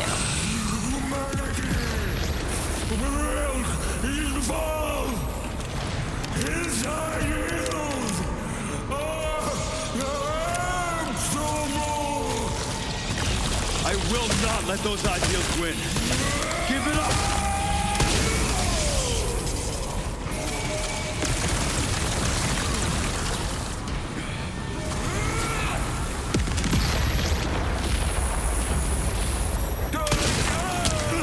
Oh. I have no more heals.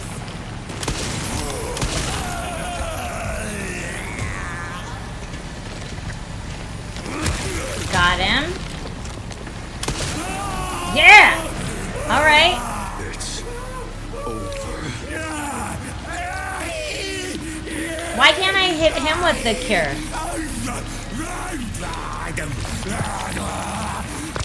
This is gross. He's like full Doc Ock at this point.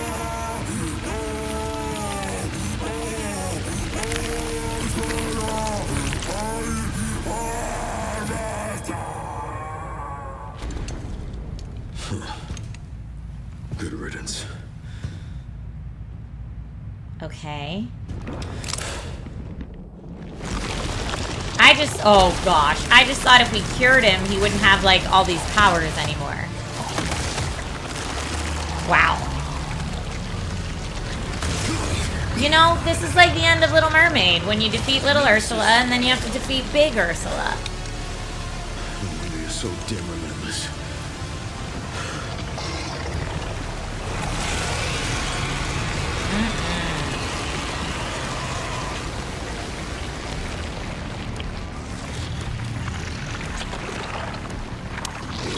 I don't have anything else to come at him with.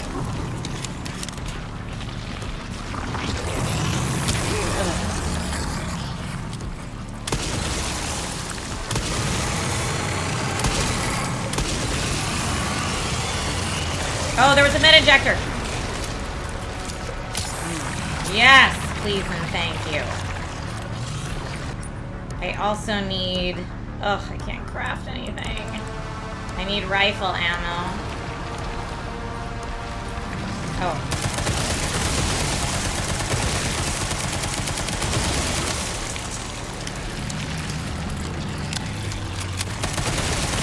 Come on, this is the one time in the game I've got to use the machine gun.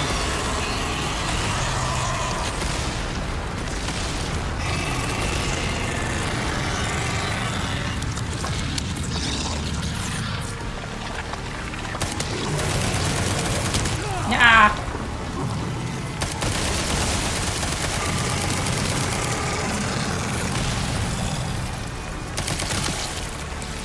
Oh no.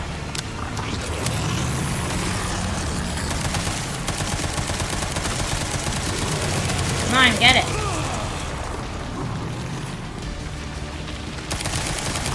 Why can't I get it? I'm like shooting it exactly. I have no more heals. Okay. Because the machine gun is so bad. Oh. Nope, that was it. Because the machine gun stinks. Alright, Gooby's saying you can parry the arms. Okay, that's what I need to do. Let's see where it starts me from. Does it start me from... Oh, it starts me from here. Oh, jeez.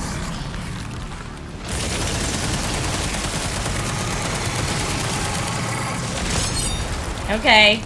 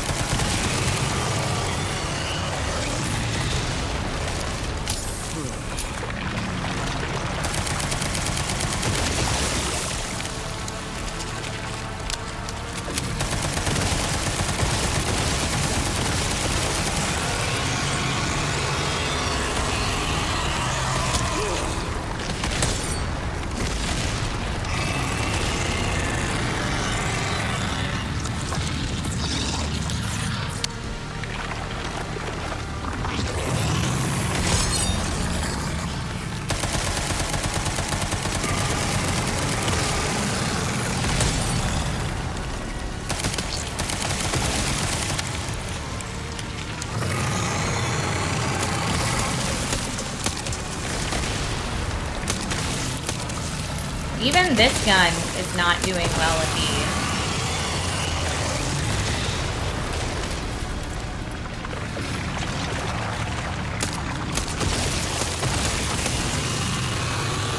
Okay.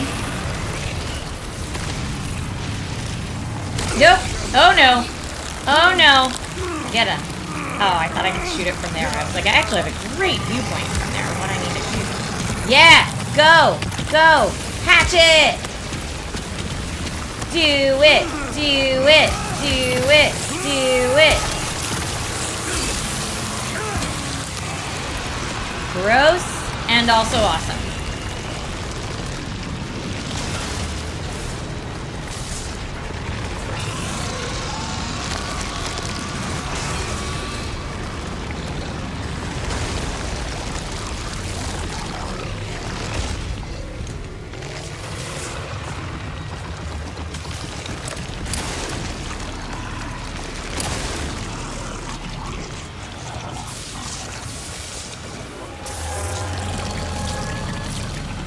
This time, you ain't getting back up. That's right. Woo! Look, he's not even like blocking his eyes from this. He's just like, oh yeah, baby, let it rain down. Yeah, Grace is not doing so good. She gets stabbed through the midsection. Sherry. And Sherry needs the antiviral. Shit. Grace! Oh no. Grace, hang on.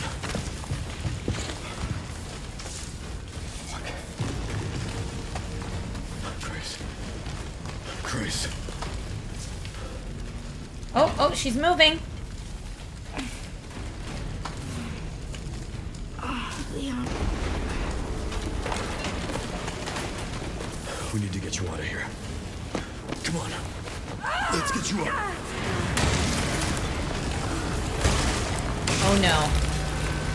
Sherry was supposed to send the emergency helicopter evacuation, but I don't know if that happened. Get the antiviral for Sherry.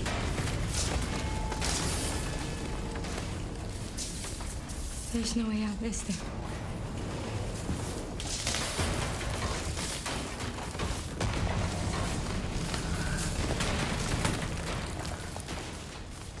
Well, I'm not gonna leave your side. I'm gonna sit right here with you.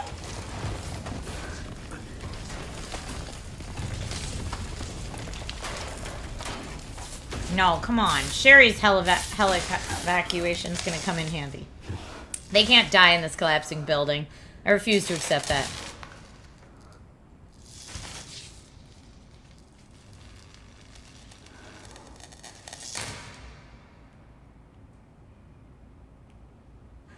I guess this is it then. Tank, I had actually read that in an article already. Yep.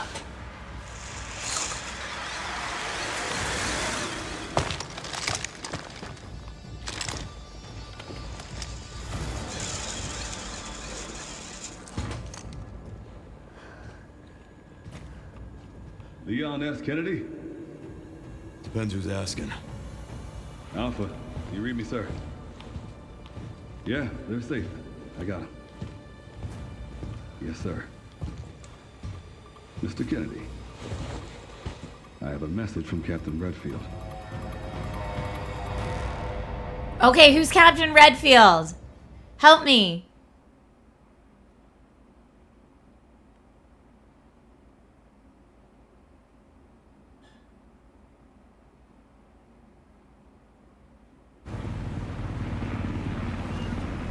Chris Redfield, you're all saying.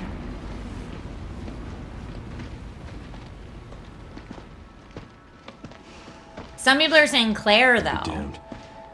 Can't believe that antiviral actually worked. Feel better than I have in ages. Thank God. I'm glad you're okay. We got a dose with your name on it. Nice. We'll be back in action in no time. Thank you, Leon. Would have been a lot smoother if Chris hadn't been so late to the party. Okay, Chris, for sure. Where is Chris, anyway? No idea. I'm sure I'll run into him at some point.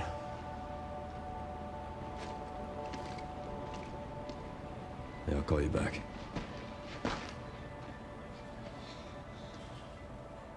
It's over then.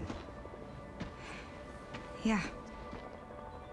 Opus really was our last hope. Well, let's pray Umbrella hasn't left us any more nasty surprises. I wish we could have saved Emily. Grace, I didn't hit any of her vitals. She could still be alive. What are you saying? Maybe we can save her. DLC is go save Emily?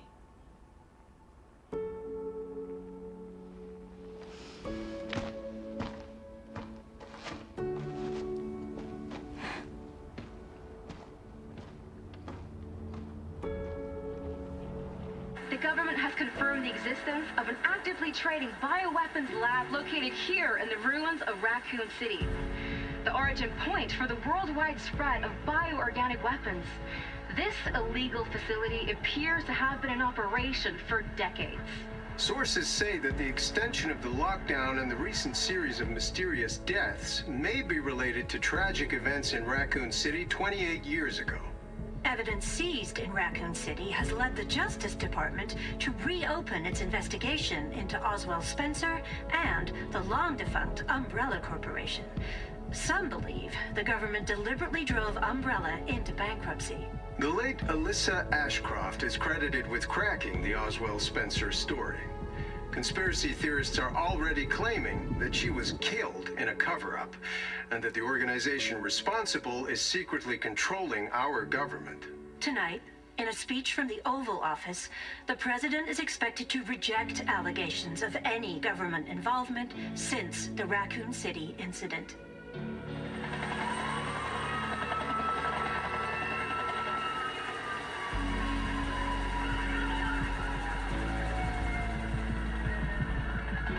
Go get her!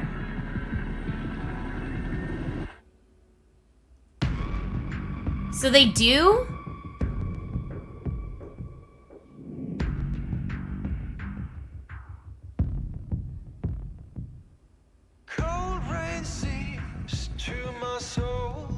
Oh, we get a cool song.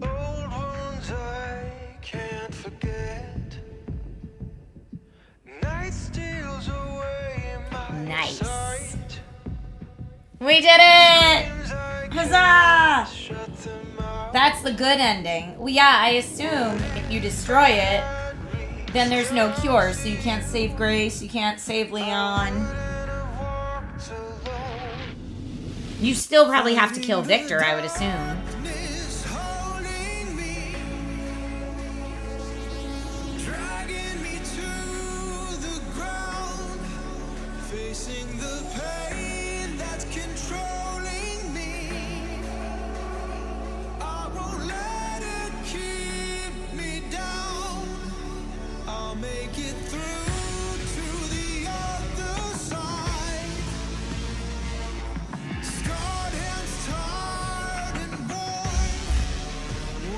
Is there any lore in the credits? Because I'm excited to read the extra report.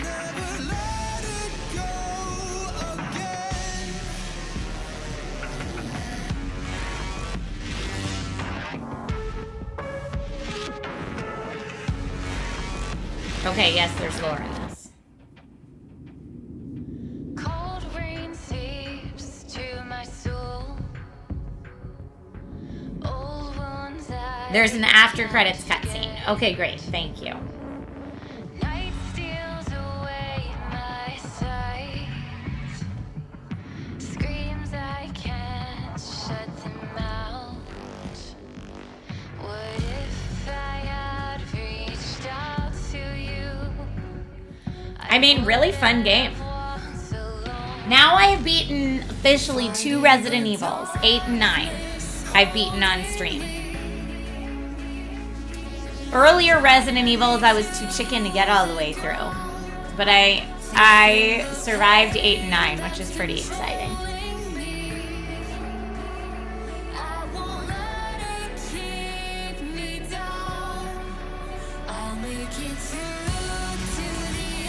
Thank you for saving us. Thank you for helping me. We all saved the planet together today, everybody.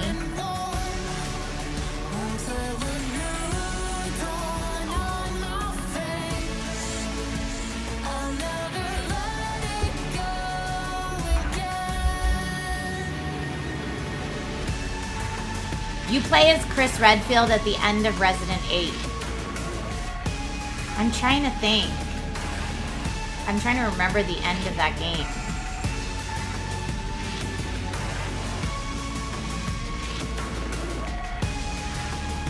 McFillin says you can for sure get through 2, 3, and 4 remakes now if you can get through 9. Well, when they originally came out, I was young, and they were just too terrifying for me. Pokemon Trainer Tech Guy, we finished the game, but there's an after credits scene. So if you're worried about, like, spoilers, I would still give it a couple minutes so that we can watch the end credits scene.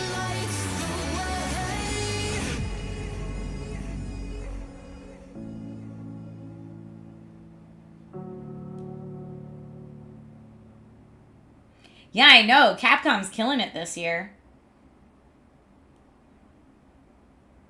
I have played Resident Evil VR, but I noped out of it as soon as you're expected to go in the bloody basement. No, thank you.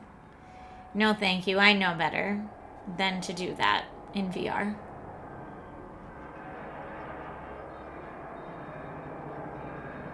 Seven is good, but it leans more into the horror aspect. I get it.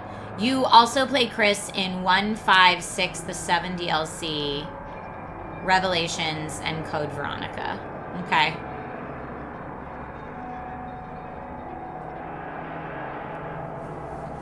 Yeah, 8 really drew me in because of the fantasy element. I really like fantasy horror. Real world horror is a little much for me, and I think when I was younger, especially like the dogs really freaked me out. And so I just couldn't. I watched other people play a little bit of the originals when I was younger. I should try it again to see how it feels now that I've beaten 2 Resident Evil games. Yeah, the 8th one drew me in because of the fantasy element, and I really liked that part of it. And this 9th one was just fun. But I beat this on normal.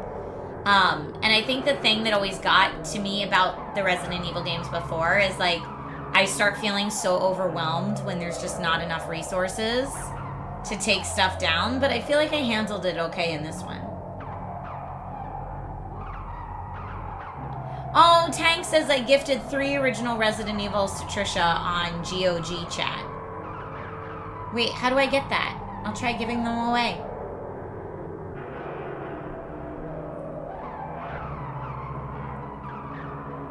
You gotta play RE4. I think, didn't we play a remake for a while of RE4?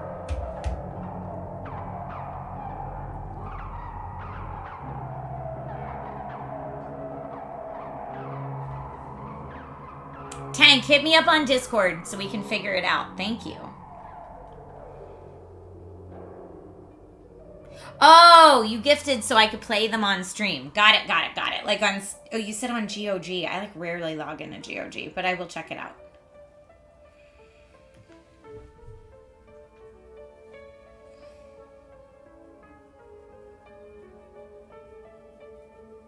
The screaming zombie makes a heart hands at Leon before she bites him. Wait, is that true?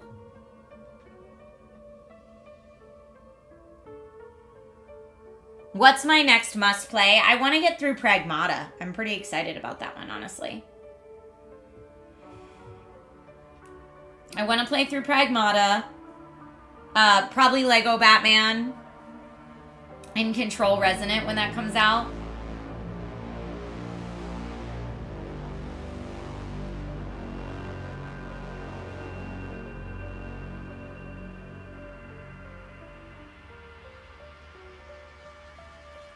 Heck yeah, Lego Batman, right?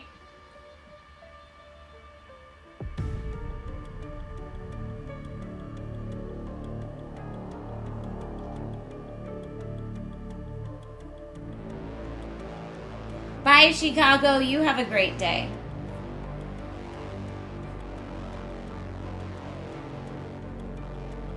So I think we'll have time after this stream. Dragon Ghost did a push-up. That's perfect timing while we're waiting.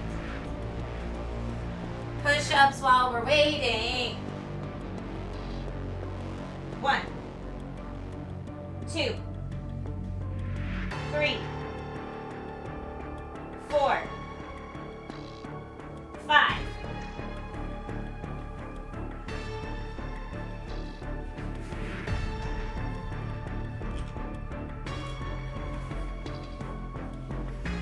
And hydrate. Thank you, Sprinkles. But yeah, I think we have enough time left in the stream that I can play one game on request game today as well.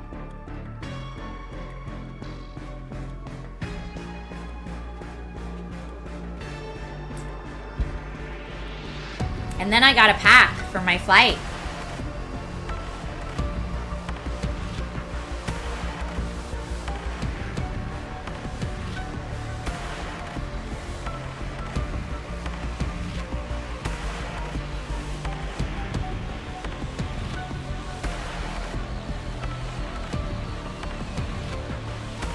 Ah, you mean these, yes.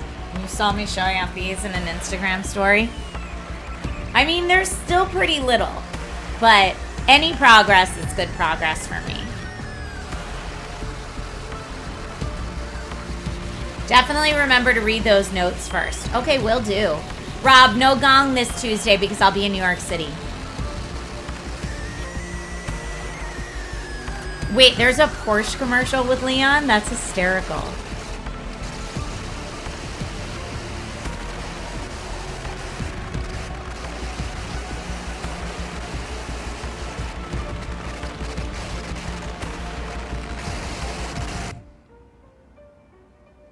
Porsche, there it is.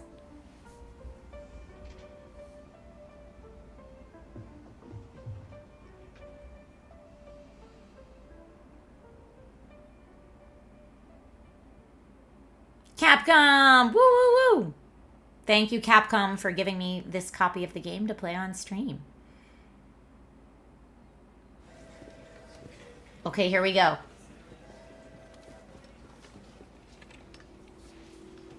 And Sherry's okay?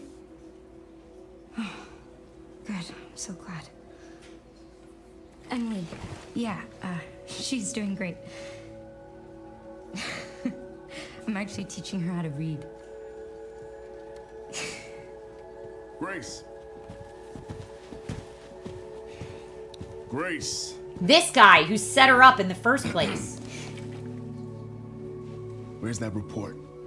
Sorry. Leon, gotta go. Catch up soon.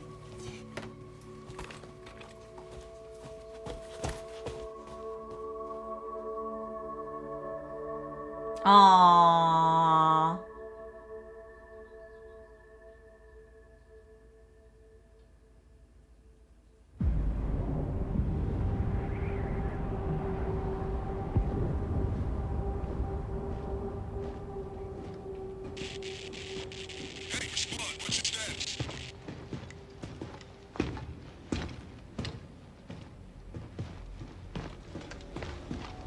Remaining BSAA forces have been neutralized. Retrieving the objective before they send in the wolves.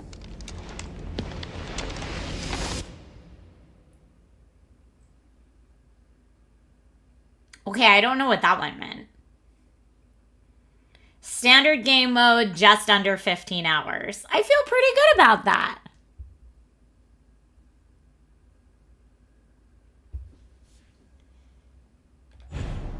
New mode added. Unlocked insanity mode. Following content's been added. Behind the scenes video and Grace's report.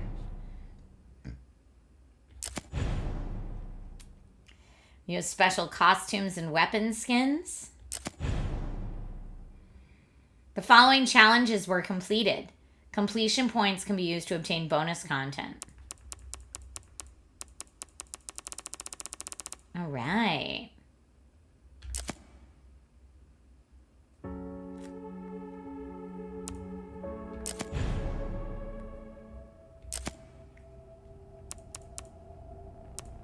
Grace's report. The truth behind Raccoon City.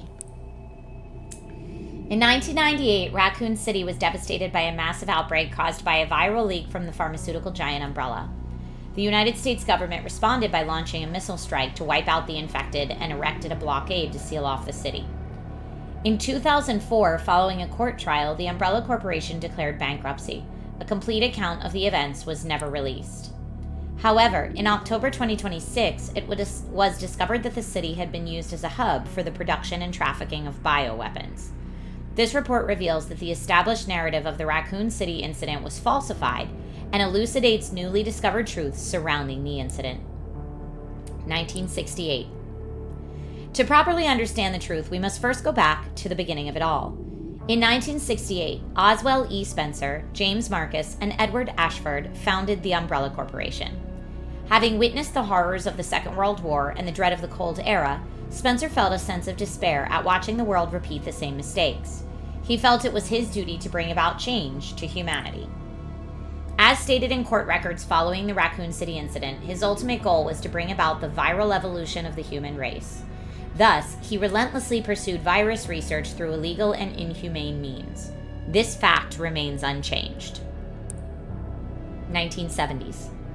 From the very beginning of Umbrella, the company faced rapid change and intense internal strife, most notably the sharp ideological divide between Spencer and Marcus. According to court records, this conflict was cited as the primary factor leading to the unusual developments which followed. In 1978, James Marcus developed the T virus, which would go on to become the cause of the subsequent outbreak. 1980s. This is a crucial period for understanding the basis of what caused the incident and the truth behind the entire case. Spencer's influence and ARC's establishment. Spencer used internal politics to have Marcus demoted, absorbing T-virus research into a facility under his own control. From then on, Umbrella began to actively research and develop bioweapons under Spencer's leadership. The underground facility known as ARC, which was discovered during recent events, originally served as the administrative center of Umbrella's research. Several documents outlining Spencer's plan for ARC have also been discovered. Excerpt from confiscated records. Long-Term Strategic Review, 1980. ARC-centric Integrated Research Roadmap, Step 1. Concentrated investment into the Wesker Project and the T-virus. Step 2. Establishment of ARC as a central command center. Step 3. Development of ELPIS. Step 4. Memory transfer and forced evolution. This is the first recorded incident of a significant keyword, ELPIS, the connection's involvement. The following documents regarding Marcus's involvement were also discovered. Receipt of donation. Recipient James Marcus, sender F Foundation, $30 million. This document shows a suspicious flow of funds being channeled to Marcus. Past FBI investigations revealed that the source of the funds, the F Foundation, was just one of the puppet organizations of the Connections. The F Foundation no longer exists. The Connections is a criminal organization that various government agencies have been sounding the alarm against for years. This illicit group is at the heart of all this. Evidence suggests that the Connections sought involvement with Umbrella's central operations. Additional documents belonging to the protege of Marcus, Brandon Bailey, have been uncovered. Excerpt from confiscated records. Telegraph log. Sender Brandon Bailey, recipient F Foundation. Preparations are complete. I think it's time they made contact with me directly, don't you? I await a response. This indicates that Bailey took over correspondence with the Connections succeeding Marcus. Bailey was rumored to be the founder of the Connections, but he may have only been a small cog in the larger machine. We now believe the Connections has had deep roots to the criminal underworld since before the 1980s. Much about the Connections remains unknown. Spencer's Purge. In order for Spencer to obtain complete control over Umbrella, he used force to deal with any internal opposition and influential adversaries. A list of these individuals, seemingly prepared by an associate of Spencer's, was recently discovered. Measures will be taken against Cheryl Moore, Michael Kramer, James Marcus. 1990s. During this period, Umbrella continued to grow and expand through ties with the government. The organization became so large that Spencer could no longer fully control it. Numerous accidents plagued Umbrella facilities around the world as a result of poor management. Furthermore, information was being leaked to rival organizations and the connections due to moles who had infiltrated the company. Yet despite the circumstances, Spencer was able to thoroughly protect and complete his research of ARC. The research? Elpis. While most records regarding Elpis were lost with the destruction of ARC, a precious few remain. Tricell, HSF, the family, and Umbrella. Elpis shall bring it all to an end. The only information leaked about Elpis was that it had the potential to upset the military balance of the entire world. However, a strictly managed password known only to Spencer was needed to access it. What is Elpis? Elpis is a powerful antiviral drug. However, this was unknown to those who sought it. The Connections and other black market groups mistakenly thought it to be a powerful bioweapon with the potential to control human minds. This confusion likely stemmed from the fierce competition surrounding bioweapon development. It was common knowledge that Spencer, the developer of Elpis, aimed for the evolution and control of humanity through viral technology. Completion of Elpis. Based on data taken from the confiscated records and changes in Spencer's behavior, we believe Elpis was completed around the mid-1990s. After this period, the records show a marked decrease in the number of public statements from Spencer. A similar decrease in activity was also observed at the Raccoon City orphanage. Disturbingly, it is suspected that the children at the orphanage had long been used for umbrella experimentation. While Spencer frequently visited the orphanage, records indicate he stopped in the 1990s. Furthermore, the orphanage was under the research jurisdiction of William Birkin in the late 90s. Birkin turned against Spencer, ultimately leading to the leak of the T-virus. 1998, the Raccoon City incident. The T-virus leaked from the Umbrella Research Facility in Raccoon City, causing an unprecedented outbreak. In response, the government decided to launch a missile strike on the city under the pretense of containing the spread. However, this is where we have been misled. The missile strike was not launched to prevent the spread of infection. A plan was formed to disrupt the relationship between the government and Umbrella and shift the blame for all illegal activities onto Spencer. Found records indicate that the Connections lobbied for the missile assault. Excerpts from confiscated records. ARC has been secured. Commence the missile strike. The blame will fall solely on Spencer. With this, Umbrella will be dismantled and will seize their assets. Their goal was the acquisition of Umbrella assets, particularly the thing they believed would disrupt the world's military balance, Elpis. Due to Bailey's involvement, the Connections were aware of Umbrella's inner workings prior to the Raccoon City incident. This set them up to swiftly secure ARC before instructing the government to carry out the missile strike. After the Raccoon City incident, the Umbrella trials. As is well known, trials were held after the events of the Raccoon City incident. Testimony from Raccoon City survivors, along with evidence submitted by the Global Pharmaceutical Consortium, demonstrated the scope of Umbrella's nefarious activities. Evidence against Spencer was presented at the trials by his subordinate, Albert Wesker. It is now evident that Wesker was linked to Tricell, which in turn had strong ties to the Connections. Therefore, it is highly likely there was pressure from the government and the Connections during the trials. In 2004, following the outcome of the trials, Umbrella was forced into bankruptcy. Just as the Connections and the government intended, Oswell E. Spencer was held accountable as CEO and he disappeared from the public eye. Acquisition of ARC. The Connections and the government seized ARC during the Raccoon City incident. Thereafter, ARC served as a base for the research, development, and distribution of bioweapons. Documents believed to be transaction lists have also been seized. These list Umbrella's competitors, along with organizations that were previously found guilty of illegal activity. Unfortunately, most evidence was lost with the collapse of ARC. Recovery efforts continue, but success is unlikely. Proliferation of bioterrorism. Following the Raccoon City incident, weaponized viruses developed by Umbrella were leaked. Subsequently, instances of bioterrorism utilizing this technology spread around the globe. In 2013, President Adam Benford was assassinated in a bioterrorist attack. Intelligence agencies report that the president wished to reveal the full truth of the Raccoon City incident. It is possible that President Benford was privy to the facts revealed in this report. Spencer's final years. Remaining records about Spencer after the dissolution of Umbrella are scarce, but a new source of information has recently come to light, an interview conducted by Alyssa Ashcroft. Despite being responsible for countless atrocities, Spencer showed some signs of remorse in this interview. Having lost everything, he sought atonement. While Elpis is a powerful instrument that can render viral weapons inert, it also has the potential as a panacea to be used for good. It's possible that Spencer's true motivations behind Elpis were peace and redemption. While he remained obsessed with the evolution of humanity throughout his later years, most testimonies describe him as nothing but a senile old man.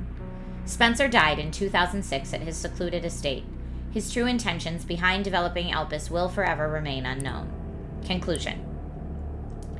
As we can see from the records, the Umbrella Corporation's liquidation was intentionally orchestrated by the Connections and the U.S. government. Furthermore, they were involved in the illegal development and trafficking of bioweapons in Raccoon City. The extent to which past and present governments were involved requires further investigation. Much about the Connections remains shrouded in mystery, and most records of their involvement were destroyed alongside ARC. Countless lives have been lost. As government officials, we have a duty to pursue the truth. If anything, finding it will finally offer some closure to everyone who fell victim to these heinous actions. FBI Intelligence Analyst, Grace Ashcroft. That's it! We did it! Bye, Aguilar! Be safe in your travels.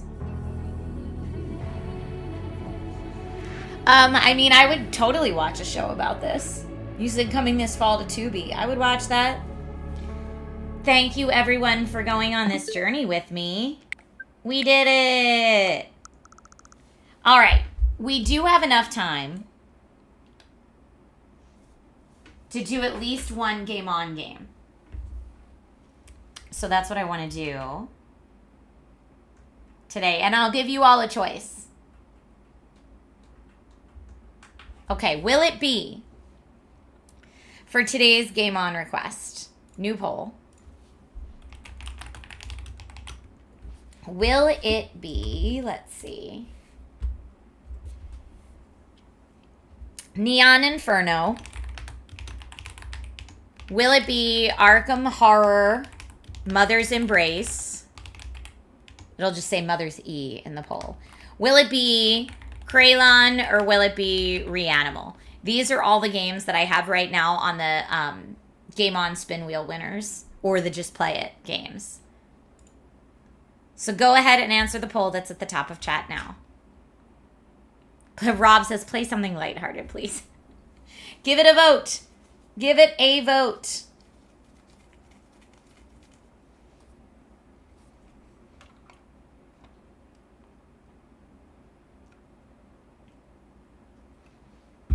Let me know which game you'd like to see. Kraylon is an indie game. I could probably work Kraylon into an indie game showcase. But it was a game on request from the Chaos siblings because I think their friend worked on it. So it's an indie game that's out right now. And let me see what I can tell you about it.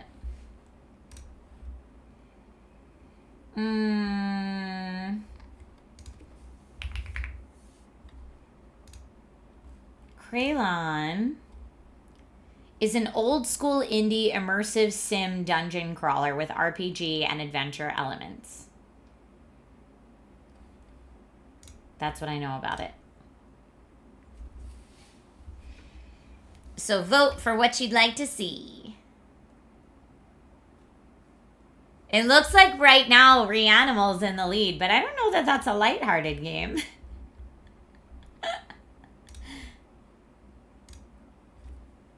Not that it needs to be. I just know some people were like, please go lighthearted after this, but maybe we'll just keep it Spooky Sunday. Sprinkle says it is not. Looks like it's between Reanimal and Neon Inferno. Both Rob choices, actually.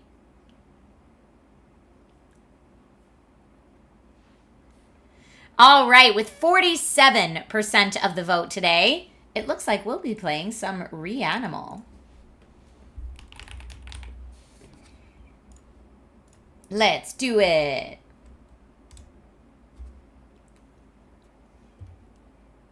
And if I remember correctly, this is more of a controller game than a keyboard mouse game.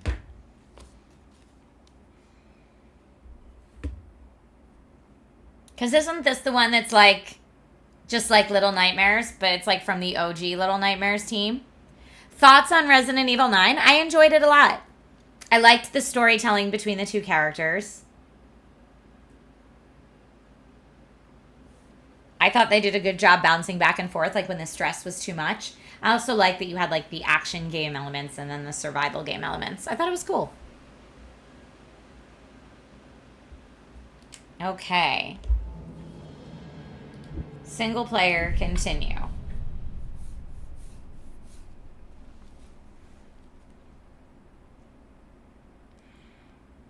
Oh, we're shadersing for a second. But yeah, I liked it. I'm glad that I played Grace's section in third person because first might have been too scary for me. Survival games are terrifying for me. Speaking of survival games, we got these poor small baby children trying to make it in this big scary world. Is that where we just came from? I think that's where we just came from. Unless we have to, like, push down this tree.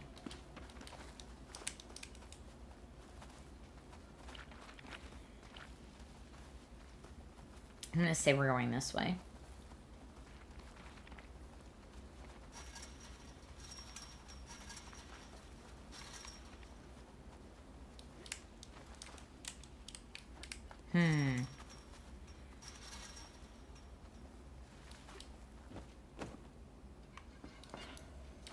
I can't jump onto it. It's weird because the camera keeps changing angles there. Oh, can I go under it? No.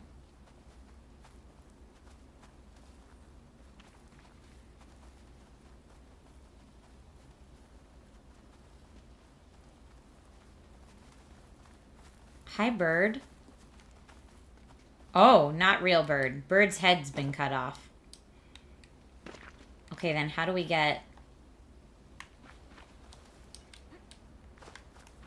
How do I grab it? Hold on, let me check my...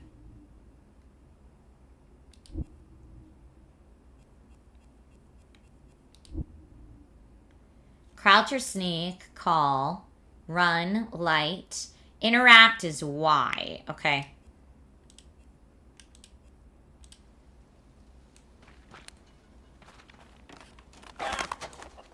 Oh! It ran away even though it had no head.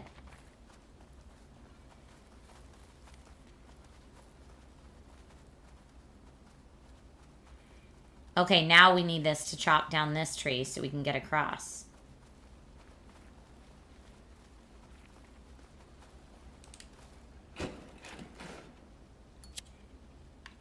Okay, who's gonna help me?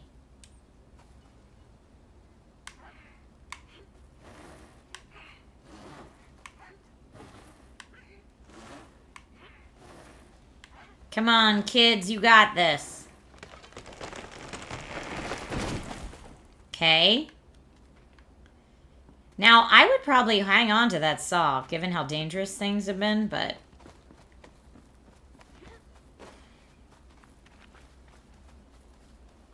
Oh, look at all the bodies.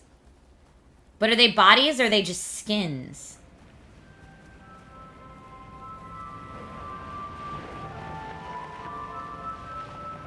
Terrifying. It's so creepy that there's like this kind of like happy kids music.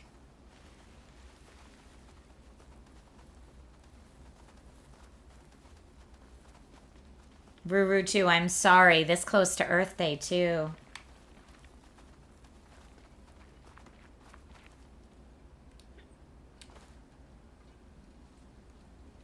Can I climb it? Okay, well I'm guessing this is not the way to go then.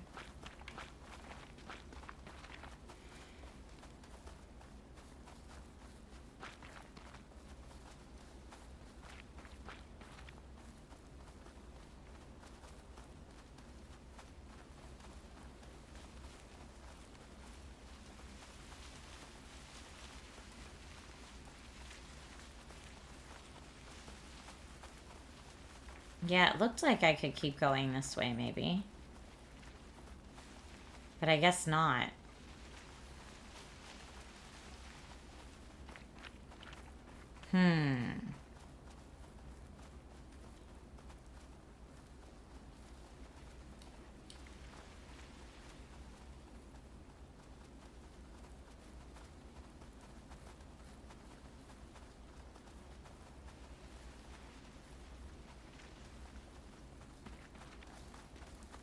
Maybe we can get over here. Yeah, okay. Now, I don't think we want to be discovered by that ice cream truck, but maybe there's actually ice cream in it? Oh, we're done. Yeah, okay, well, don't do that. Number 9, redeemed a stretch. It's a good time for a stretch. Ugh. I'm gonna need this stretch considering I'm gonna be on an airplane all night. Classy librarian! How are you, my friend? Good to see you. What's going on?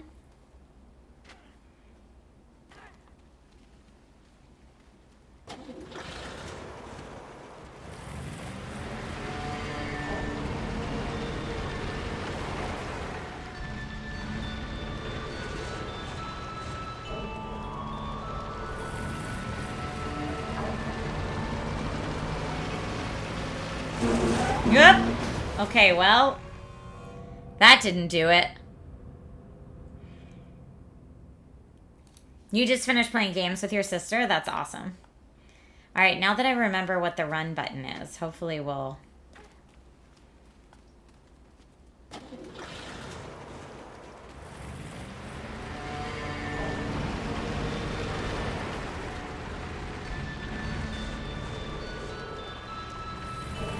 Oh, it's the ice cream truck music. How creepy.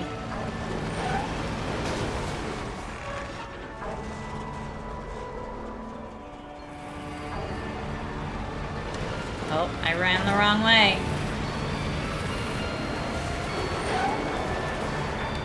Come on, kids. Come on, friend. No, friend's gonna get captured. No. Friend.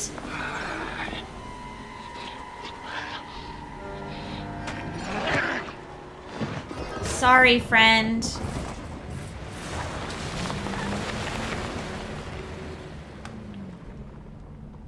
We just, like, broke that kid out, too.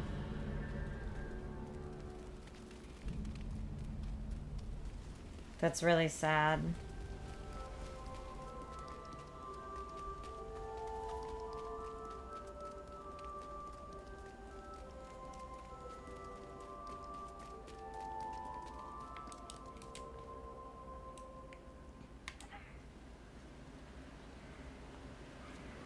What are we doing with the car?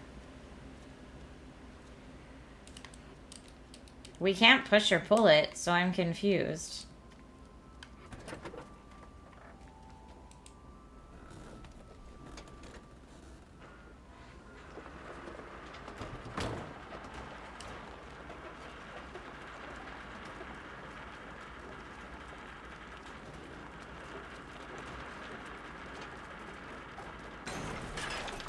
Okay.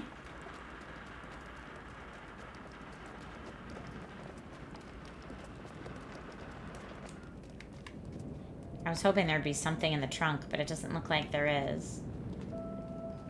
Reach this small forest town. Whoa.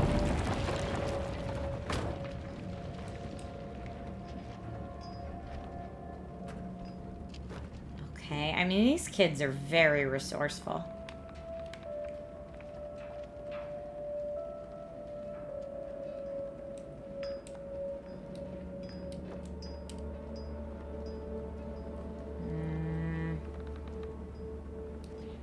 There we go.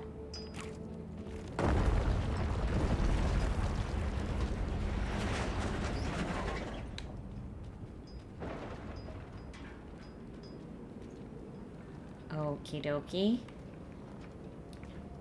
Nope, that's death. I couldn't really see, and I thought maybe there was a bridge across, but I guess there was not.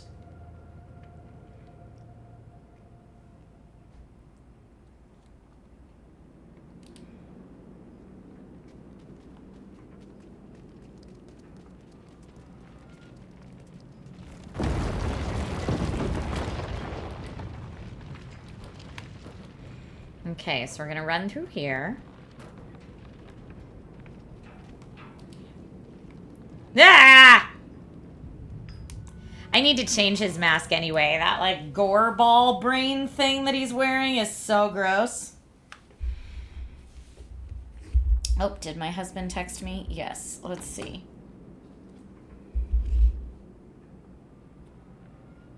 Okay, great.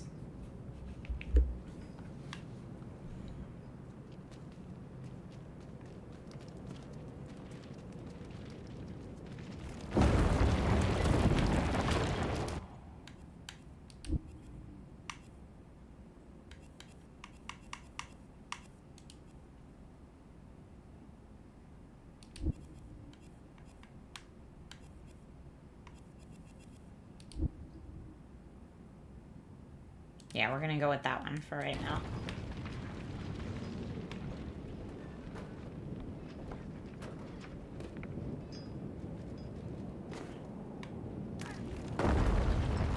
Now there's another cave in. Maybe we go in this garage.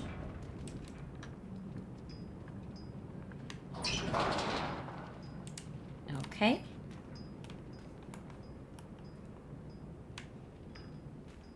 Oh boy. Creepy mannequins.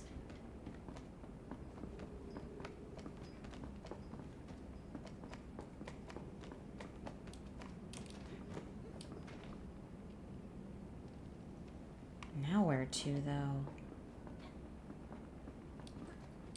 Not there. Kids love to hide in clothes, but that doesn't seem like that's it. The mannequins are what's lit up.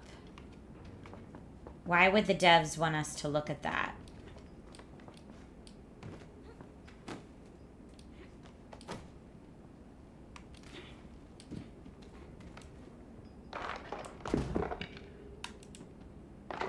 Oh, because maybe under the carpet there's something?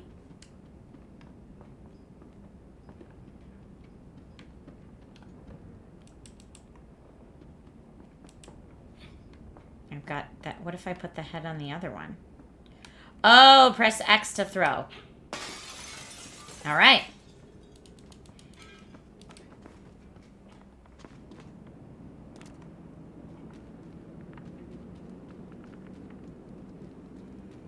Looks like this is locked. Yes.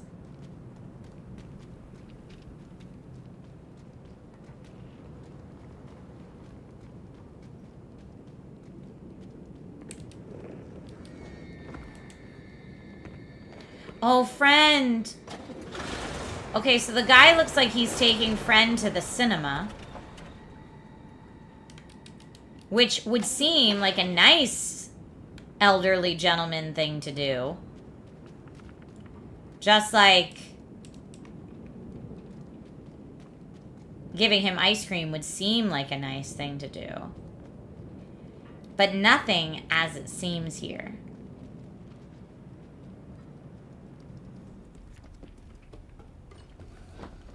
We need to save our friend.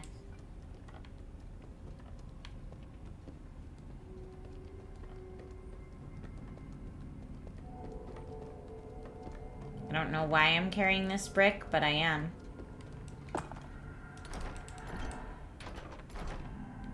Okay. How can I open the lock?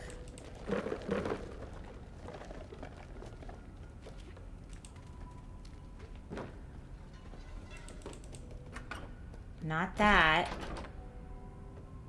I'm gonna go back and grab the brick just in case we need it to, like, stand up on something. It could be like a stool. No, not there. No.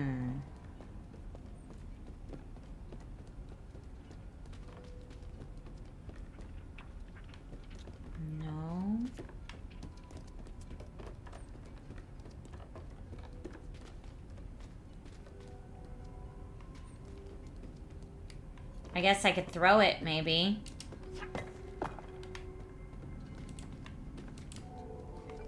I was thinking, could I throw it at...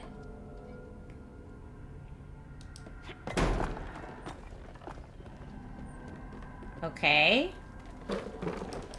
Well, I broke open the popcorn machine, but I don't think that's a help. What else could I throw the brick at?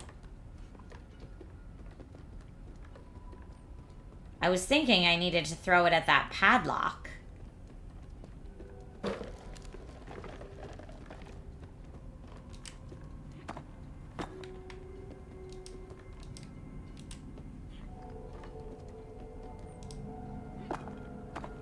No, that must not be it.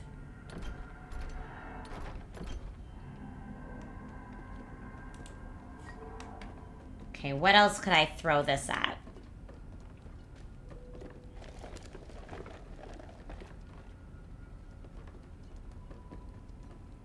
Maybe this door? No.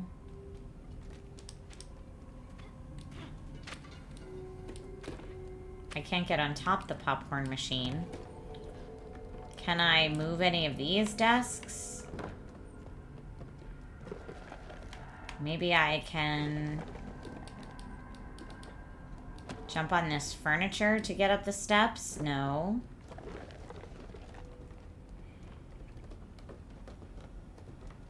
These games are all about solving puzzles, and like sometimes you need to solve puzzles together. Because you can play this co-op, but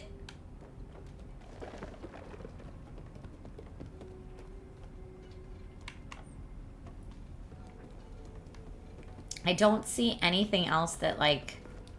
Oh, there's something that lights up. Okay, here, wait. Concept art unlocked. Okay. So that was just like a fun little collectible.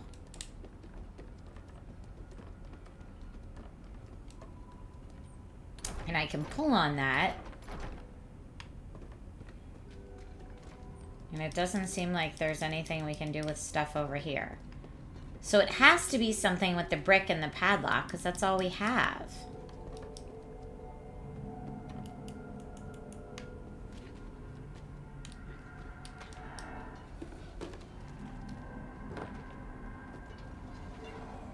Or this door right here. But we don't have the key for that door.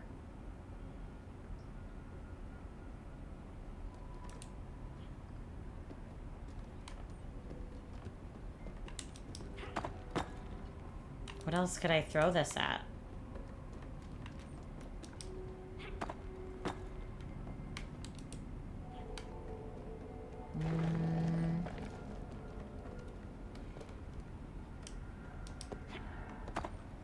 Alright, I'm gonna try going back outside. Where might we find a key?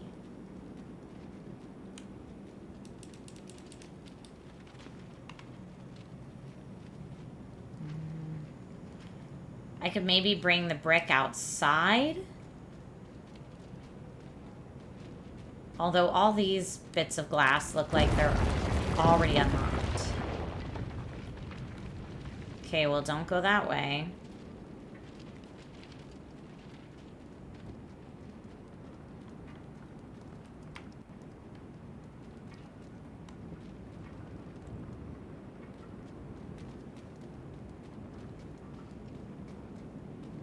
I feel like we're just leaving friend there, but there has to be something else here. Like, we must need, like, a crowbar or something to get past there. Key? Aha! Bolt cutters.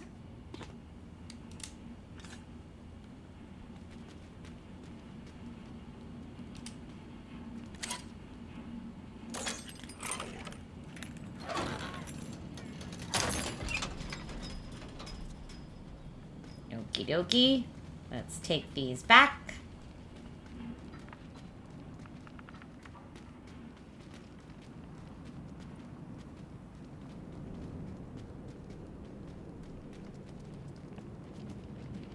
All the way back.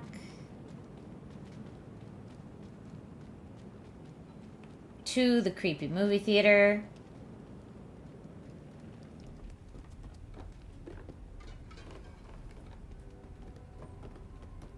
And here we go. Must save friend.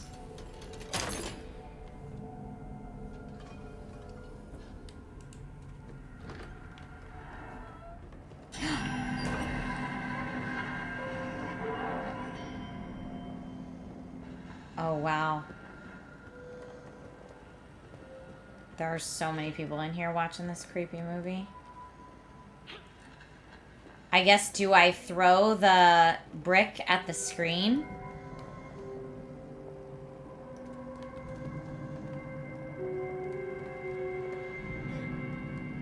How do I get back out?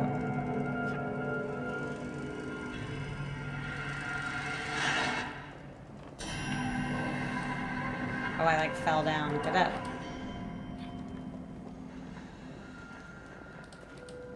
Can I not get back? Okay. I guess I can't. It's very hard to see, so I'm not really sure what's happening.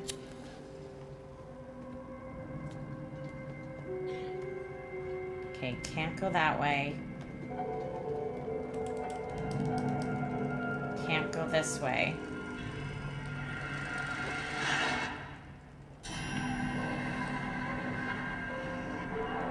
Werlin, thank you for the hydrate reminder. I feel like I need the brick to throw at the screen because that would mess up the movie.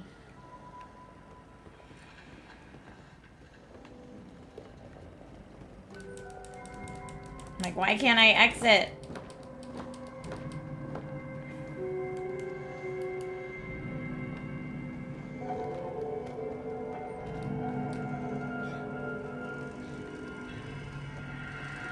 Yeah, where the heck am I supposed to go from here?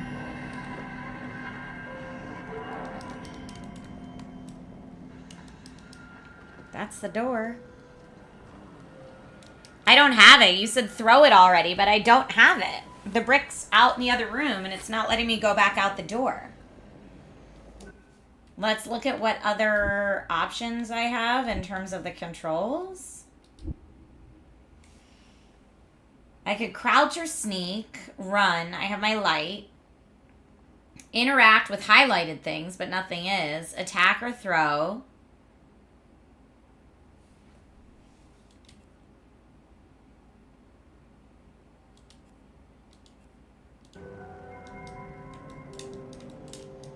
No, I don't have it, so I can't throw it. All I'm holding is a little... my little light.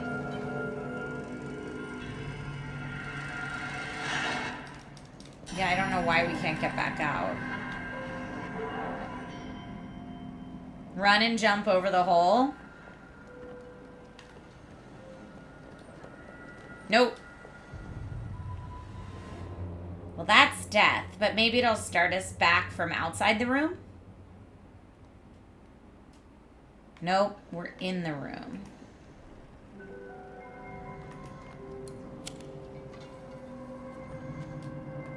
Oh, you just have to squeeze through. Oh, and there's the creepy man with our friend.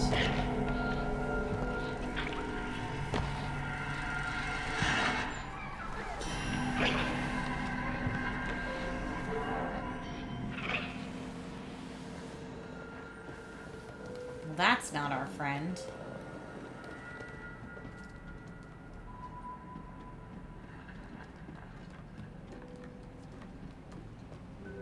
Okay.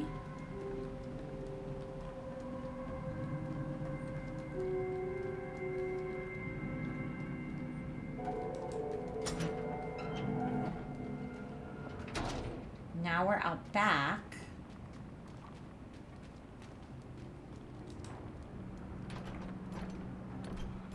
But we can't get through there. So no, we need to find something else.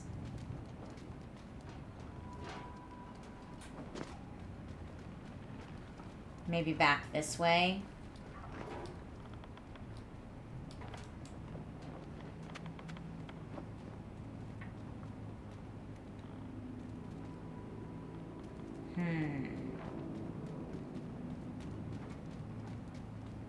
Yep, there we go. Little hole we can crawl through.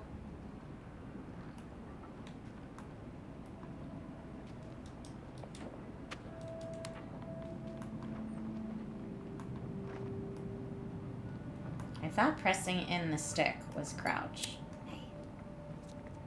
Oh, there you go. She's going. So you didn't need to crouch. You just needed to walk through it. Very creepy.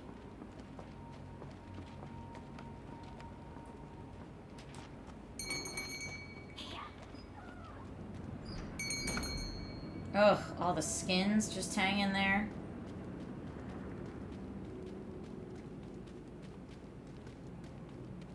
There's a bike.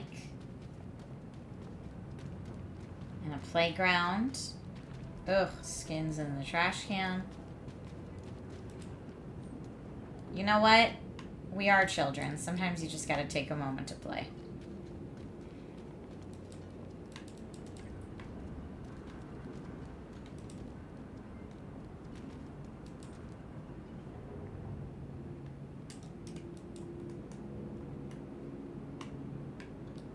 Can I do anything with it? No. Alright. We're just demonstrating how it could have been used, maybe?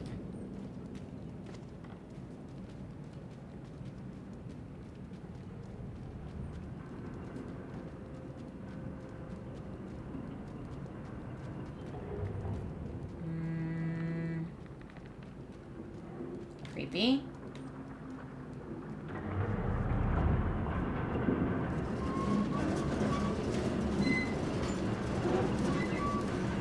There we go.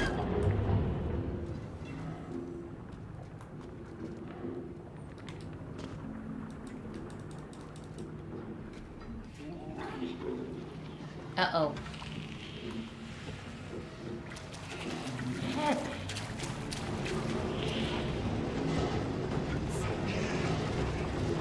Oh, you can hide in the washing machines.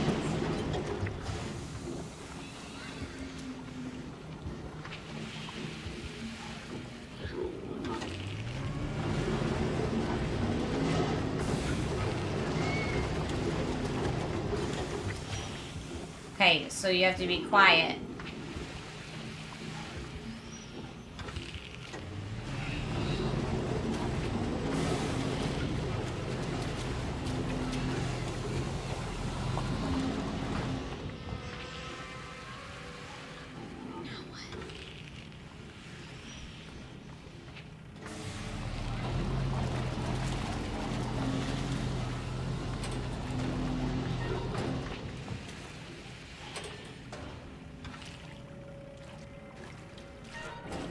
Oh, nasty.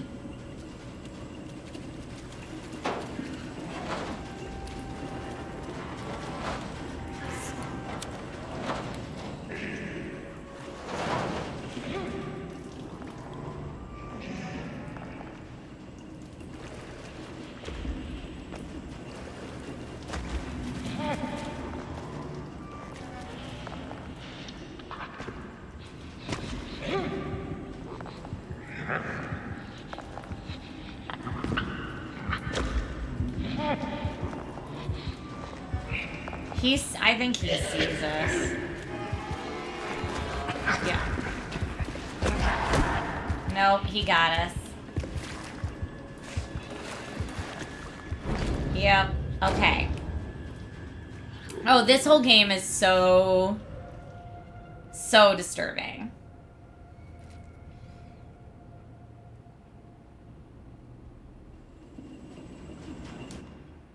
And again, I'm just going to check my controls here because... Oh, not video. Crouch or sneak is left trigger.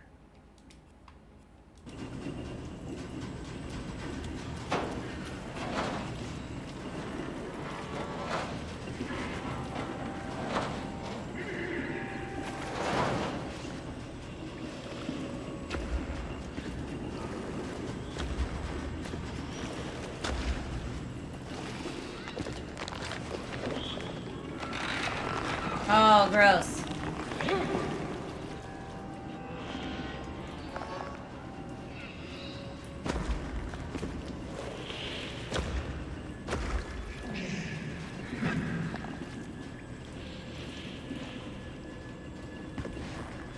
Okay, go back to where you were, man. Doing your laundry or whatever, you creepy.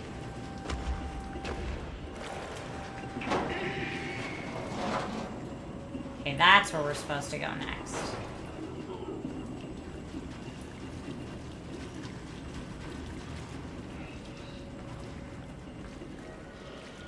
We've got to find where he's keeping our friend he kidnapped. Right there. Friend.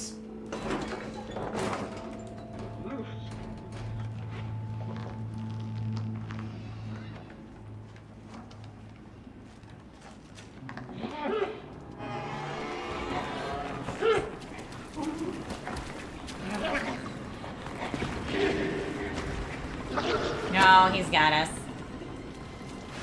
Okay, so we can't get friend out without some sort of key, I guess. Oh, and then he drowns us in the bathtub. That's nice of him.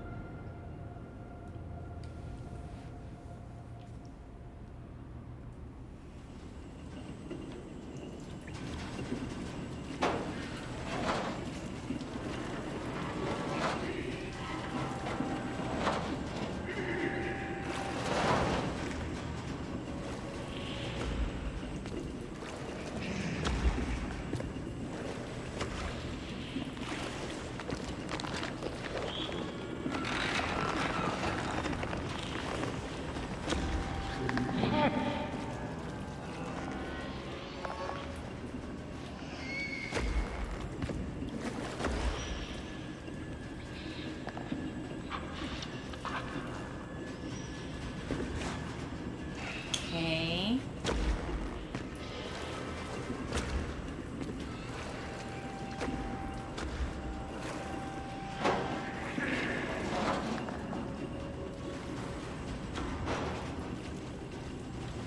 All right, now I don't know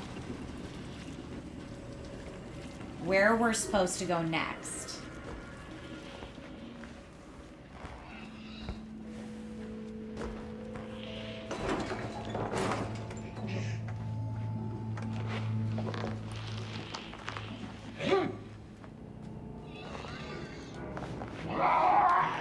Oh, okay, well, not there.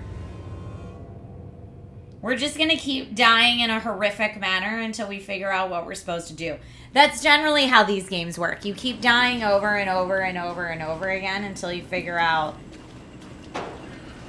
what the game designers wanted you to do in the first place.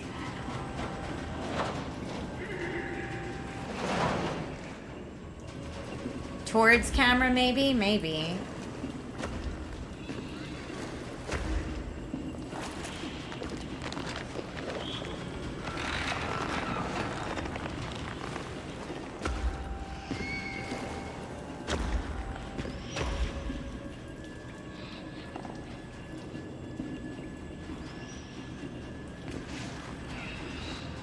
I wonder if there's also like something we're supposed to find in this room.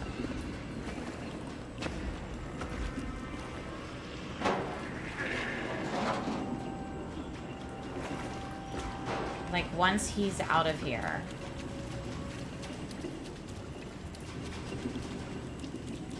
Nothing there.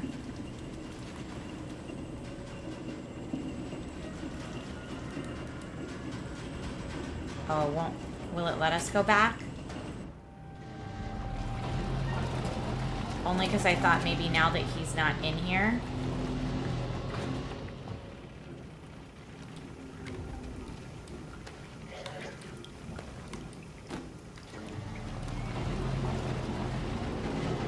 I mean, this is gross, but I don't see anything we can use.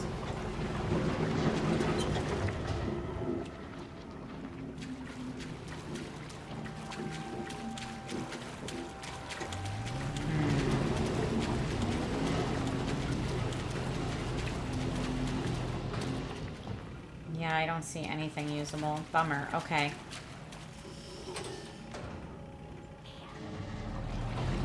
I was hoping maybe we could use the iron or something. Maybe something in the sink?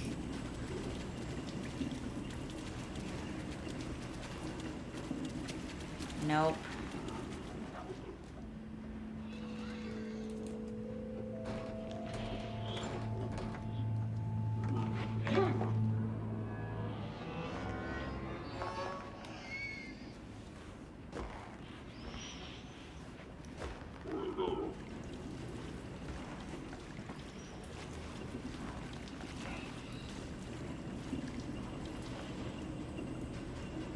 Okay, if he comes in here looking, maybe we can sneak back out.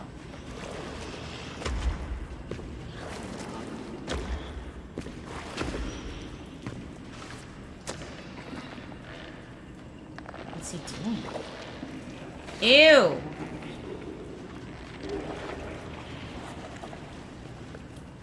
Ew, he just like went inside the hole in that thing's body. So nasty. Oh, but this was something open. Aha.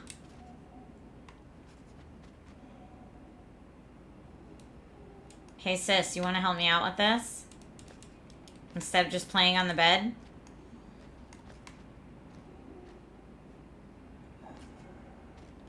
Maybe we need all three? Otaku Mega, thanks for being here today. Welcome.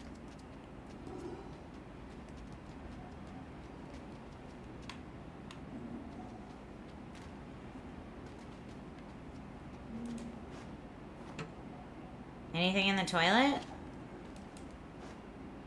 No, you can sit on it, but that's it. Okay, I think that was just a glitch, that sister wasn't helping us pull that thing out. So I'm gonna try that again.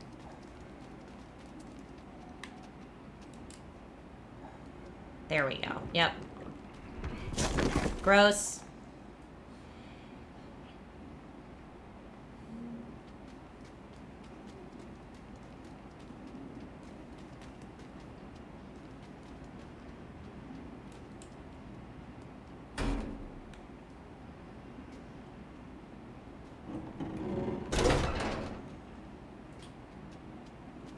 Okay, friend.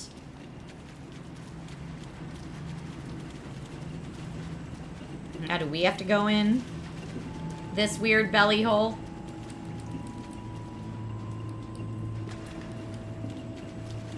Or can we go out the way we came?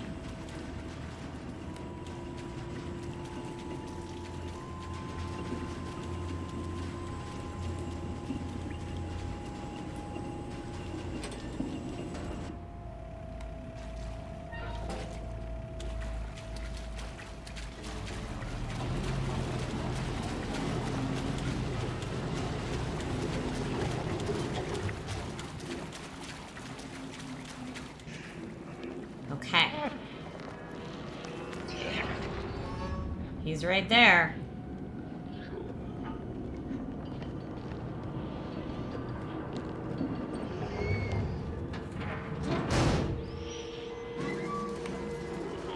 Gotta sneak with it.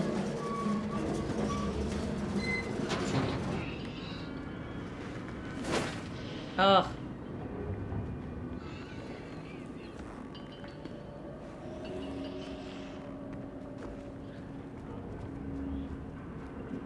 Not looking, so we're moving to the next one.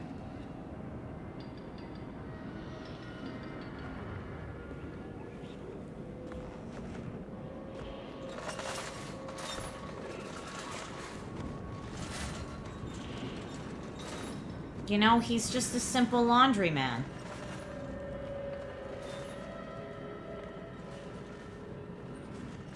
Now where's he going? Oh, he's just hanging up his laundry. Do we need to go in this door? We do.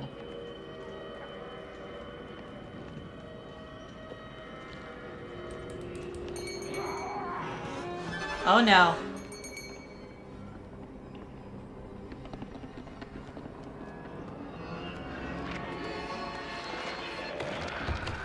Oh, because he can travel through bodies. That's right.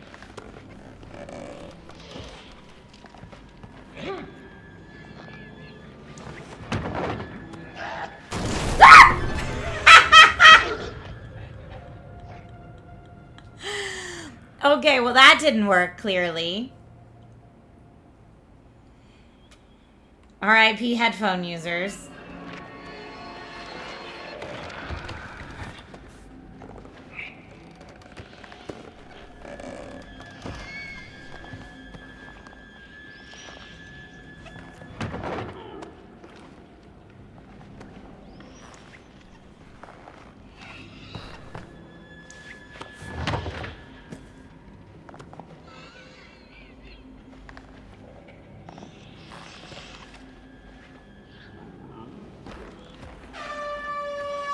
Thank you for the jump scare, Dragon Ghost.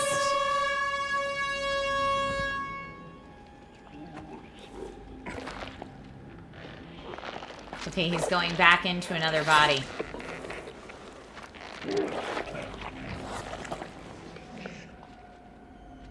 So weird that he can, like, warp through bodies. That's so nasty.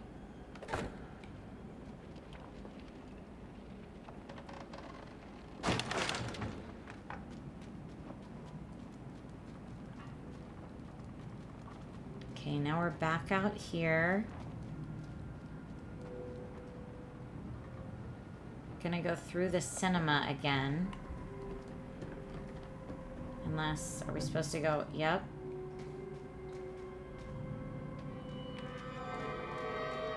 Oh, this is like a different cinema.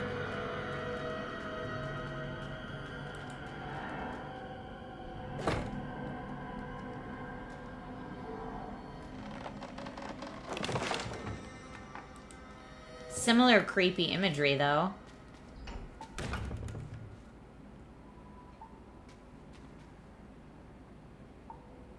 Potty?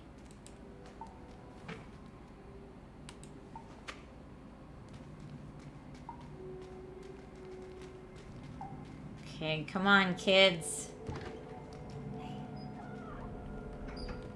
Aha.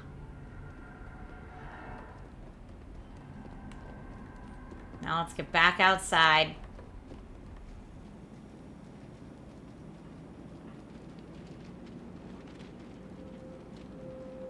And go this way.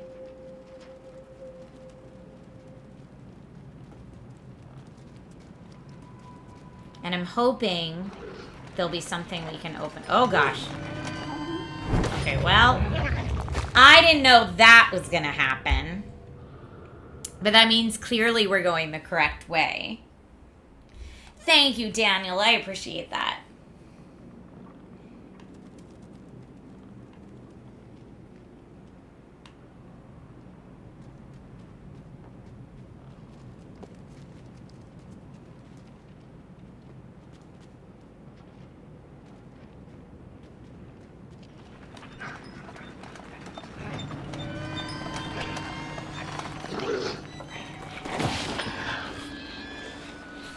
Get out of here, creepy guy.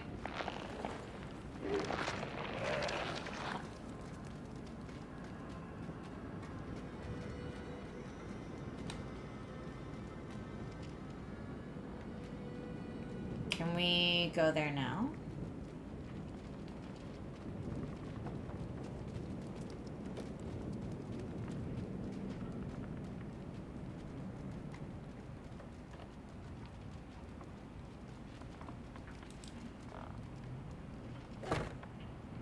Here's where we gotta go.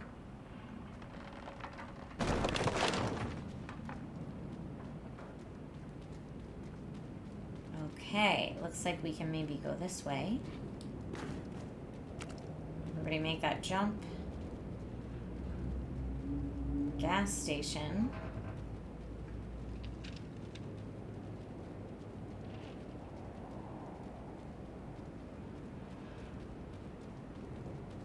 Okay, it looks like we can probably jump over these cars. No, it won't let me. Do I have to interact with the gas somehow? Or maybe this man's gas tank. Yes, I need this gas tank. Because there was a car that, in the beginning, that we could fill up with gas, maybe. Yep.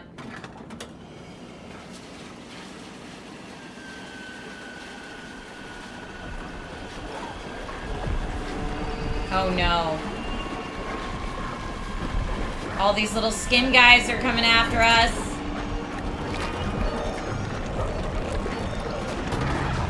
Okay, well. That wasn't it.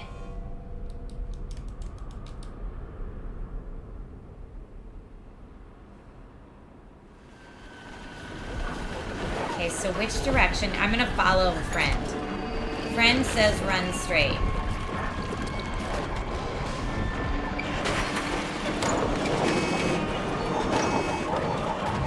Okay, not that way. Straight and then one of the two directions. But I'm not seeing where friend is going. Follow friend if I can see friend. Please also help keep your eye on friend for me.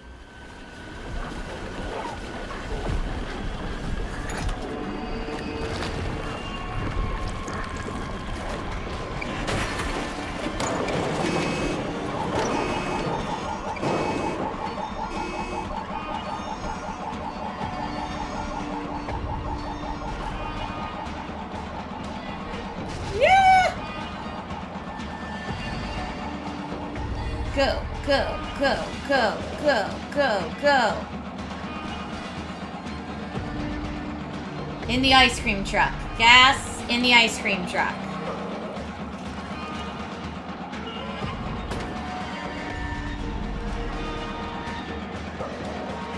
Come on, kids, go.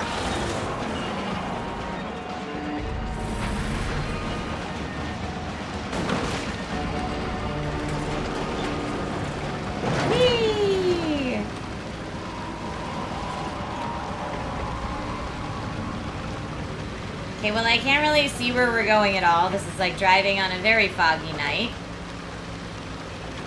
But you know what? We're going away from the creepy skin creatures and the bloated corpse walkers.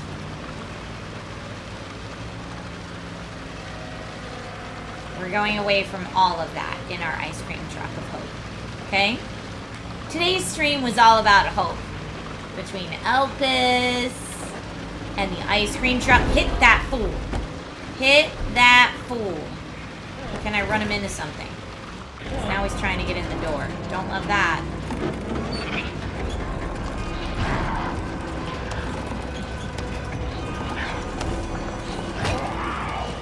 Hit him. Hit him. Nope. Okay, well that didn't work. I hit him twice though.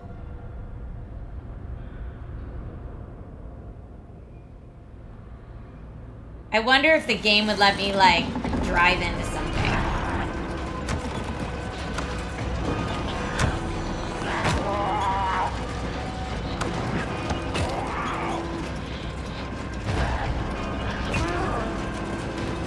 Nice.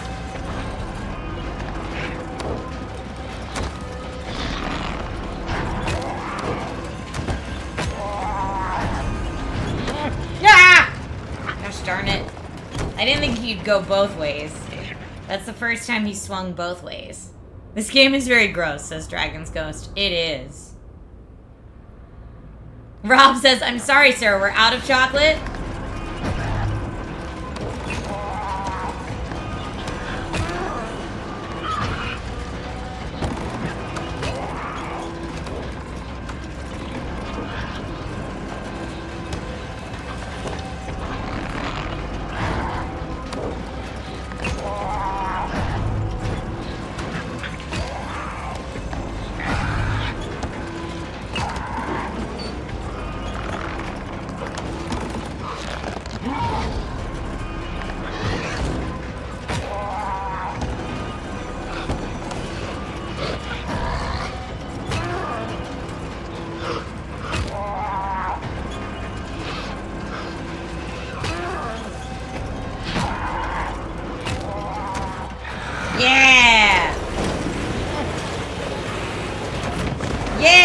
Get that fool. Oh no. Oh no. Yikes.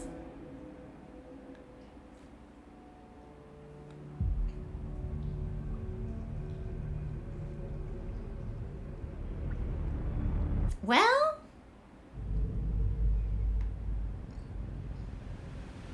why is there a dead lamb down here?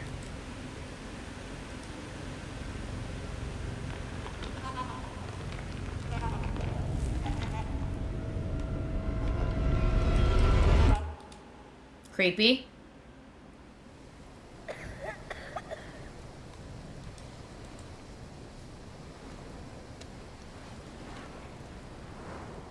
All right, did we all survive? Looks like we did. Now we're trying to get Friend out of here. Our boat should be here somewhere. I think this is where we first landed. So come on, Friend and boat. We're trying to get everybody off of this terrible island.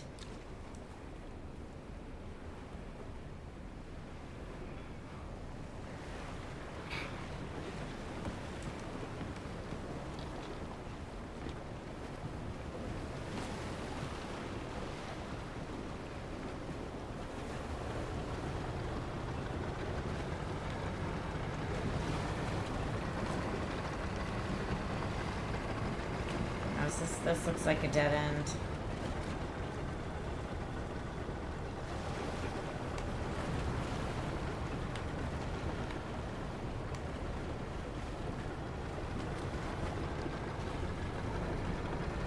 Out to sea.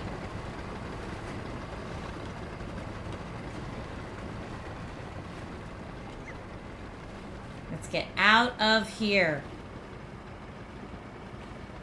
Uh-oh. We can't leave?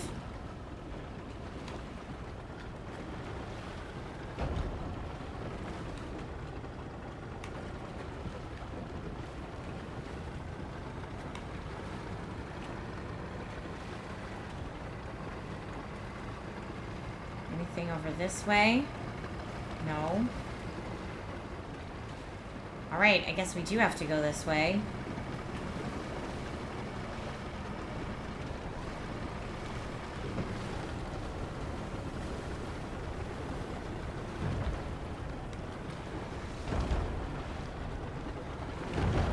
Dude, I don't know. Is that like a door we have to figure out how to open?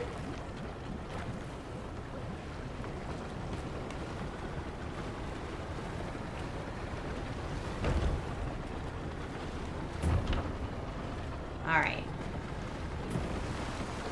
Going up on land again. Everybody out. We were too excited to leave and it wasn't time yet.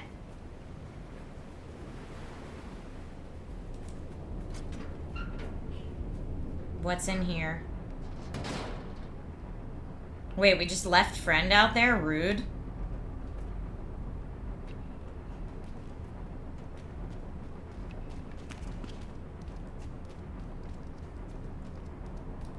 Can't go... Can we go that way? No.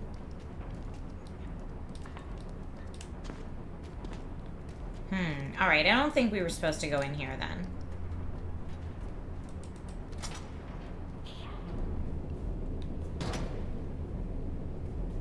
Let's see if we can... Aha!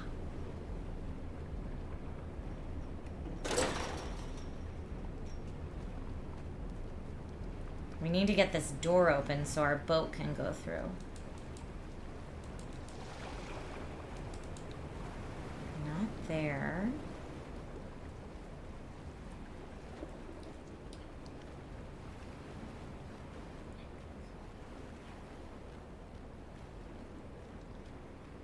This game is very slow-paced intentionally.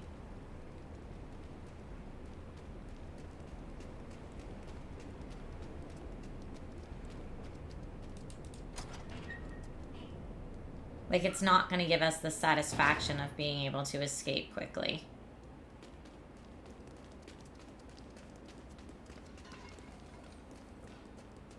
Is there Anything I need here? No, I guess not. I need that.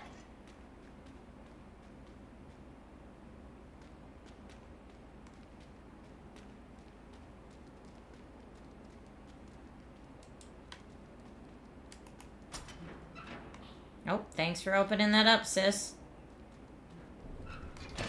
Aha, it goes right here.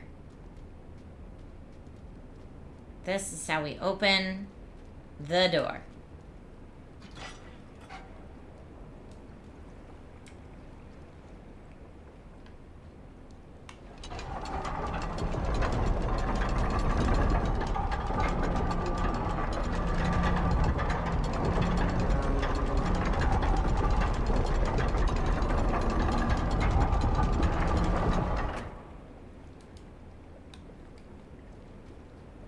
I'm like, does it start to go back together slowly or something? Doesn't seem like it, so that's good at least.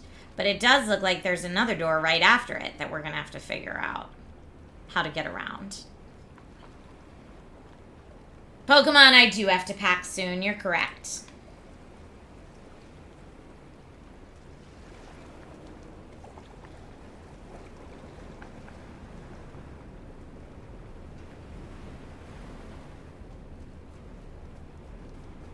Okay, now let's get in the boat. We've got our boat. Let's get in the boat.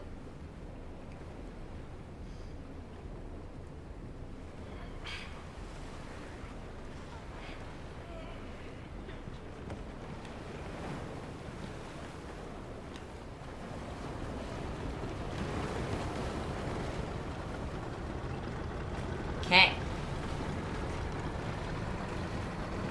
Oh. I can't tell if that's like a place we can go or not. Okay, well, we made it through the first doors.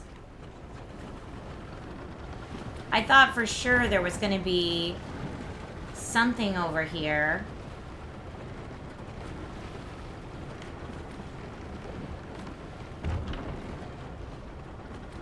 Anything?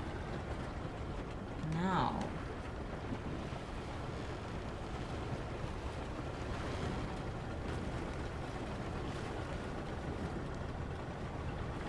Now, it almost looked like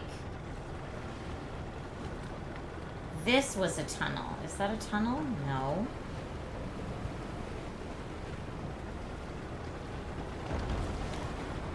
So how do we get through the other door? Maybe, like, someone needs to jump out over here? No, it won't let us. Look for a place to park the boat over here somewhere.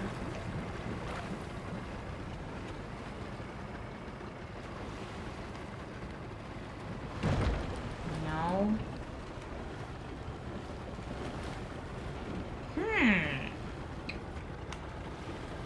Could you jump over the bridge when it was closed?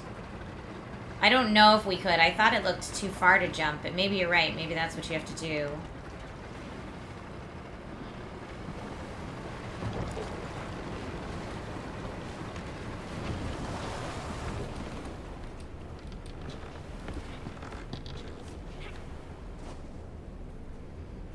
So now we'll have to close it and then try to jump over.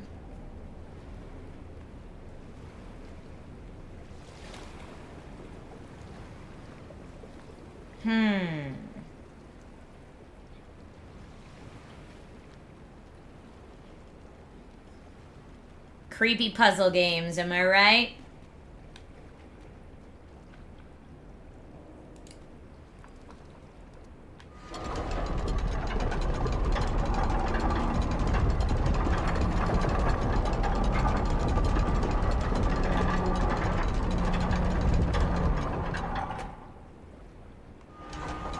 So it's gonna have to be like in between, like maybe there.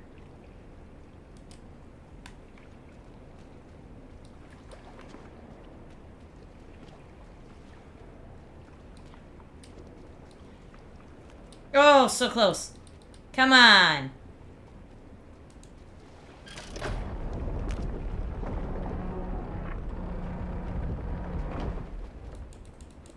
Can I? Is there anything to inspect here?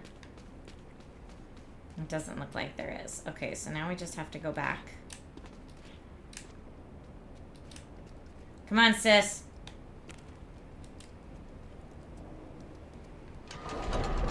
Oh, other way.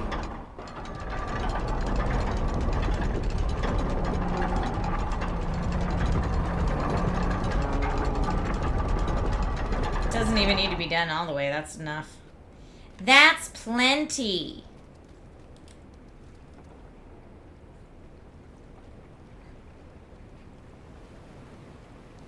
You thought the camera pan looked sus? Yup.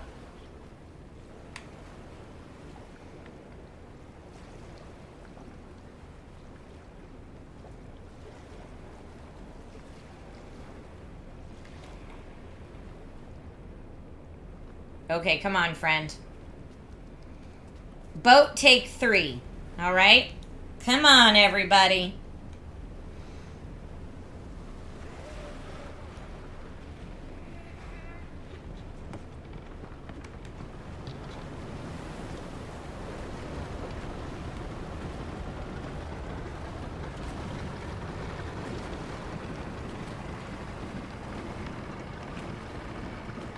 Well, it makes me happy that maybe we saved Friend. Friend the whole time who was like, you should have never come back for me. It's too dangerous.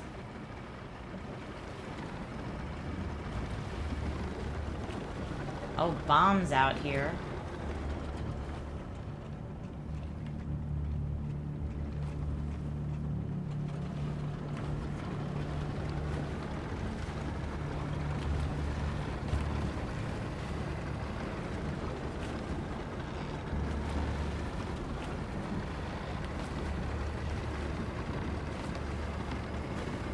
Into the bombs.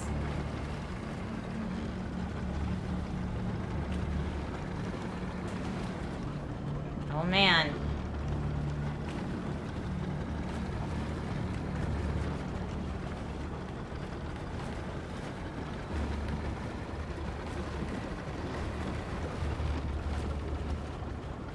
Okay.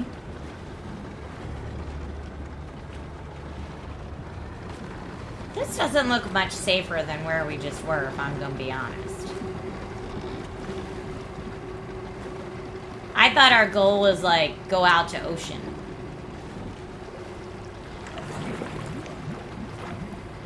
Ruh-roh, what's in that water?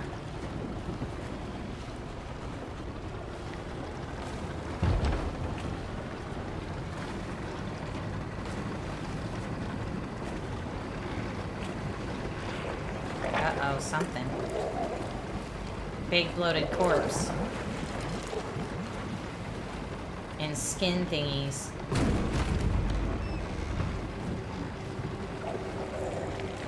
Oh no.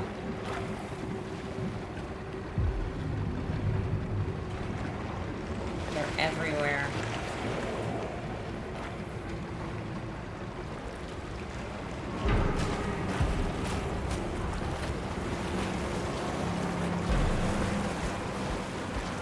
Driving faster, but I don't want to hit a bomb.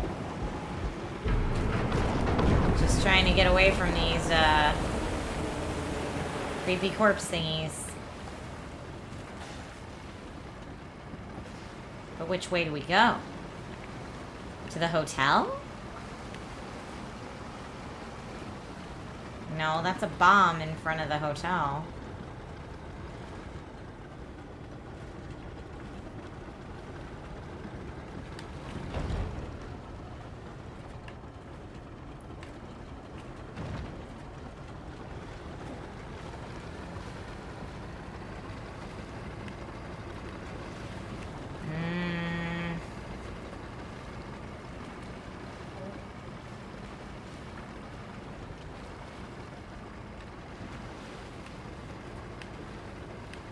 The water looks great. The water effects, though, in the game. Okay, this looks maybe like a dead end as well.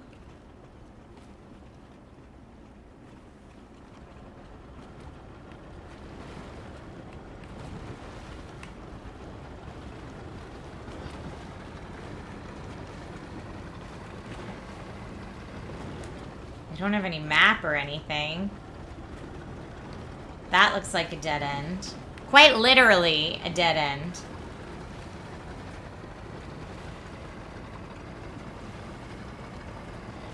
Okay, so no hotel. We'll go back this way.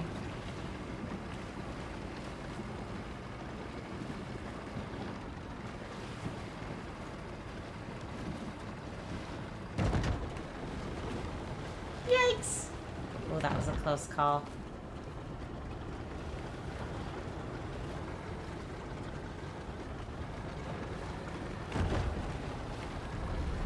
I thought this was where I came from. But maybe not. Okay. Alright, maybe not, because now we can actually get out of the boat again. But yeah, this does not look much safer.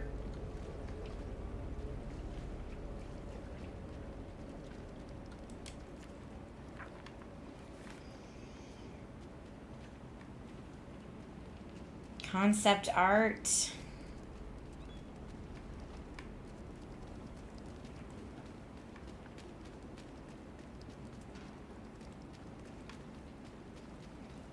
All right, I'm gonna see if we can jump up here.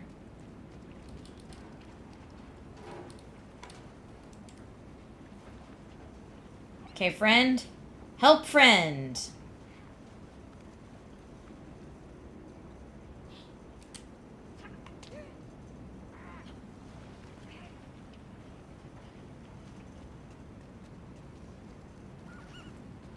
Okay.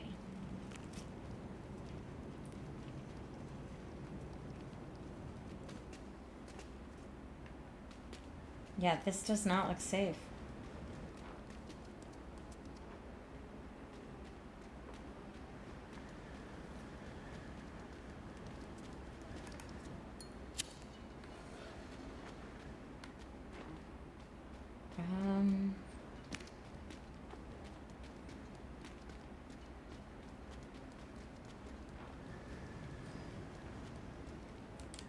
Oh.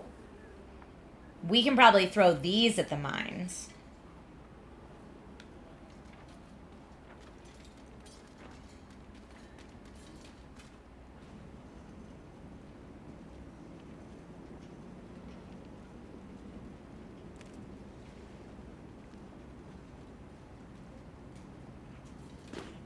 You're in Qantas First Lounge. Nice.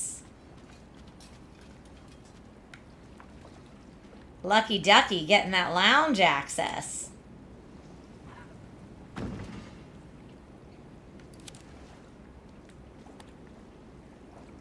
Everyone getting in?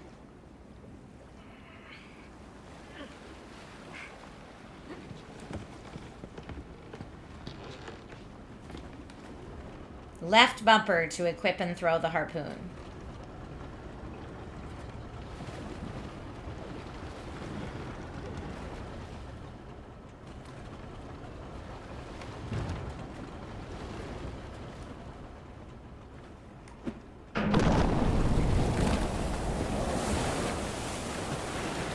Okay.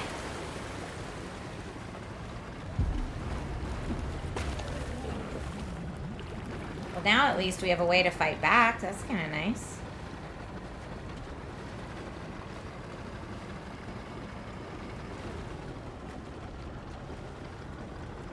Okay, this is the dead end here. I think we probably got to go back towards the hotel.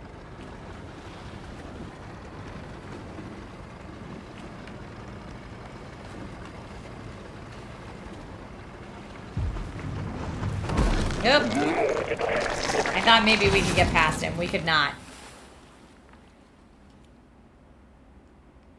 Let's see where it starts us.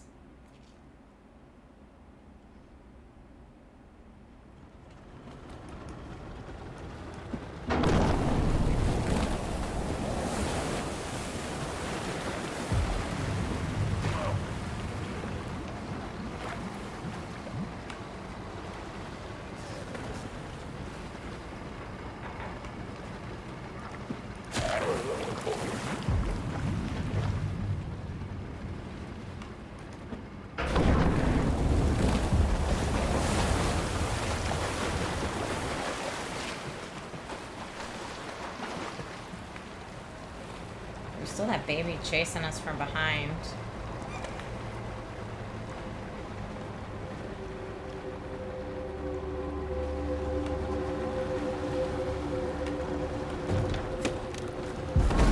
Oh, come on. Why did we throw it against the wall? Anyway, I'm seeing now it is 4 o'clock, which means I have to pack so I can go to the airport soon. But this has been Reanimal. It was a game on request from Rob that won a little bit ago, so I'm glad I got to revisit it again because I do really like the Little Nightmares games, and this gives me a lot of those vibes. I will put out the schedule on Discord this week, but know that there's no Gong Show on Tuesday because I'll be in New York. However, there will be at least 2 streams to Amazon on Tuesday. And maybe I'll be able to do something from the hotel room Monday as well. I have no idea. It depends on hotel Wi-Fi, which is always kind of crummy, if we'll be honest. But yeah, I will update you as best I can. Safe and comfortable travels. Thank you, Werlin. Get upgraded. Ha ha ha. Let's see. Let's see if they have the upgrade list. Nope, it still just says requested. I don't think we're close enough yet for them to share. Although, I will say, at least in the main cabin, there's still some empty seats, which makes me think maybe the flight's not too full. Thank you for helping me beat Resident Evil Requiem. That was so fun. I enjoyed it so much. Thank you, thank you, thank you. Yeah, pay attention to socials and I'll, tell everybody what I'm up to in New York. I will be back Wednesday, but there will not be there'll be an Amazon stream on Wednesday, but not a Twitch stream Wednesday. Unless, actually, maybe I'll do it to both. Maybe I'll do it to both. Haven't made the schedule yet, but I will. All right. Thank you, everybody, so much for watching, and I will see you soon. Bye.